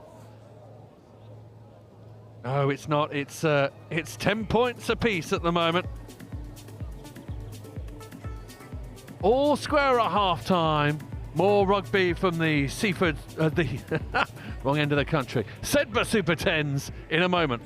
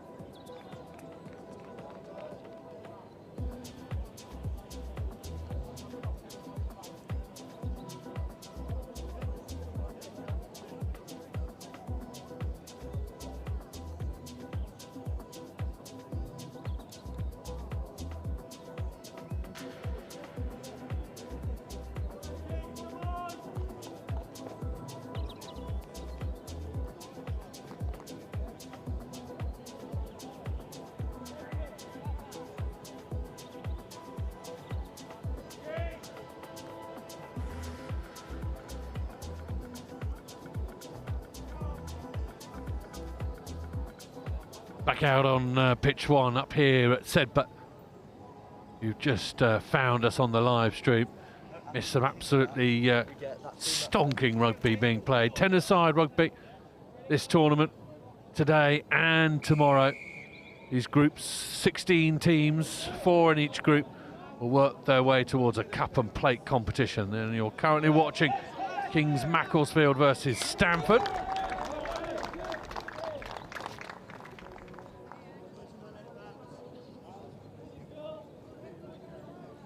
Knock on there from Stamford. What do you think would have been said at half-time to your boys in blue?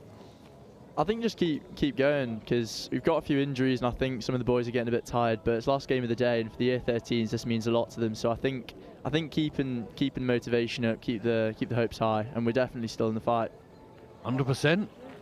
Played some really good and brave rugby in the first half.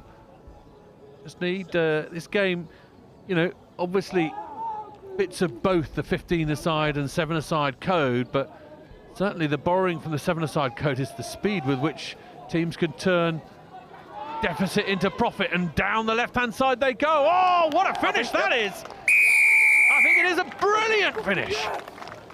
I think it's Sam Keep. What do you reckon? I believe it's Jack Saunders. Oh, Jack Saunders again, is it? 22, yeah, yes, you're right. I just saw a 2 on the back of his yeah, they do shirt. look quite similar as well. Oh, well, I wouldn't know that, but... And I think the man is looking at me from the sideline as if to say, no, you got that wrong. But we got it right in the end. Well done, Jack Saunders. Another fine score from him. Great finish, really brave finish again down that corridor. Not a lot of space to play with. No, one of the younger boys in our group, but he's definitely up there. Fine finish, and the conversion doesn't quite follow, but Kingsmack once again back in front.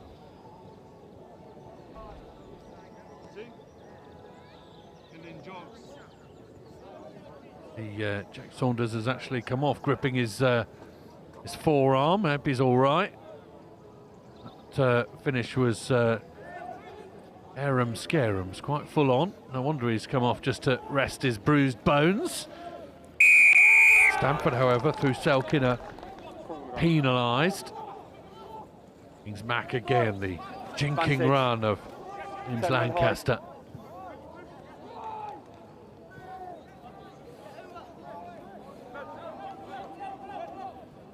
Lancaster again. Half a bit of space out here. The little chicken wing offload round the corner. Can he finish? Goes through the last man. Advantage over. Super strength. I think that's Charlie Barnes, is it? Yeah, Charlie Barnes. Good strength, big strong lad to go through that last man. Really, really good. Kings Macclesfield just lighting up. You mentioned there at half time you want to see the passion. That's certainly evident, isn't it, Simon?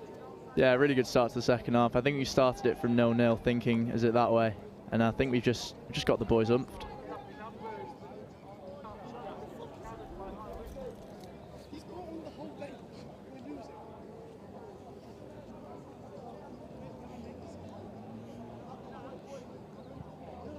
So Stamford really need this win to put the pressure on.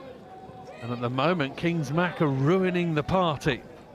RGS are through in this group, but Stamford need the win to go through. If Kingsmack win, there'll be a points difference. Most likely Stamford, but at the moment, we'll have to see. Is Bath also in this group? Something to say about it, I'm sure. This is really positive from Kings Macclesfield. Nudge again. Away comes number 19. Stamford. All back on the inside. Haynes it is, wearing 15 for Stamford. Celebrations from Kingsmack, but to no avail because the referee disagrees with them. Delaney, scrum cap wearing Delaney. Decent line. Selkin again wearing 5.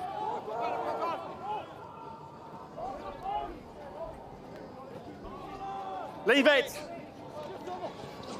A little bit of extras afterwards, and eventually the players get back up and go again. Stamford. Selkin once more in these wide channels. Stamford tumbled towards that 22. Holding on, says the referee. And there is a large amount of back patting going on amongst the Kings Mac side. They'll be pleased with that passage of play, held up well. Yeah, very important for that turnover. Here we are, here we are. Option, please.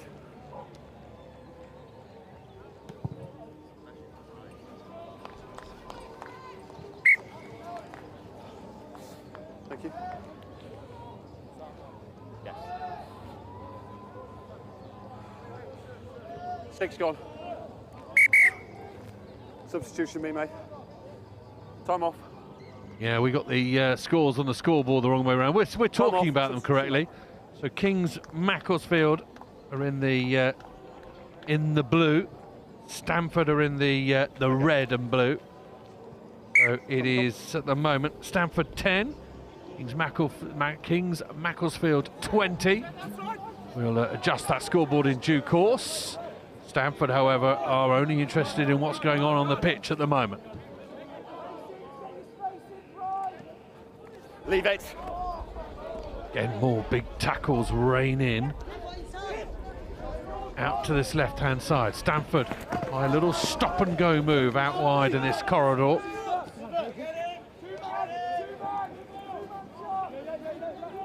Again, good defensive line, just biding its time from Kingsmack. The ball forward over the top is a little extravagant, and forward says the referee.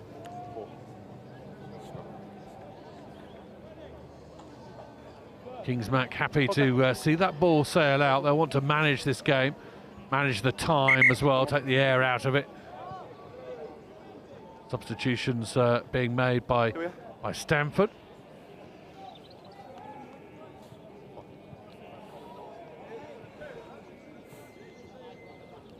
Crouch.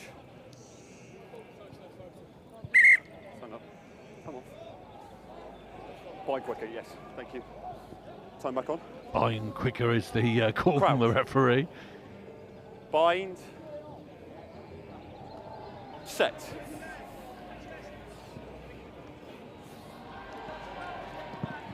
Little nudge. This could work. The bounce eludes a lot of players, but they are still there, Kings Macclesfield.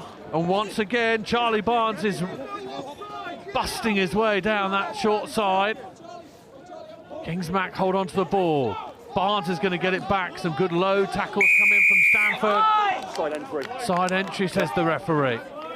Stamford get another go. Tap. Stamford need to get a little bit of a wriggle on here. Out to this left-hand side. Ball is dropped.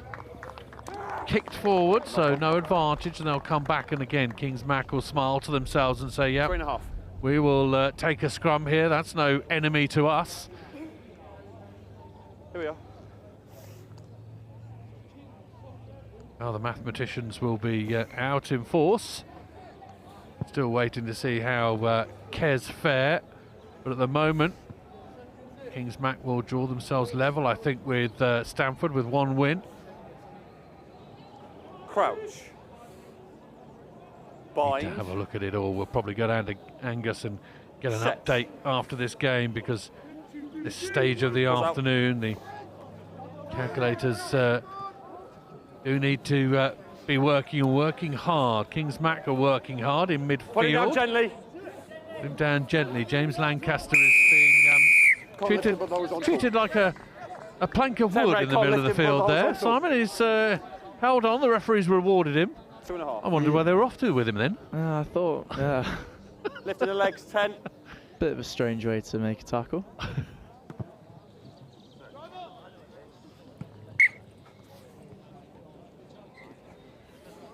Just looking over to this match behind us, which is QEGS versus RGS High Wycombe.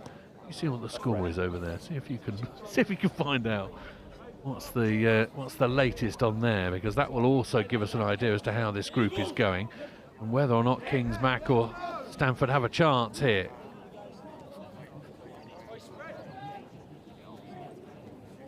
Inside ball is decent from Stamford. They release themselves up the middle of the pitch. Bit of space out here if they can get the pass right. They do. The big man Hull is causing havoc, and Hull will get the ball back, and Hull will canter clear. Stamford respond through their captain. Excuse me.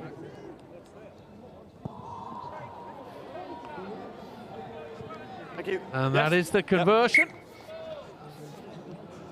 So this gets closer. 3-point game. The conversion is the only one we've had in the game. And Stamford will want to kick off very quickly and get back in with this, because at the moment they could be looking at the cup competition if they can get a win here. Kingsmack have got to hold out. Got to regather this ball. Oh, it's a brilliant gather. Absolutely superb perfect timing for number 18, Alex Cresswell, to leap as high as he did. Phillips. Hold on to this ball, I think is the call. Referee says no clear release. That'll 12, help. red, clear. Feeling nervous. 45 seconds. Bit tense, bit tense. 45 seconds. I think maybe the aim's just to slow the game down a bit. Yeah. Scrum option. Scrum called. Scrum called. I'll take a few more seconds out of the game. Here we are.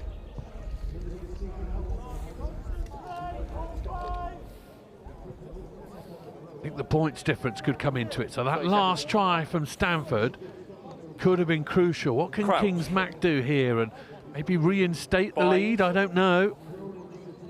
Well, they're just going to take the win and see what happens. No, time off. I think we can have 3 teams end on the same amount of wins in this group. RGS High Wycombe have beaten them all, and they've all beaten each other, as it were. At the moment, Kings Mac are beating Stamford. Stamford are beating RGS, and I think RGS beat you. That's the way it looks at the moment. Time back on. Crouch. Bind. Kesbarth currently being beaten, I think, by RGS at the moment.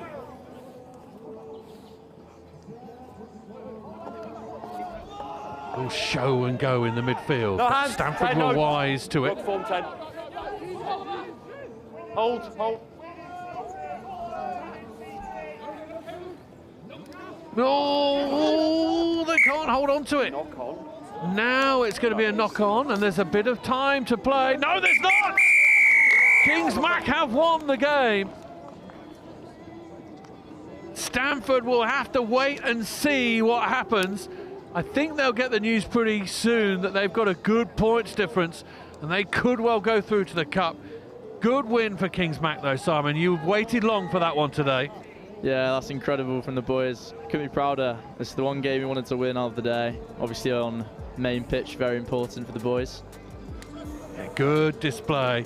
Kings Macclesfield get the win. Stamford will have to return and have a look at the maths to see if they can make it through.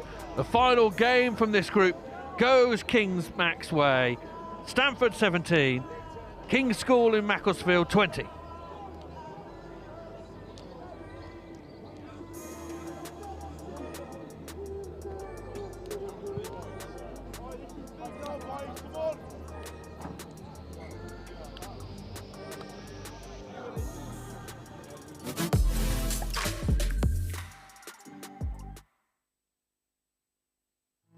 Life is not a single trip. It's a collection of journeys. The big, life-changing adventures. The fun little detours from the day-to-day. Every mile matters. Lloyd Motor Group are here to help you get where you're going. Yours is the first face that I saw. I think I was blind before I met you. And I don't know where I am, I don't know where I've been, but I know where I want to go. And so I thought I'd let you know. But I realized that I need you, and I wondered if I could come home. In those moments, on those journeys, that's when you'll be glad you chose the right car. Lloyd Motor Group, for every journey.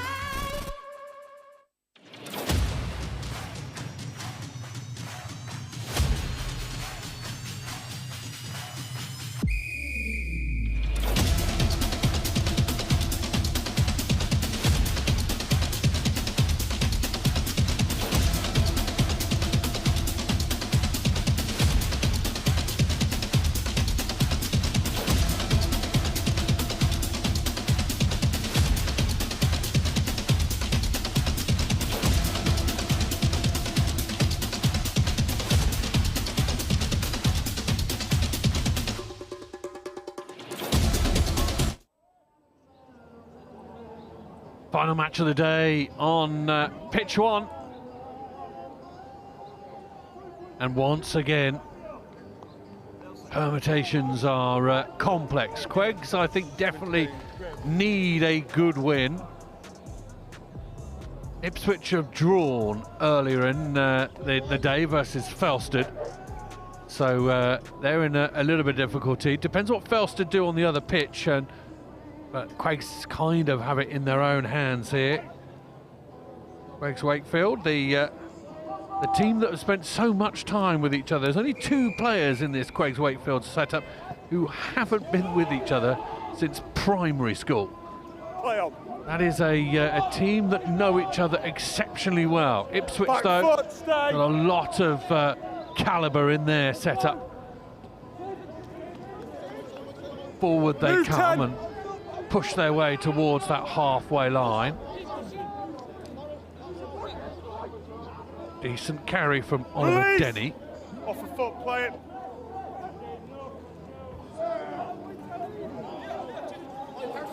Release, Gold! Juggle in the midfield doesn't work. Newman is going to lose the ball. QEGS putting a bit of pressure on that midfield, and Henry Newman unfortunately losing the ball.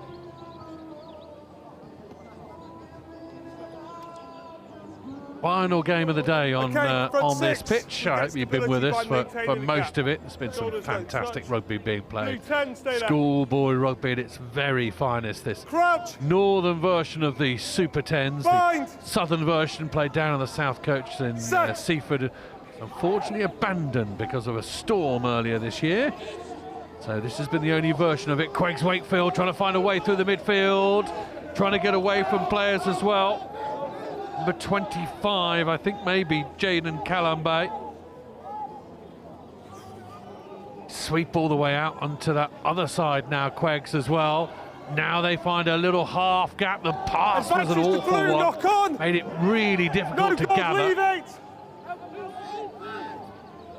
Don't play it.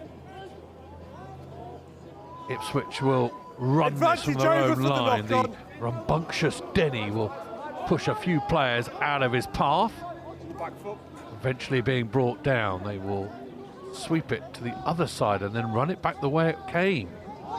QEGS put a tackle in on Ransley.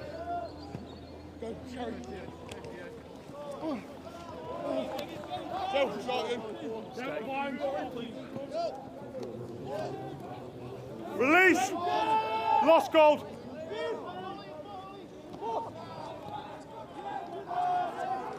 Again, all good defensive work from QEGS Wakefield in the... Time off, time off. Move away. Gold will restart with a scrum to blue. Injury here on the 22-metre line, so maybe a slight delay here because there's a lot of discomfort. The lower leg, I think, has been caught. So the Ipswich player will have to take a little bit of attention here.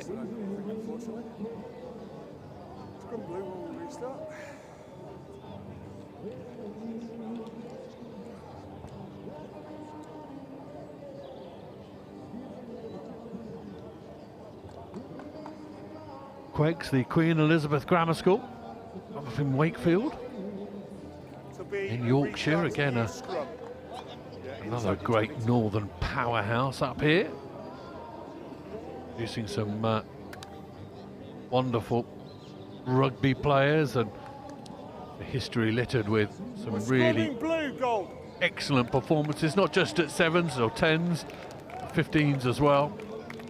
Across the board, they all age groups, they do a really good job of producing.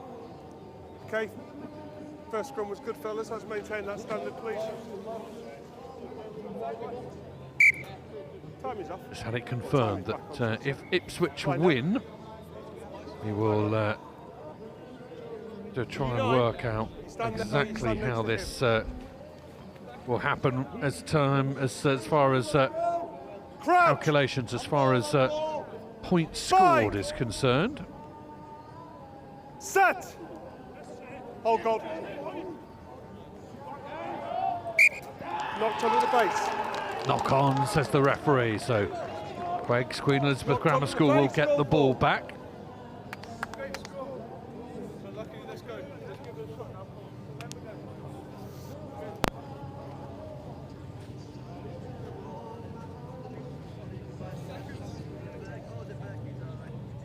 Crouch. Bind. Set. Better scrum from Ipswich. Quegs have got to work hard to collect the ball, but there might be some space down this left-hand side. If they can get it in, they can. They're going to canter home. Sam Mackenzie, I think it is, who's snuck in down that left-hand side.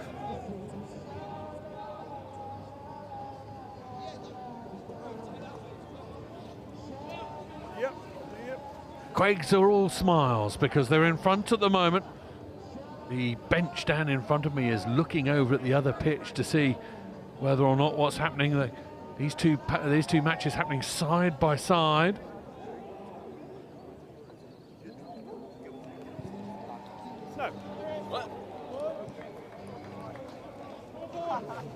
Version is not coming.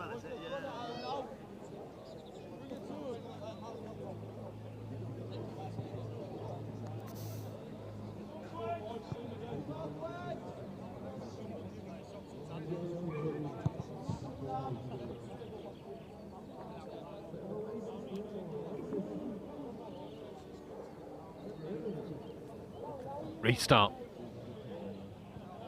Breeze has almost completely died, so it's a beautiful afternoon. No advantage to either side at the moment, which will make this even more interesting. Quegs will go back and collect the ball. Comes Jaden Cullen by, and the ball is worked out wide to Sam Mackenzie, the try scorer, I think. Penalty, says the referee, and there'll be a little toot on it. 19, I think, is going to go and work it out. 19 is Archie Ball, and he's going to be sent for 4 minutes in the sin bin. I've said he's not going. 25 back here. 25 back here. Hang on, fellas, time's still off. There's an advantage. Line break opportunity. Good kick downfield. 40 metres gained. Be happy with that. That's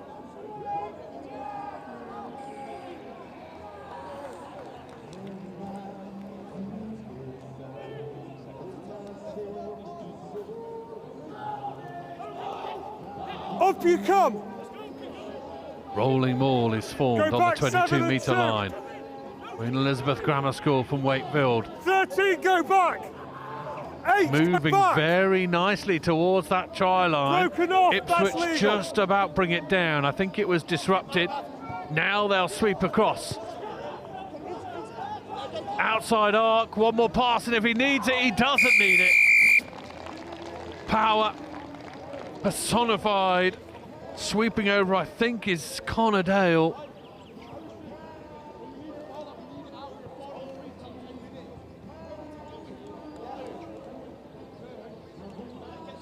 Just having confirmation. I think it was Dale who went over.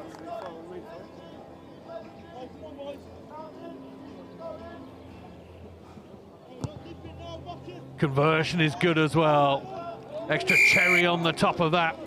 Nice little kick from Lance Barker.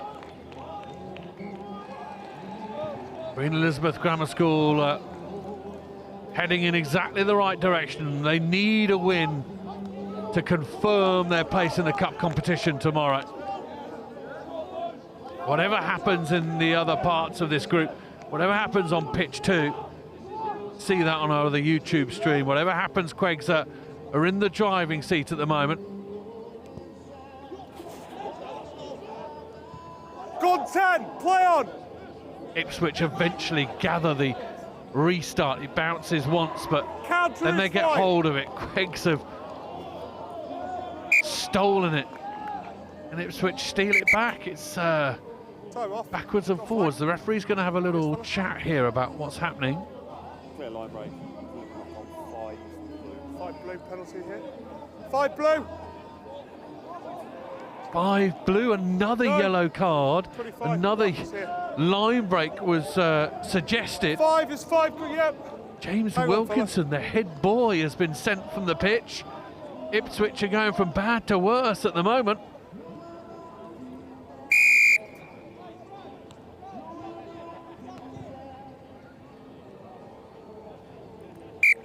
Decent kick into the corner.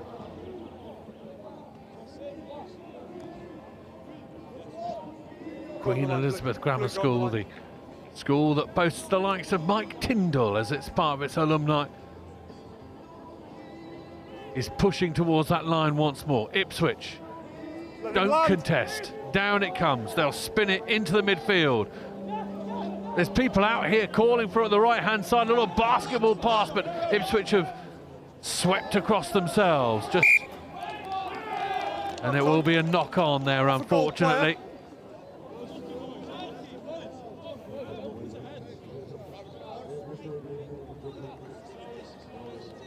One on the bin. One on the first bin.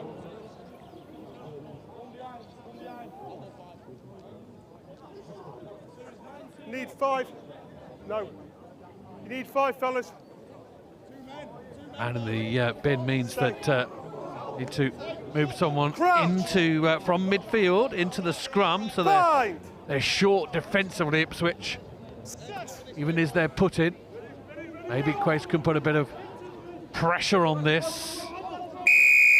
3 going round. Penalty at the scrum, however, will give Ipswich a bit of a chance in which to relieve the pressure. Release Gold! Lost. Stay.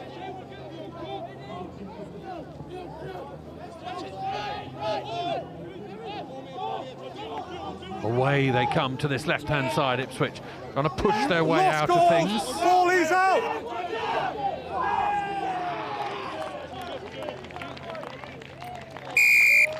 Try scored. First bin back on.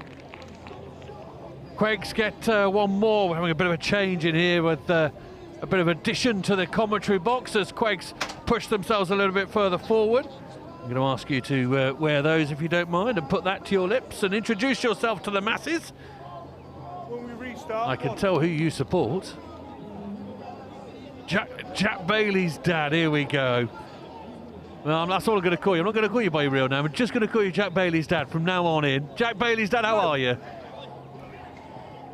We'll turn your microphone on. That always works a bit better. How are you? I'm very well, thank you, yes. Good. QEGS doing excellently. Really pushing hard at this. Yeah, it's good. A good bounce back after the disappointment of the last game where we lost in the last minute to Brighton. A good side, Brighton, a good side. So you must be almost, I know you say lost in the last minute there, but that will give you confidence because that is a good Brighton side. It is indeed, yeah. And QEGS doing a good job of beasting Ipswich at the moment. 17-0 the score, so 3 tries to the good. Half time to come. Ipswich still down. I think maybe that man has come back on. They are up to their full complement, are they? I'll do a quick count and see. 2 men in the sin bin in that first half. In this first half, should I say? We're still heading towards half time. QEGS doing a really good job of pinning Ipswich in at the moment. Penalty. Advantage coming. Ball over the top could work. Here go Ipswich. New penalty advantage. 10 upright. Rogers. Leave it Gold. Almost at bursting point as he pushes his way down. Another good tackle in the midfield, but there will be an advantage. Above the sternum. 10 is the offending man, Lance Gold, Barker. that's 2 in a row. Get the tackle height down. 10 standing upright.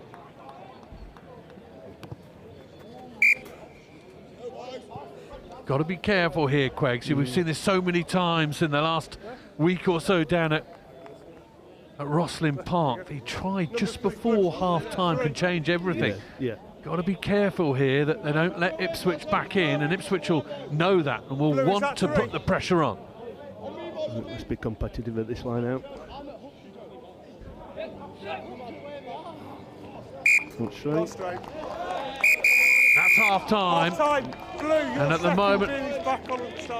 the moment they will be happy. The Wakefield faces will be smiling. Ipswich at the moment will huddle up and try and work their way back into this game. It's Quakes in control. You must be happy at the moment. Oh, absolutely. I think to go in at half time now, 17-0 up. We've had some good attacking play. Our defence all season has been strong. And let's continue this into the second half. Give us a flavour of your season, how it's gone generally this season. It's been outstanding.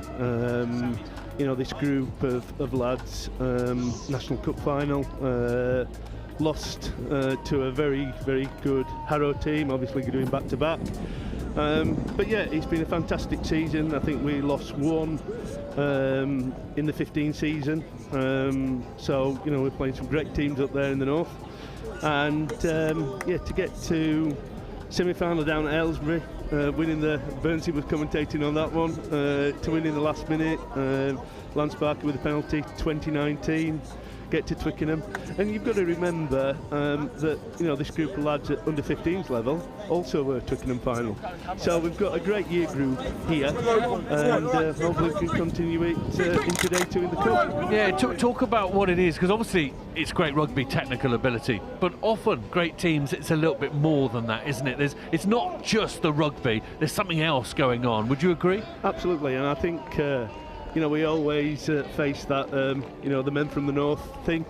We're not a team of superstars, but actually we have got some superstars. We've got some very good players, and clearly it's shown that by getting to National Cup final at under 15s and under 18s. And a good coaching staff that understand the boys as well. Yeah. That, you can't underestimate that. Not at all. And we never give up. We never give up. Again, look at the Warwick semi-final. 10 down with like 5 minutes to go and win it. So I think that shows testament and spirit of what this group's about. Fantastic, and it will serve you well as we head into the last half of the last game of the first day up here at Sedbergh, with a mighty day to follow. Weather looks as though it will hold tomorrow, and we'll have more good rugby on its way. I don't know what you're doing tomorrow, but I would suggest you don't go too far away from a YouTube screen. There we go again. Oh, the afterburners come on, and away they hurt to Will Hunter. The perfect start to the second half. Excellent, that's great. Lovely kick through, the ball just sat up like an Easter egg for him, and he gobbled it down. Good speed onto the ball, good awareness. And Queg's in the mood at the moment. Yeah, Will's done some, or made some outstanding scores this season. Quarter-final at Ellesmere, full end of the pitch. Same again in the semi-final against Warwick. And again, he's just shown it again, the skill and speed that he's got from full-back.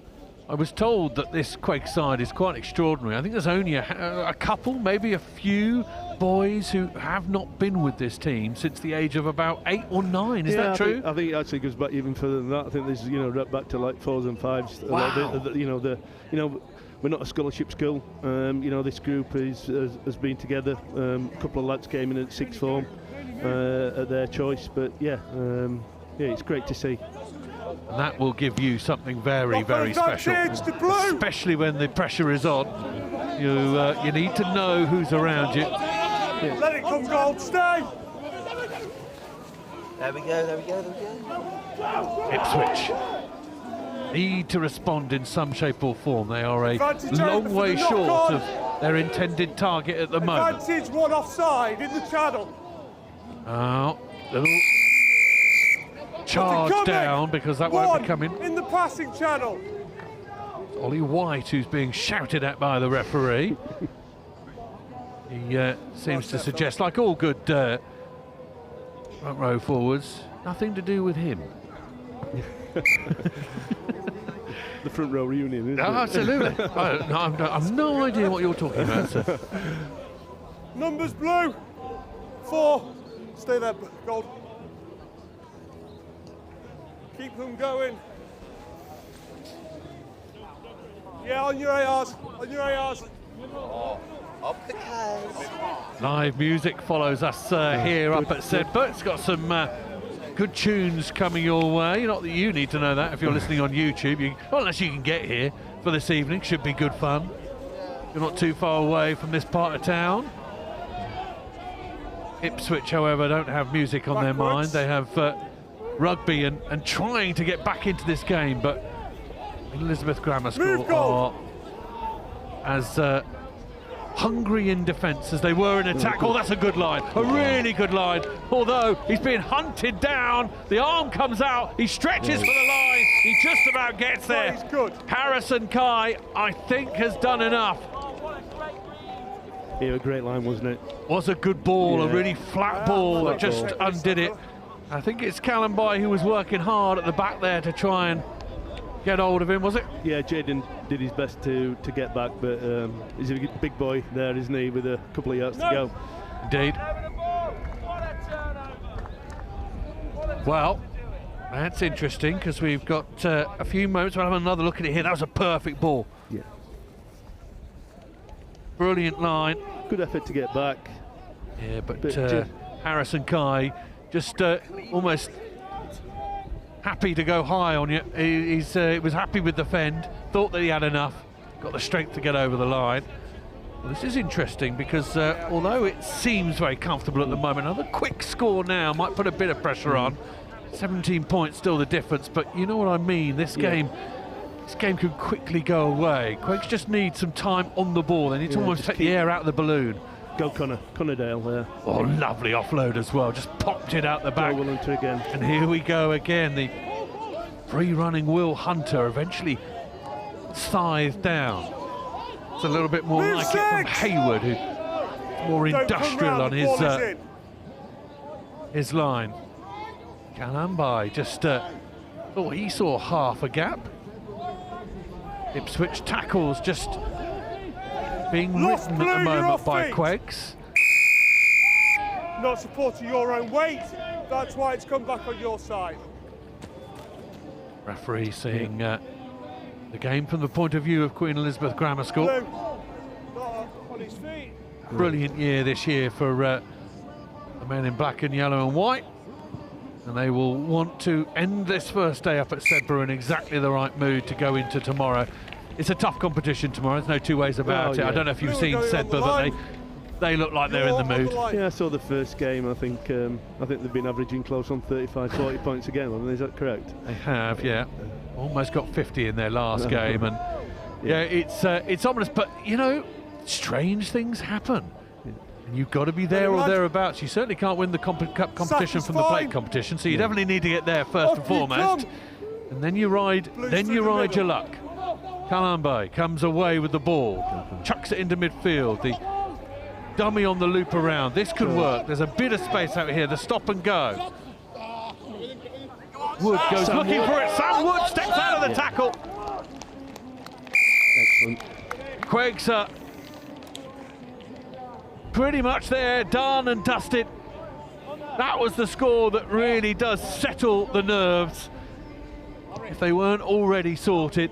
The kick is converted, and maybe thoughts start to turn towards tomorrow now. Yeah, it was a good pass out by Jaden Kalambai to Lance Barker, and great finish by Sam Wood. Yeah, tired bodies out there. Yep. A lot of games being played. You get down to Rosslyn Park? I can't remember seeing you. Queggs were there? We were at the start of the week. We were in the Vars. Yes, you're right. Yeah. How did he go? We lost to St Albans. We got to the semi-final. Yeah, they were a good outfit. A very good team. Hanging high up in the sky.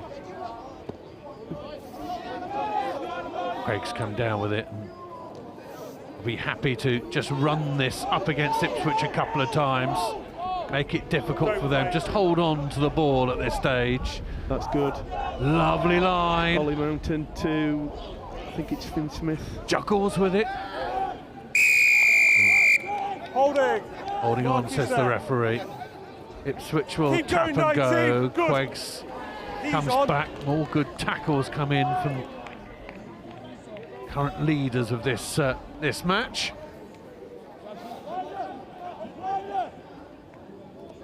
Now Ipswich will swing it wide themselves. Ball bounces once. Good tackle. Good upending tackle means that Very Omer hands out goal. Doesn't get too far. Omer has to almost get out of his scrum halfway. Now they'll come down onto his right hand side. Small corridor to operate in. Little dummy. Inside he goes. He's got some pace. And Noah Woodhouse has ghosted in for Ipswich. A consolation score, perhaps. A good finish down the near Good finish, side, yeah, really good finish. But QEGS have done enough. They've put too much on them at the moment, and almost, dare I say it, there was an element of resignation from QEGS there that they'll just allow it to happen, allow the game to slip away, because they're in control of this. The conversion to come, 19 points the advantage. Conversion isn't good, so. Well, got 3 minutes to go, I think. Just need to manage this out. 32. Ball found on the right-hand side. This was nice. Good speed 27. against tired legs. Always going to come up trumps. Blue, just hold it. 27. Okay, yeah.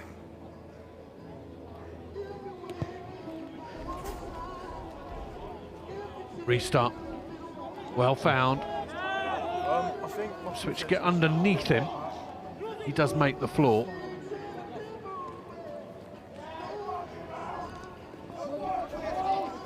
Lost Blue, no hands. Quite clear from the referee there. Ipswich ignoring him. Casper forever. I think there'll be a little bit of time taken over this penalty. Subsequent line out.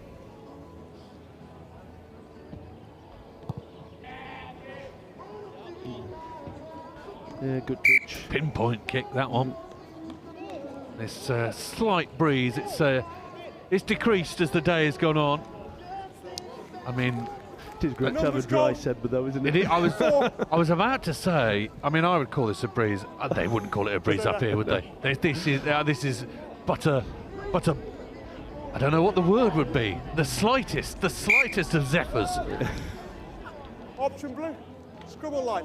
Because they have some wind up here, don't they? I mean, they do have some professional, you know, well-formed wind. A little bit of aquaplaning on the way up yesterday.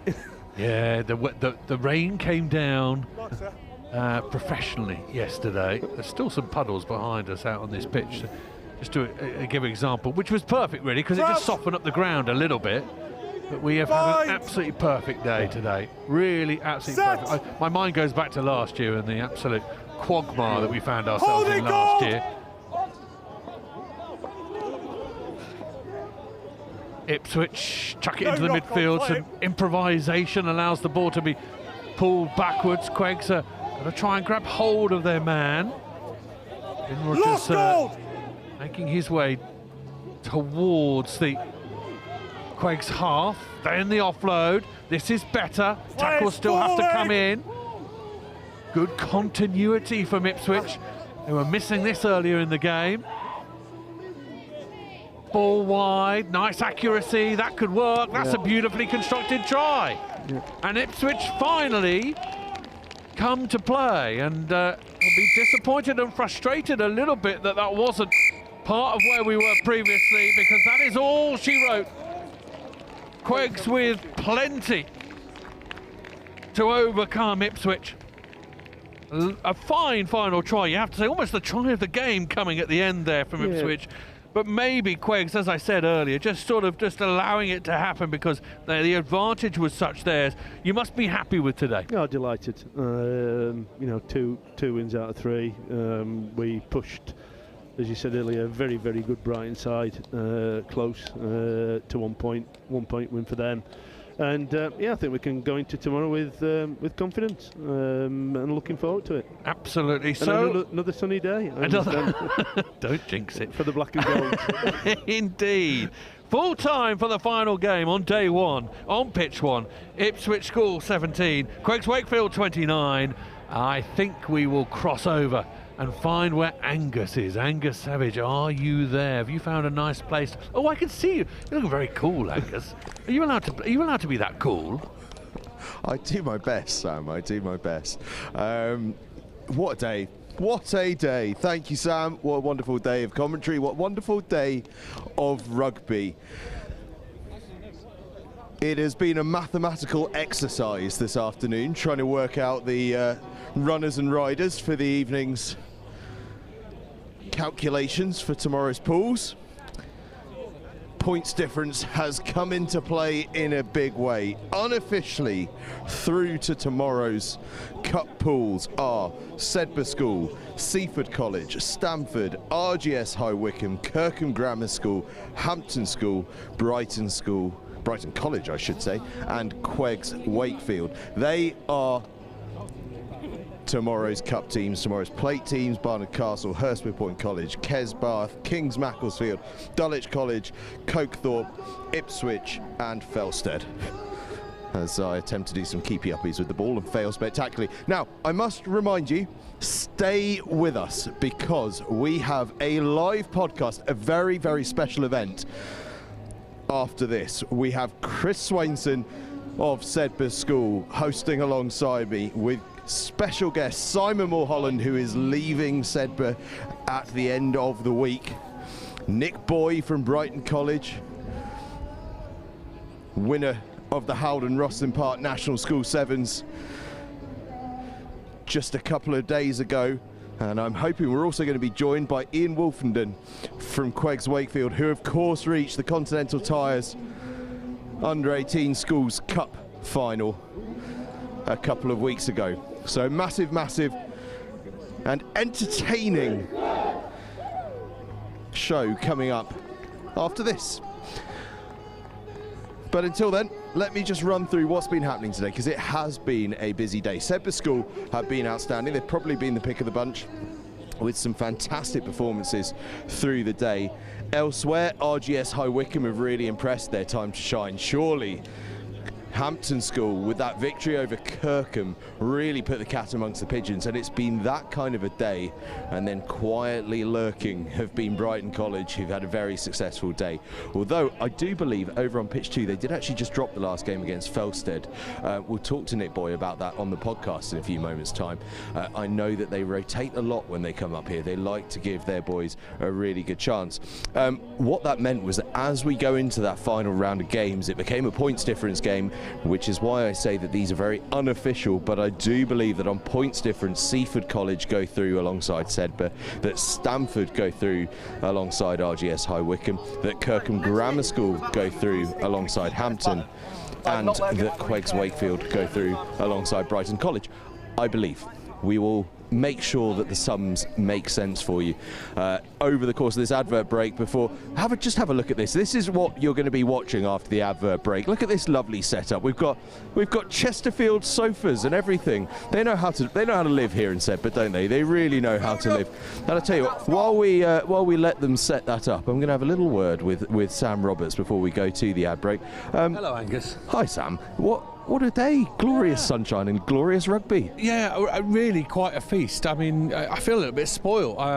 By the end of it, none of my papers were flying away. There was no rain. It was absolutely wonderful. Really good. Really happy for QEGS there. Pulled that out. Such heart that side. An incredible season. And to still be going. And speaking to their man, they're saying that side has been together since the age of 4 or 5. You know, it's absolutely brilliant. Great story. But I have to say, who stops Sedbergh? Who stops them? Because quite frankly, they look indomitable. They really do. But hey, tomorrow is another day. Maybe they'll sleep badly. Maybe someone will put something in their bed and they'll come out tomorrow morning and they won't quite fire. Who knows? But yeah, incredible day. Once again, of schoolboy rugby. To think that it follows on so quickly from Rosslyn Park is almost unfathomable. It's a really, really, really good day. Thank you. Well, it's been a magical day, hasn't it? It looks like if we just spin round here, we're going to show you how the sausage is made a little bit. Oh, we've just missed him. Richard Jackson, our floor manager today, I think is the title we're going to give him, was just lounging on one of those Chesterfields as we will be in a few moments' time. So what we're going to do, we're going to throw some adverts, and then it's live podcast time with Chris Swinson, Simon Mulholland, Nick Boy, Ian Wolfenden, and we'll see who else comes up. It's going to be pretty cool. We'll see you in a few moments' time.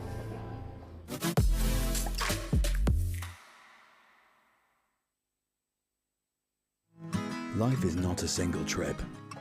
It's a collection of journeys. The big, life-changing adventures. The fun little detours from the day-to-day. Every mile matters. Lloyd Motor Group are here to help you get where you're going. Yours is the first face that I saw. I think I was blind before I met you. And I don't know where I am, I don't know where I've been, but I know where I want to go. And so I thought I'd let you know. But I realized that I need you, and I wondered if I could come home. In those moments, on those journeys, that's when you'll be glad you chose the right car. Lloyd Motor Group, for every journey.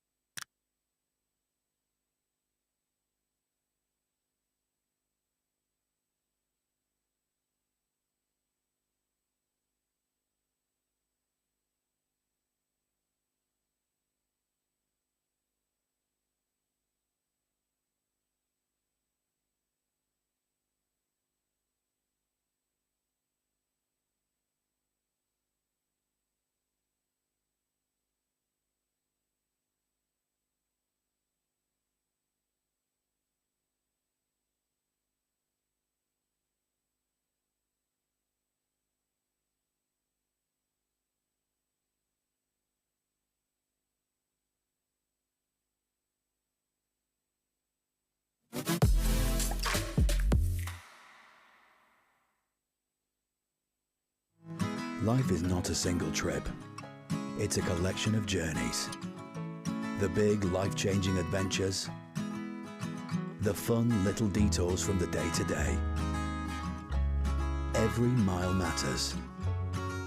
Lloyd Motor Group are here to help you get where you're going. Yours is the first face that I saw. I think I was blind before I met you. And I don't know where I am, I don't know where I've been, but I know where I want to go. And so I thought I'd let you know. But I realized that I need you, and I wondered if I could come home. In those moments, on those journeys, that's when you'll be glad you chose the right car. Lloyd Motor Group, for every journey.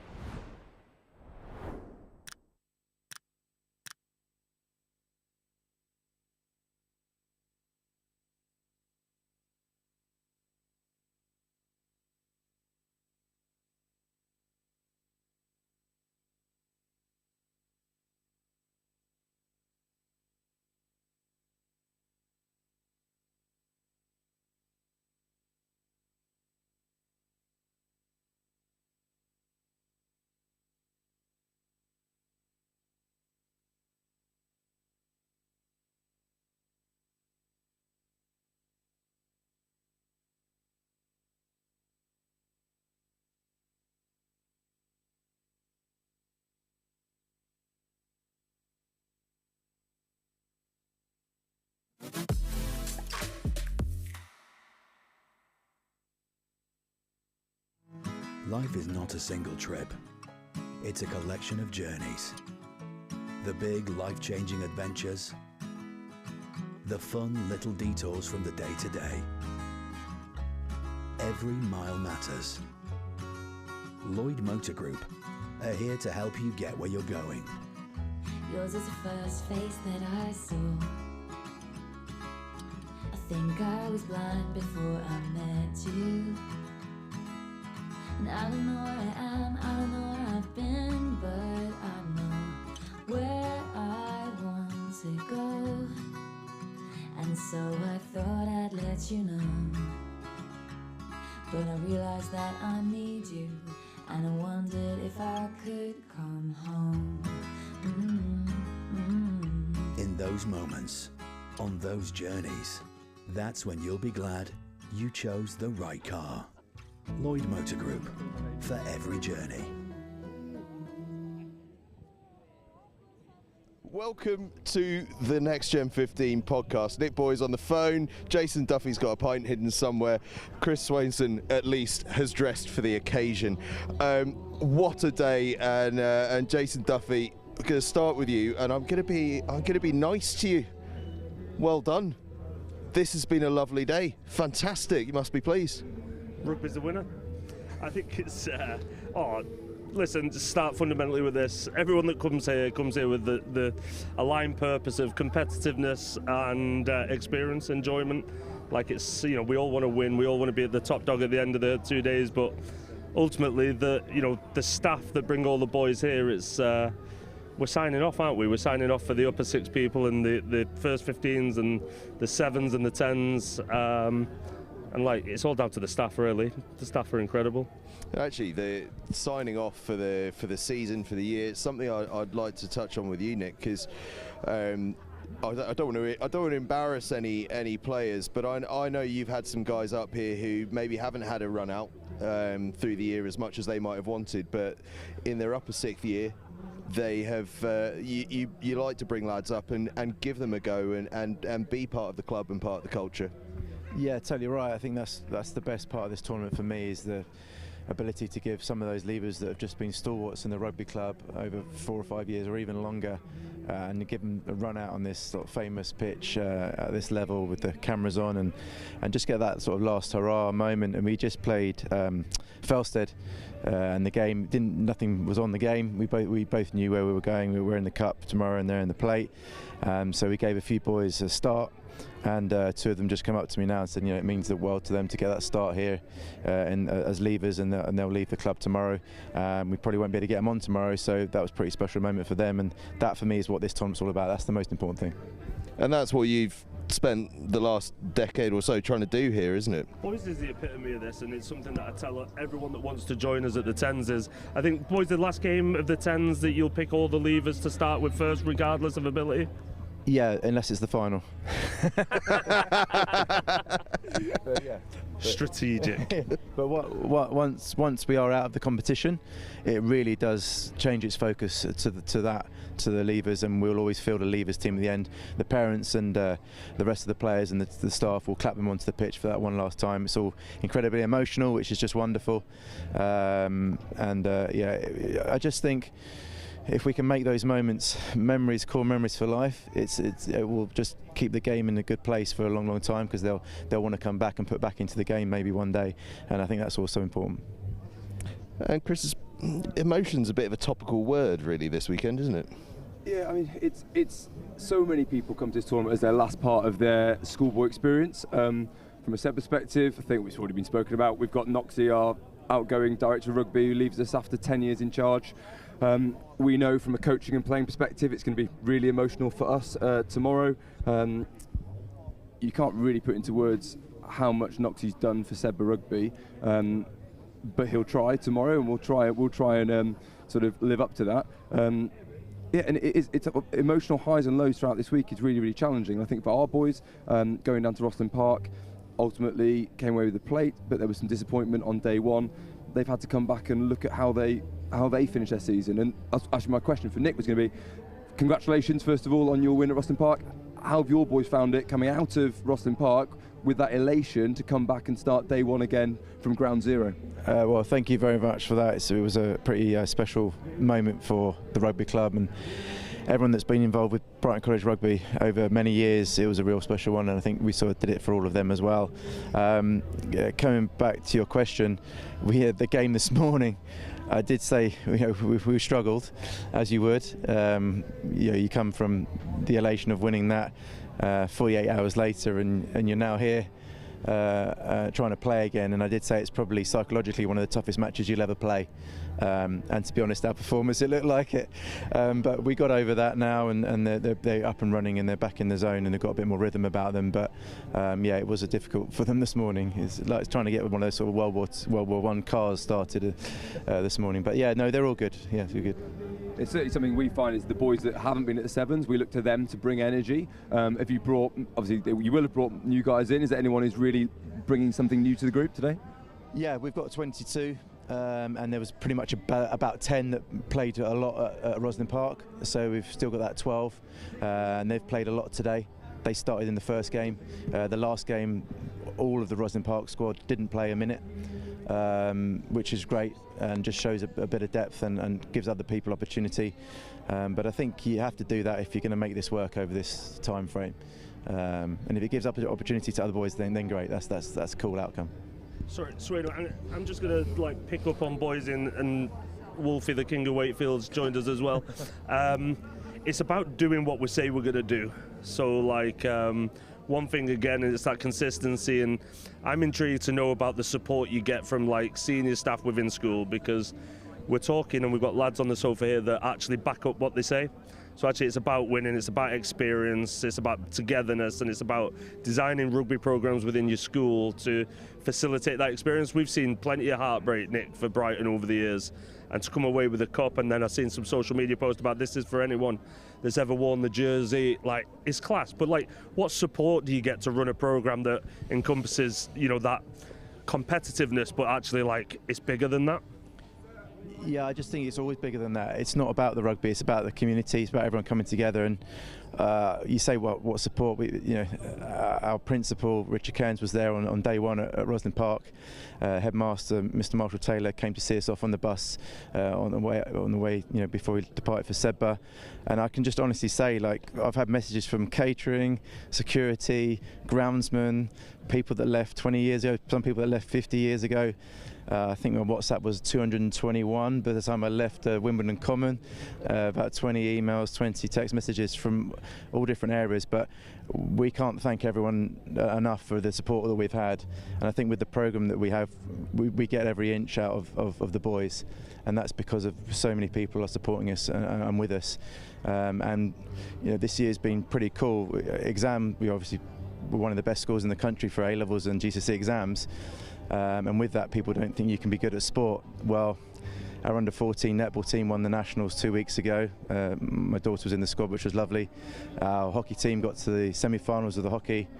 Our choir won UK Choir of the Year last year, and now we just won Roslin Park. So we're in a really special place. But those things don't happen without the support of a senior management team and just everyone in the whole community. It's really clear you've got a nice connection. Two faces knocking around that people might recognise. You've got Joel Conlon, who's left your programme to head up RGS Newcastle. He's back this weekend, spent some time with you guys. Same with Rob Wood, now at Warwick, was at Dulwich. He's back as well. And talking of people that come back, Wolfie, what's this tournament meant to you over the years? It's just, one, congratulations again. Quite an achievement. So yeah, well done with that. You and your boys must be ecstatic.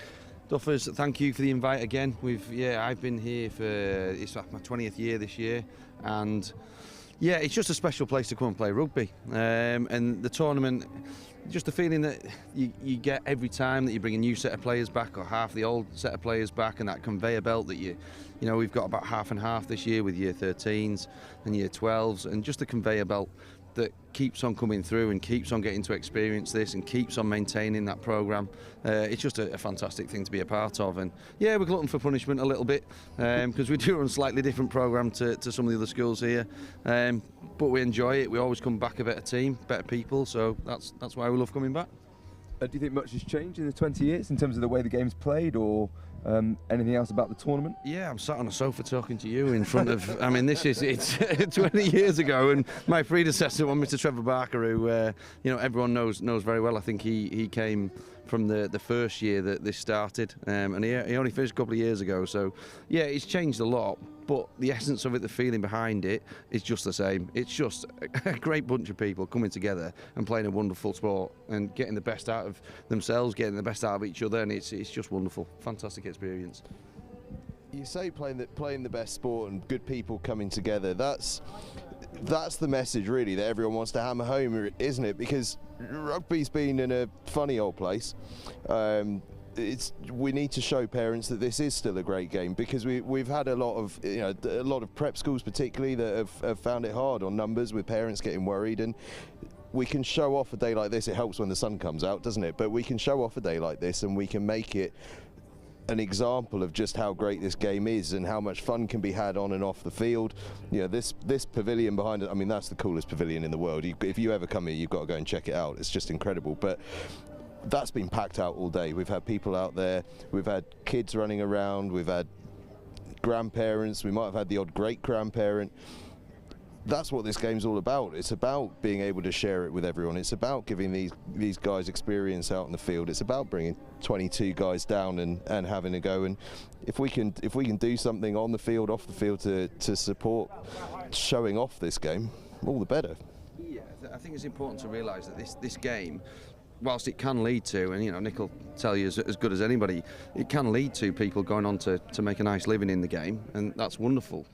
As you know, we have students that study English and they'll go on to be, you know, thespians, and we have, you know, every single walk of life in school gives you a pathway to succeed.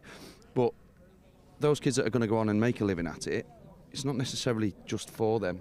It's actually a much bigger thing than that. It's, you know, schools rugby is not professional rugby. And we use it because we have the bias, yes, that it's just a wonderful educational tool. And all the things that we've talked about, that's what rugby gives and rugby brings. And you can do that in a different way, in different sports and different activities, different subjects. But this game, the special thing about it is exactly what we were just saying. I was saying before, it's the best out of yourself and the best out of each other. And it's a brilliant game for that. And if you can do that, you can do special things together. And that sort of leaks and permeates into other areas of school, into other areas of life. And yeah, whilst some people will go on to make a wonderful career and a wonderful living at it, it's not necessarily just for them. It's for actually the masses and masses of people that are going to use this to just develop themselves as people. And that's the best thing about it all, ultimately. When they all get back together in a few years' time, 10 years, 15, 20 years, I guarantee every single kid here will talk about days like today and tomorrow and the last game on it, and what binds them as, you know, youngsters at school, and then what stands them in good stead moving forward. Whether that be the workplace, university, they can walk into a rugby club anywhere in the world and they can make friends and they can join a community because they've got that skill set and ability to do so, and be valued, whether that be in a first team or a fifth team. Or a touch team. Like, they're the bits that we're sort of going, and I was just speaking to Dicko from Barnard Castle. A lad got on the squad last minute for an injury. He scored the intercept versus Sedbergh that put them through to the cup final, and it just blew his mind and all the other lads around him. And he was like, and they're all jumping around him now. Like, you know, that lad wouldn't have got the chance. Bit of luck, but he's had his moment. Not scared to get on the pitch, get in the mix. It's and that they're dotted around all of schoolboy rugby. So I think every week, every midweek fixture, there's moments like that happening up and down the country, and we probably just don't see or hear enough of it to really appreciate the scale of what these guys as schoolmasters are doing. Jason Duffy, as ever, getting his facts nailed down early doors. Seaford College Angus, with the intercept. Angus, could we all stand up and give him a round of applause? Are we giving him that? Simon Mulholland, Noxie, has not content with leaving and creating a weekend all about himself, has decided that he's going to show up late, just so that it's all about him. Hello. Hi. Good day. Yeah, good day. Good day. Good day. Good competition, I think. Like, yeah, weather helps, doesn't it? And some good rugby, and what a finish to the season for these young men. And I thought some of the play today was awesome. Yeah, enjoyed it.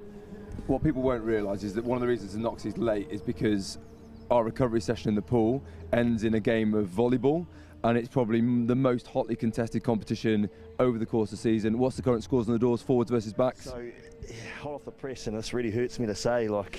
Get in there, boy. Yeah. The forwards won, and I did everything I could to stop that from happening. Yes. Forwards got there and a winner take all, so yeah, it's you know, rugby's important. That one hurt me. Yeah, that can you one hurt name me. MVP from that? MVP. No, I can't. LVP, No. least valuable? Least valuable. No, the forwards went well, all of them, across the board. Nico Jones had a good day, actually, to be fair. So, yeah. Helps when he's 6'12". Who knew volleyball was such an important part of Sedbergh culture? I guess we should embarrass him a bit. Should we do that? Should we embarrass him? Just sit and tell him how wonderful he is repeatedly. No, let's go the other way. Noxie, hardest moment in charge of Sedbergh Rugby in a brown shirt. Any of the big moments where you've probably learnt more about yourself and learnt more about the boys? Sorry, I've thrown that one to you. Anything you can think of? Tough. I mean, yeah, like you always remember the losses, don't you? The close losses. We've had some great games. So, you know, like for instance, you know, losing twice to you guys a couple of years ago, 7s and then 10s against awesome Brighton teams. You know, two teams that play great rugby, like and obviously goes out saying very well coached. You know, yeah, look. Had some good tough days at Millfield. Away games at Blackrock always hard. I mean, I could tell you by far the toughest moment off the field was telling the boys I was going. Probably was the hardest thing I've done probably, and that was emotional. But yeah, look, you remember those and those close tough losses and but also those ones where you just beaten by a better team, which was ultimately an awesome experience for me and the boys, and that's what you want. You know, some good games over the years. And could you pick out any highlights? There's been lots, as there has been for everyone on the sofa, but have you got any particular highlights as you head off? I think you obviously remember the wins. That's the other side of the coin as well. We've had some success. Under 15 Cup at Twickenham, when you know, Swanner, you took us there, was a memorable moment. The whole school watching. Yeah, the Royal Park victories, you know, the unbeaten seasons were great. I mean, you know, our 4th and 5th team rocking out and playing some good opposition and running through a full school tunnel, you know, that kind of stuff sticks with you. Winning away at Blackrock, amazing. Our win over Wellington, I think 2018-19, when they were phenomenal. I thought their forward pack, they'd just won Joe's.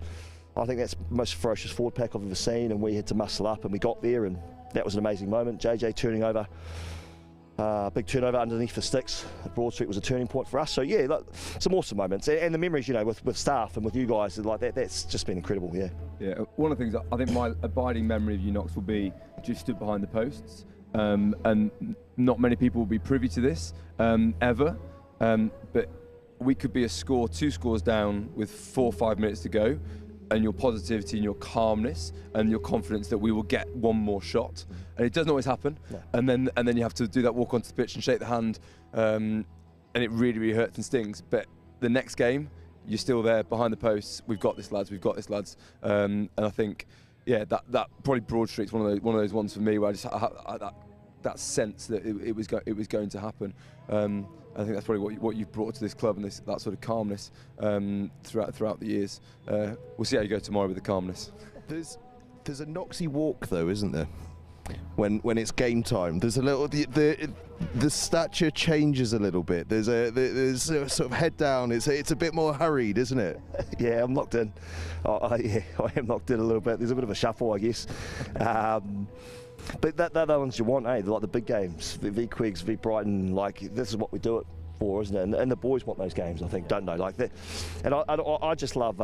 Yeah, I do lock in. There's definitely a period where I like to be a bit focused, I guess, like every coach. I love the time with my coaches though as well. You know, that sort of time before kickoff when we're just finalising a few things, and that final handshake with your mates is pretty special for me. But yeah, I guess I do walk a little bit differently sometimes when I'm focused. Yeah. Nick, Wolfie, any pre-game sort of rituals or moments that you have? I mean, sort of the song for Brighton, is that still going on with the? Well, I was going back to the walk. I've been given a hard time for that same walk when you're in that zone and you sort of, you know, you do get into that sort of rhythm. But I was going to say, obviously, I'm really sad to see you go. But there is a big part of me that's quite pleased that you're going as well. So yeah, but no doubt Sedbergh will continue to be strong. But it's been some great battles over the years, and your teams are just wonderful to watch, and their honesty and integrity is also always there, which comes from the top always, and that comes from you. So, but make sure you're definitely going. But yeah. Yeah, sort of. I guess that touched on values a bit, doesn't it? every side here will say that their culture is really special, it's unique. What would you say is perhaps unique to the QEGS or the Brighton environment that we might not see from the outside, or we see glimpses of it? What sort of connects you to your history in that way? Yeah, for us, I think it's there's a bit of a sort of a made in QEGS theme. There's a logo that the school use, and it's used here and there, but it's actually the meaning behind that. When we say made in QEGS, 15 of the lads we've got here came through our pre-prep, and the system we've run, and then before me, John Scholl and Trev and put in place, and the legacy that we're trying to continue, and now Sam Cook, I don't know where he is, he's now in charge of rugby and doing a fantastic job taking it forwards. The Made in QEGS thing is very much that, in the fact that we try and just build with the pupils we've got, coach the kids we've got, and we've got 2 lads that have come in, because one of them, there wasn't a rugby programme at his school, the other one, there was no sixth form at his school, so because we were the right product for them and the right fit, so the Made in QEGS thing's pretty good and pretty special, I think.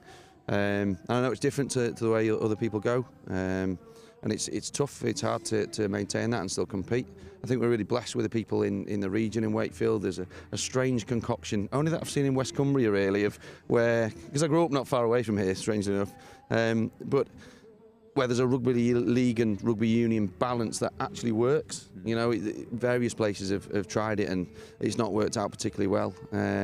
But in Wakefield, there's a real rugby league, rugby union balance that works, and it's very much in the people and in the kids and in the families. And if we can just tap into that and keep doing that, then obviously keep our programme going. And it's just nice to keep competing. Have you done the groups for tomorrow yet? I've left Big Eric, he's on it. Is he? Yeah, as we speak, he's beavering away. Because I don't think we'll get you guys again. They pipped us by a point today. We like to run them close. We play each other every year, don't we? Either here or Brighton. We run out against each other at pitch 3. Yeah. It wouldn't be the same without having a run out. It was strange this year because we were chucking it about a bit and you were picking and going. Reverse roles. Yeah, reverse. Yeah, we were. Yeah. On there as well. Terrible. So it was. But we'll maybe get Sedbergh again and give you another run before you go, because there's some games have been pretty close, and it'd be wonderful to go again. So you can fix the groups. It's fine, mate. No problems. And down on the south coast, what makes Brighton unique? I think, as you know, we do a few things a bit differently. We love that. We do a lot of theming, so we've got obviously the Fleetwood Mac song that's evolved over time. They won't play a match without singing that song now. We had a few grumpy referees over the last year or so that we're not playing until we sing. So, but we've had like Top Gun, we've had I'm Knuff, we've had Silent Assassins, we've had party themes. So we try and have each team has its own identity, and we let the boys work that out for themselves. So that's something that we've enjoyed doing. But ultimately, the rugby club, and you touched on it earlier, it's just all about hopefully making young boys into brilliant young men. That's ultimately what we're trying to do, and that's the main goal and objective. And our measures of success are that. And our measures of success will be having fun, development, producing really good boys to become good young men. And if you get all that right, I think you might win things on the back of it anyway, because those core values come through. Yeah, it was so nice to see today. We've got loads of old Sedbergians back, and actually same year group as Sam Moore, our new director of rugby. About 4 or 5 lads from his year group are back. I mean, you're looking at lads there, and they've not gone on to play Premiership rugby or anything like that, but they're just great lads, and they work so hard. I'm thinking of boys like Will Green, Cameron Dale, second team Warriors, or Will Green first team, but Cameron Dale mostly second team, probably got on the pitch for the first team a couple of times, and those guys are like the heartbeat of the club. And I think, Knox, can you think over the years of any of those players that maybe people wouldn't know the names of, that you would really sort of hold really high up in your esteem and memory? Yeah, I mean, there's always those glue boys, isn't it, that you pick the squad around, I guess. Like guys like Jack Hill spring to mind. He was just outstanding, and a team that won everything. Like Johnny Mason. I mean, the list could go on and on. There's so many. And what I loved about them was they're very selfless. I'm sure we have that as coaches, but these guys that come in and they're not the superstars, they'll do whatever they can for the team. whatever they can to make that jersey a little bit better for the next person. Like that's the thing, you know. And we obviously we're lucky enough to have the boards behind me and Bus Pavoon, and you know, it's easy to go in there and pick out the superstars. What we find really interesting is those other guys that have, you know, done a lot of the work for us and won't always get the plaudits, but we as coaches love them. Yeah. Of course, that's the same Johnny Mason that sat next to Bevan Rod for a 12-hour flight and watched 20-minute cartoons back to back for 12 hours. Yeah, Sponge Bob, SquarePants. Attention span of a gnat. Yeah. Nah, good boys. Great boys. Yeah. So, I mean, there's a reason we've got you three along. You've been in place for years and years and years and years. You've seen the schools rugby scene over that time. We've talked a little bit about the way it's changed. What do we think? Knox, to start with you because you sat next to me. Nice, fair policy that. What do you think it looks like in the next 10 years? Where do you think we're going? Good question. I mean, yeah, I think. Well, let me start by saying I think this is the best form of game around. Like, you know, these boys are playing with their mates, and I think that can be underestimated. I think the memories that they make and they create with their brothers and their schoolmates, which are schoolmates for life, whether they go on and play pro rugby, whether they play university rugby or club rugby, I think that's really important that they it's never underestimated how much it means to them to play for their school and put on their school armour. I think that's important. And I think, look, I think there has to be a bit of a review around that in academies and how that goes. It does worry me that those academy games seem to be coming back in again, and what looked like a pretty fair system, like they're creeping them to October half term and they're back in December, and you know, these boys need some rest as well. So yeah, look, I think just getting that balance right between academy and school and having that mindset around these boys just love playing for their school. They love playing for their school. Like, and why wouldn't you? Like, you know, moments like this and playing against teams of this kind of quality, like it's, to me, it's incredible. As Angels goes on in the background, the emotion building. Yeah, Nick, where do you see the next sort of 10 years of the schools rugby scene? It's a changing world, but maybe not so fast on the schools rugby front. I genuinely think that 5-10 years time, I don't think it will change. And the reason I don't think it will change is because there's just so many good, intelligent, passionate people that we will make it work. Whether we have to adapt on certain things as we already have, I just think that's where I see it. There's just so many people that are passionate about it, and it's been such a core part of the school system in the UK. I think it will hopefully be preserved by people that are watching here and youngsters and young teachers coming through and so on. So probably not that exciting an answer, but I just genuinely believe that. And I think going back to Knox's thing about the sort of the academy side of it, our job as schoolboy teachers is not to produce professional rugby players or international rugby players. And when they talk to us about when they can and can't play, we're not doing it for that. We're doing it because they want to play for their school. They love playing for their school. And when I speak to other friends that have played for British Lions, England, Ireland, whatever, and you ask all of them what was your favourite rugby in your lifetime, they all say their schoolboy rugby. All of them say that. And so that's why I think it will continue. There's going to be some bumps along the road and some hurdles, but I think there's enough passion and intelligence for us to get through that. Wolfie, to finish off, any changes next 10 years? Well, what they said. I mean, it's exactly that. The only thing to add is, again, as I said before, it's just remember, and sorry for the people who hear me say this all the time, but who it's for and what it's for. And remember who it's for and what it's for. Yeah, the union have worked hard to make, and we've all embraced making the game safer.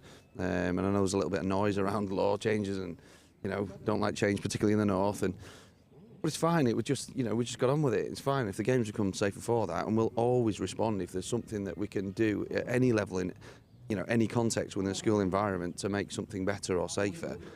We'll try and do that. We'll buy into it, and it's enhanced the game if anything. So, you know, just thinking about who it's for and what it's for.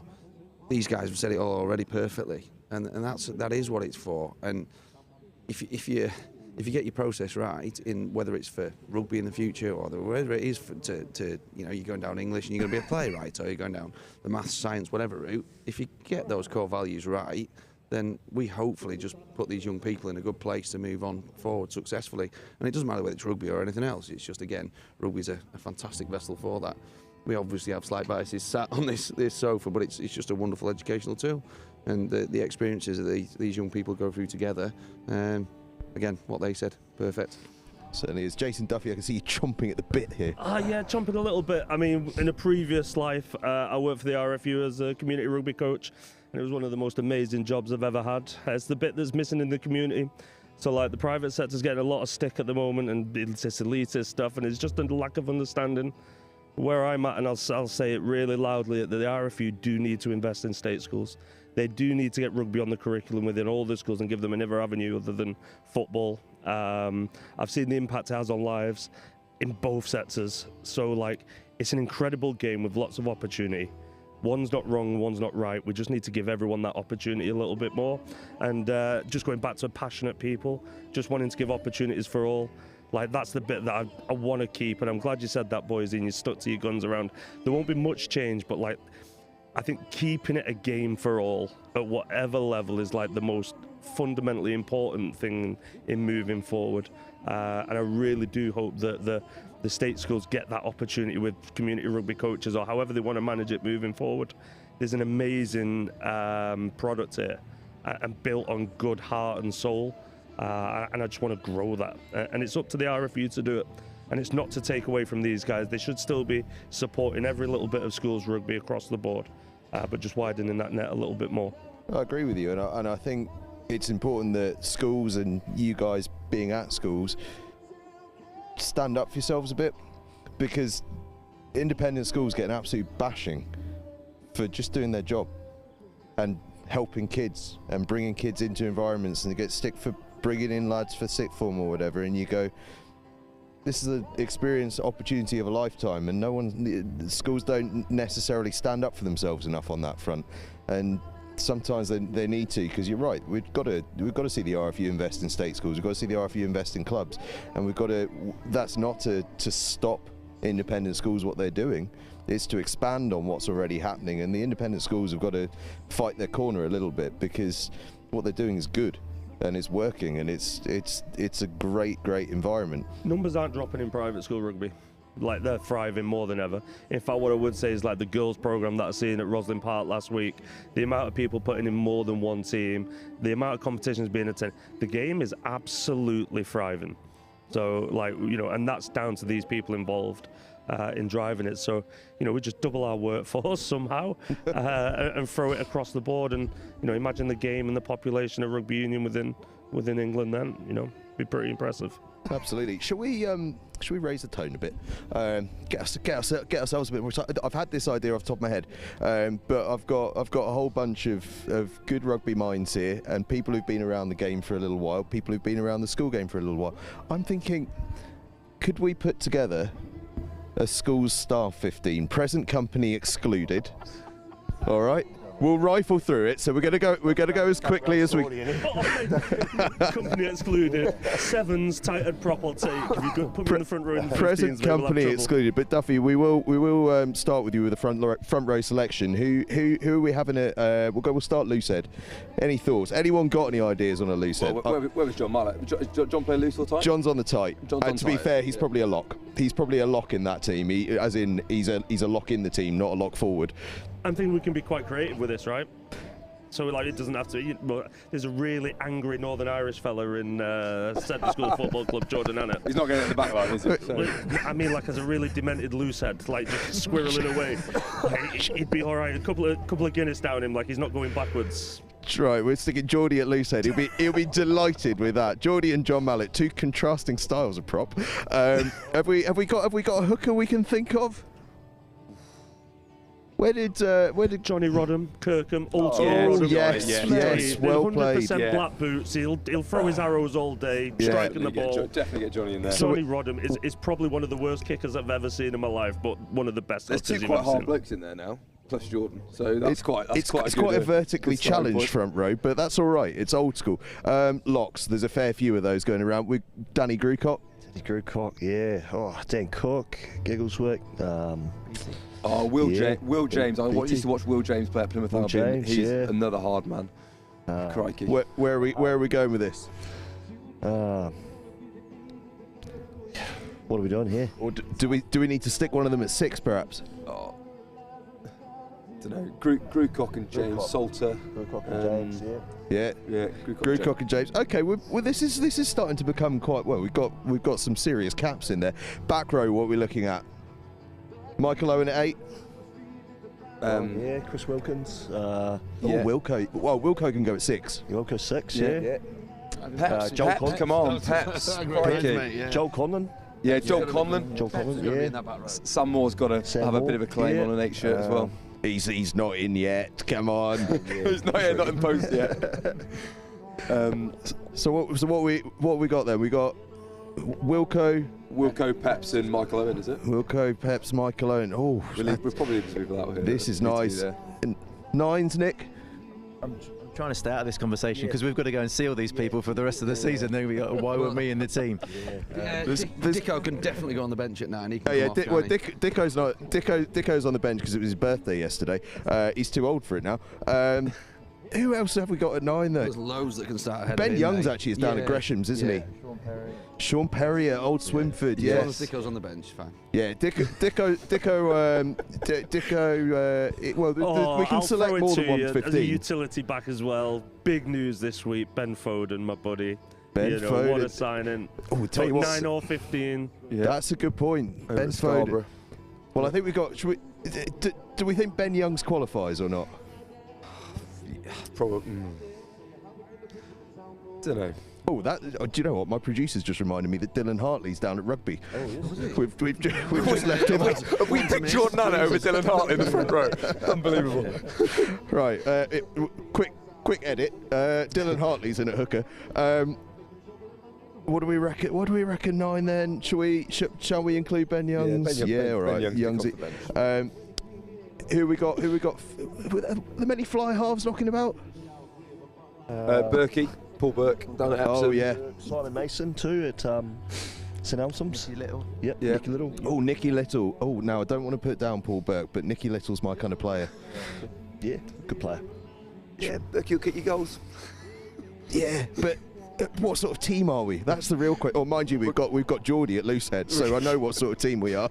All right, absolutely fine. We'll get Berkey in at 10, and we'll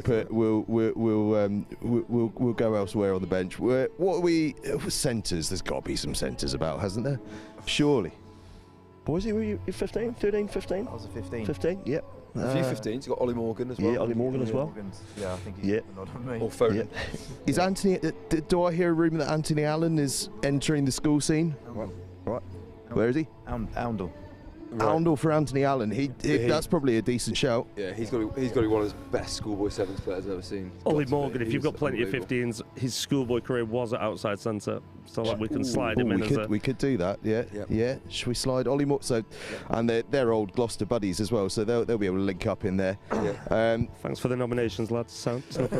Well, you know, Jason, you'd have to do some coaching.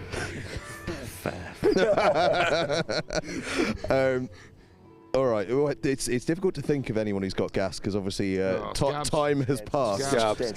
Dan Scarborough, definitely. Bradford Grammar School, yeah.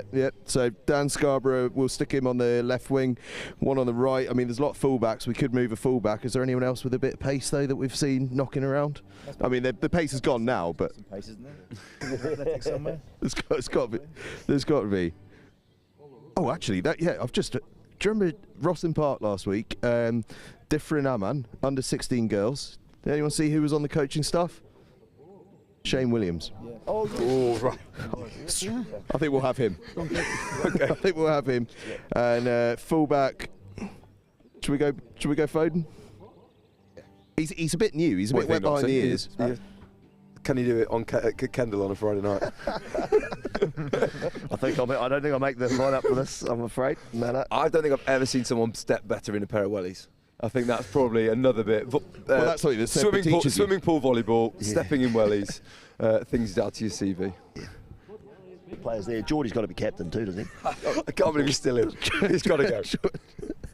Geordie's leading this team. I think we're going to get him to set up a WhatsApp group with them all. They're going to be going right. So that's a fairly solid lineup then. We got Geordie, Dylan Hartley, John Mallett, Koke. Who was the other second row we had in? Did you put Salter in there? Can't remember. Oh, Will James. Oh yeah, Will James, Wilco, Pepper, Michael Owen, Ben Youngs, Paul Burke, Anthony Allen, Ollie Morgan, wings of Shane Williams and Dan Scarborough, and at fullback, Ben Foden. Not bad. We'll take that. Right, very nice, chaps. Anything else? Just the music just died down, so quick fire one. Karaoke song. Jason Duffy, what you on? Westlife, Flying Without Wings. Wolfie? Oh, absolutely anything but instrumental. Yeah. It's got to be The Gambler. Yeah, I almost want to hear it. Everywhere Fleetwood Mac, isn't it? Brighton College, as ever, know where they're at. Bro, we'll hear some songs tomorrow, hopefully. We certainly will. All the tents. Looking forward to it. Gents, thanks for joining us. It's been really cool to chat. Noxie, congratulations. Well done. It's a cool move. It's a shame for these boys, but it's a cool move. I think everyone around here and the schools rugby world is going to be sad to lose you to the English school scene, but we're going to be tuning in, and well, you're going to get us signed up to come over there, I hope. So they will all be tuning in, and we'll be watching how it goes with a lot of excitement. But a big day coming up first. So one more round. One more go at it, yeah, and awesome, eh? Like, let's make some memories as schools, and what a way for those upper six to sign off, and yeah, it's gonna be a great day. Making memories. We've got to go off and make some memories of our own in a couple of minutes' time. So we'll leave it there. Thanks for joining us. Thank you, everybody. Thanks, Angus, and Next Gen as well.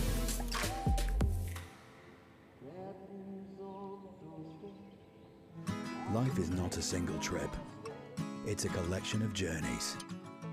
The big, life-changing adventures. The fun little detours from the day-to-day. Every mile matters. Lloyd Motor Group are here to help you get where you're going. Yours is the first face that I saw. I think I was blind before I met you. And I don't know where I am, I don't know where I've been, but I know where I want to go. And so I thought I'd let you know. But I realized that I need you, and I wondered if I could come home. In those moments, on those journeys, that's when you'll be glad you chose the right car. Lloyd Motor Group, for every journey.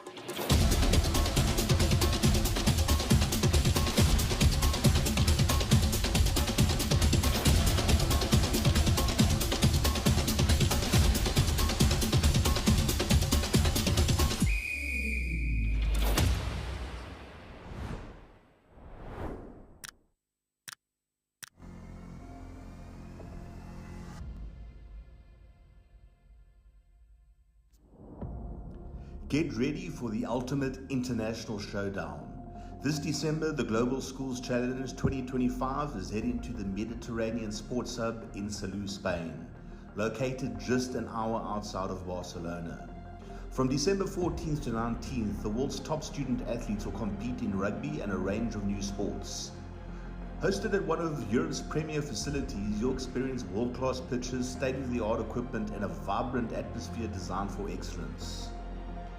Off the field, explore the beautiful coastal town of Salou, enjoy golden beaches, and take a trip to Barcelona for iconic landmarks like the Sagrada Familia and the Nou Camp. Every game will be streamed live by NextGen15, bringing the action to a global audience. Don't miss your chance to be part of this incredible event. Register now at globalschoolschallenge.com and rise to the challenge.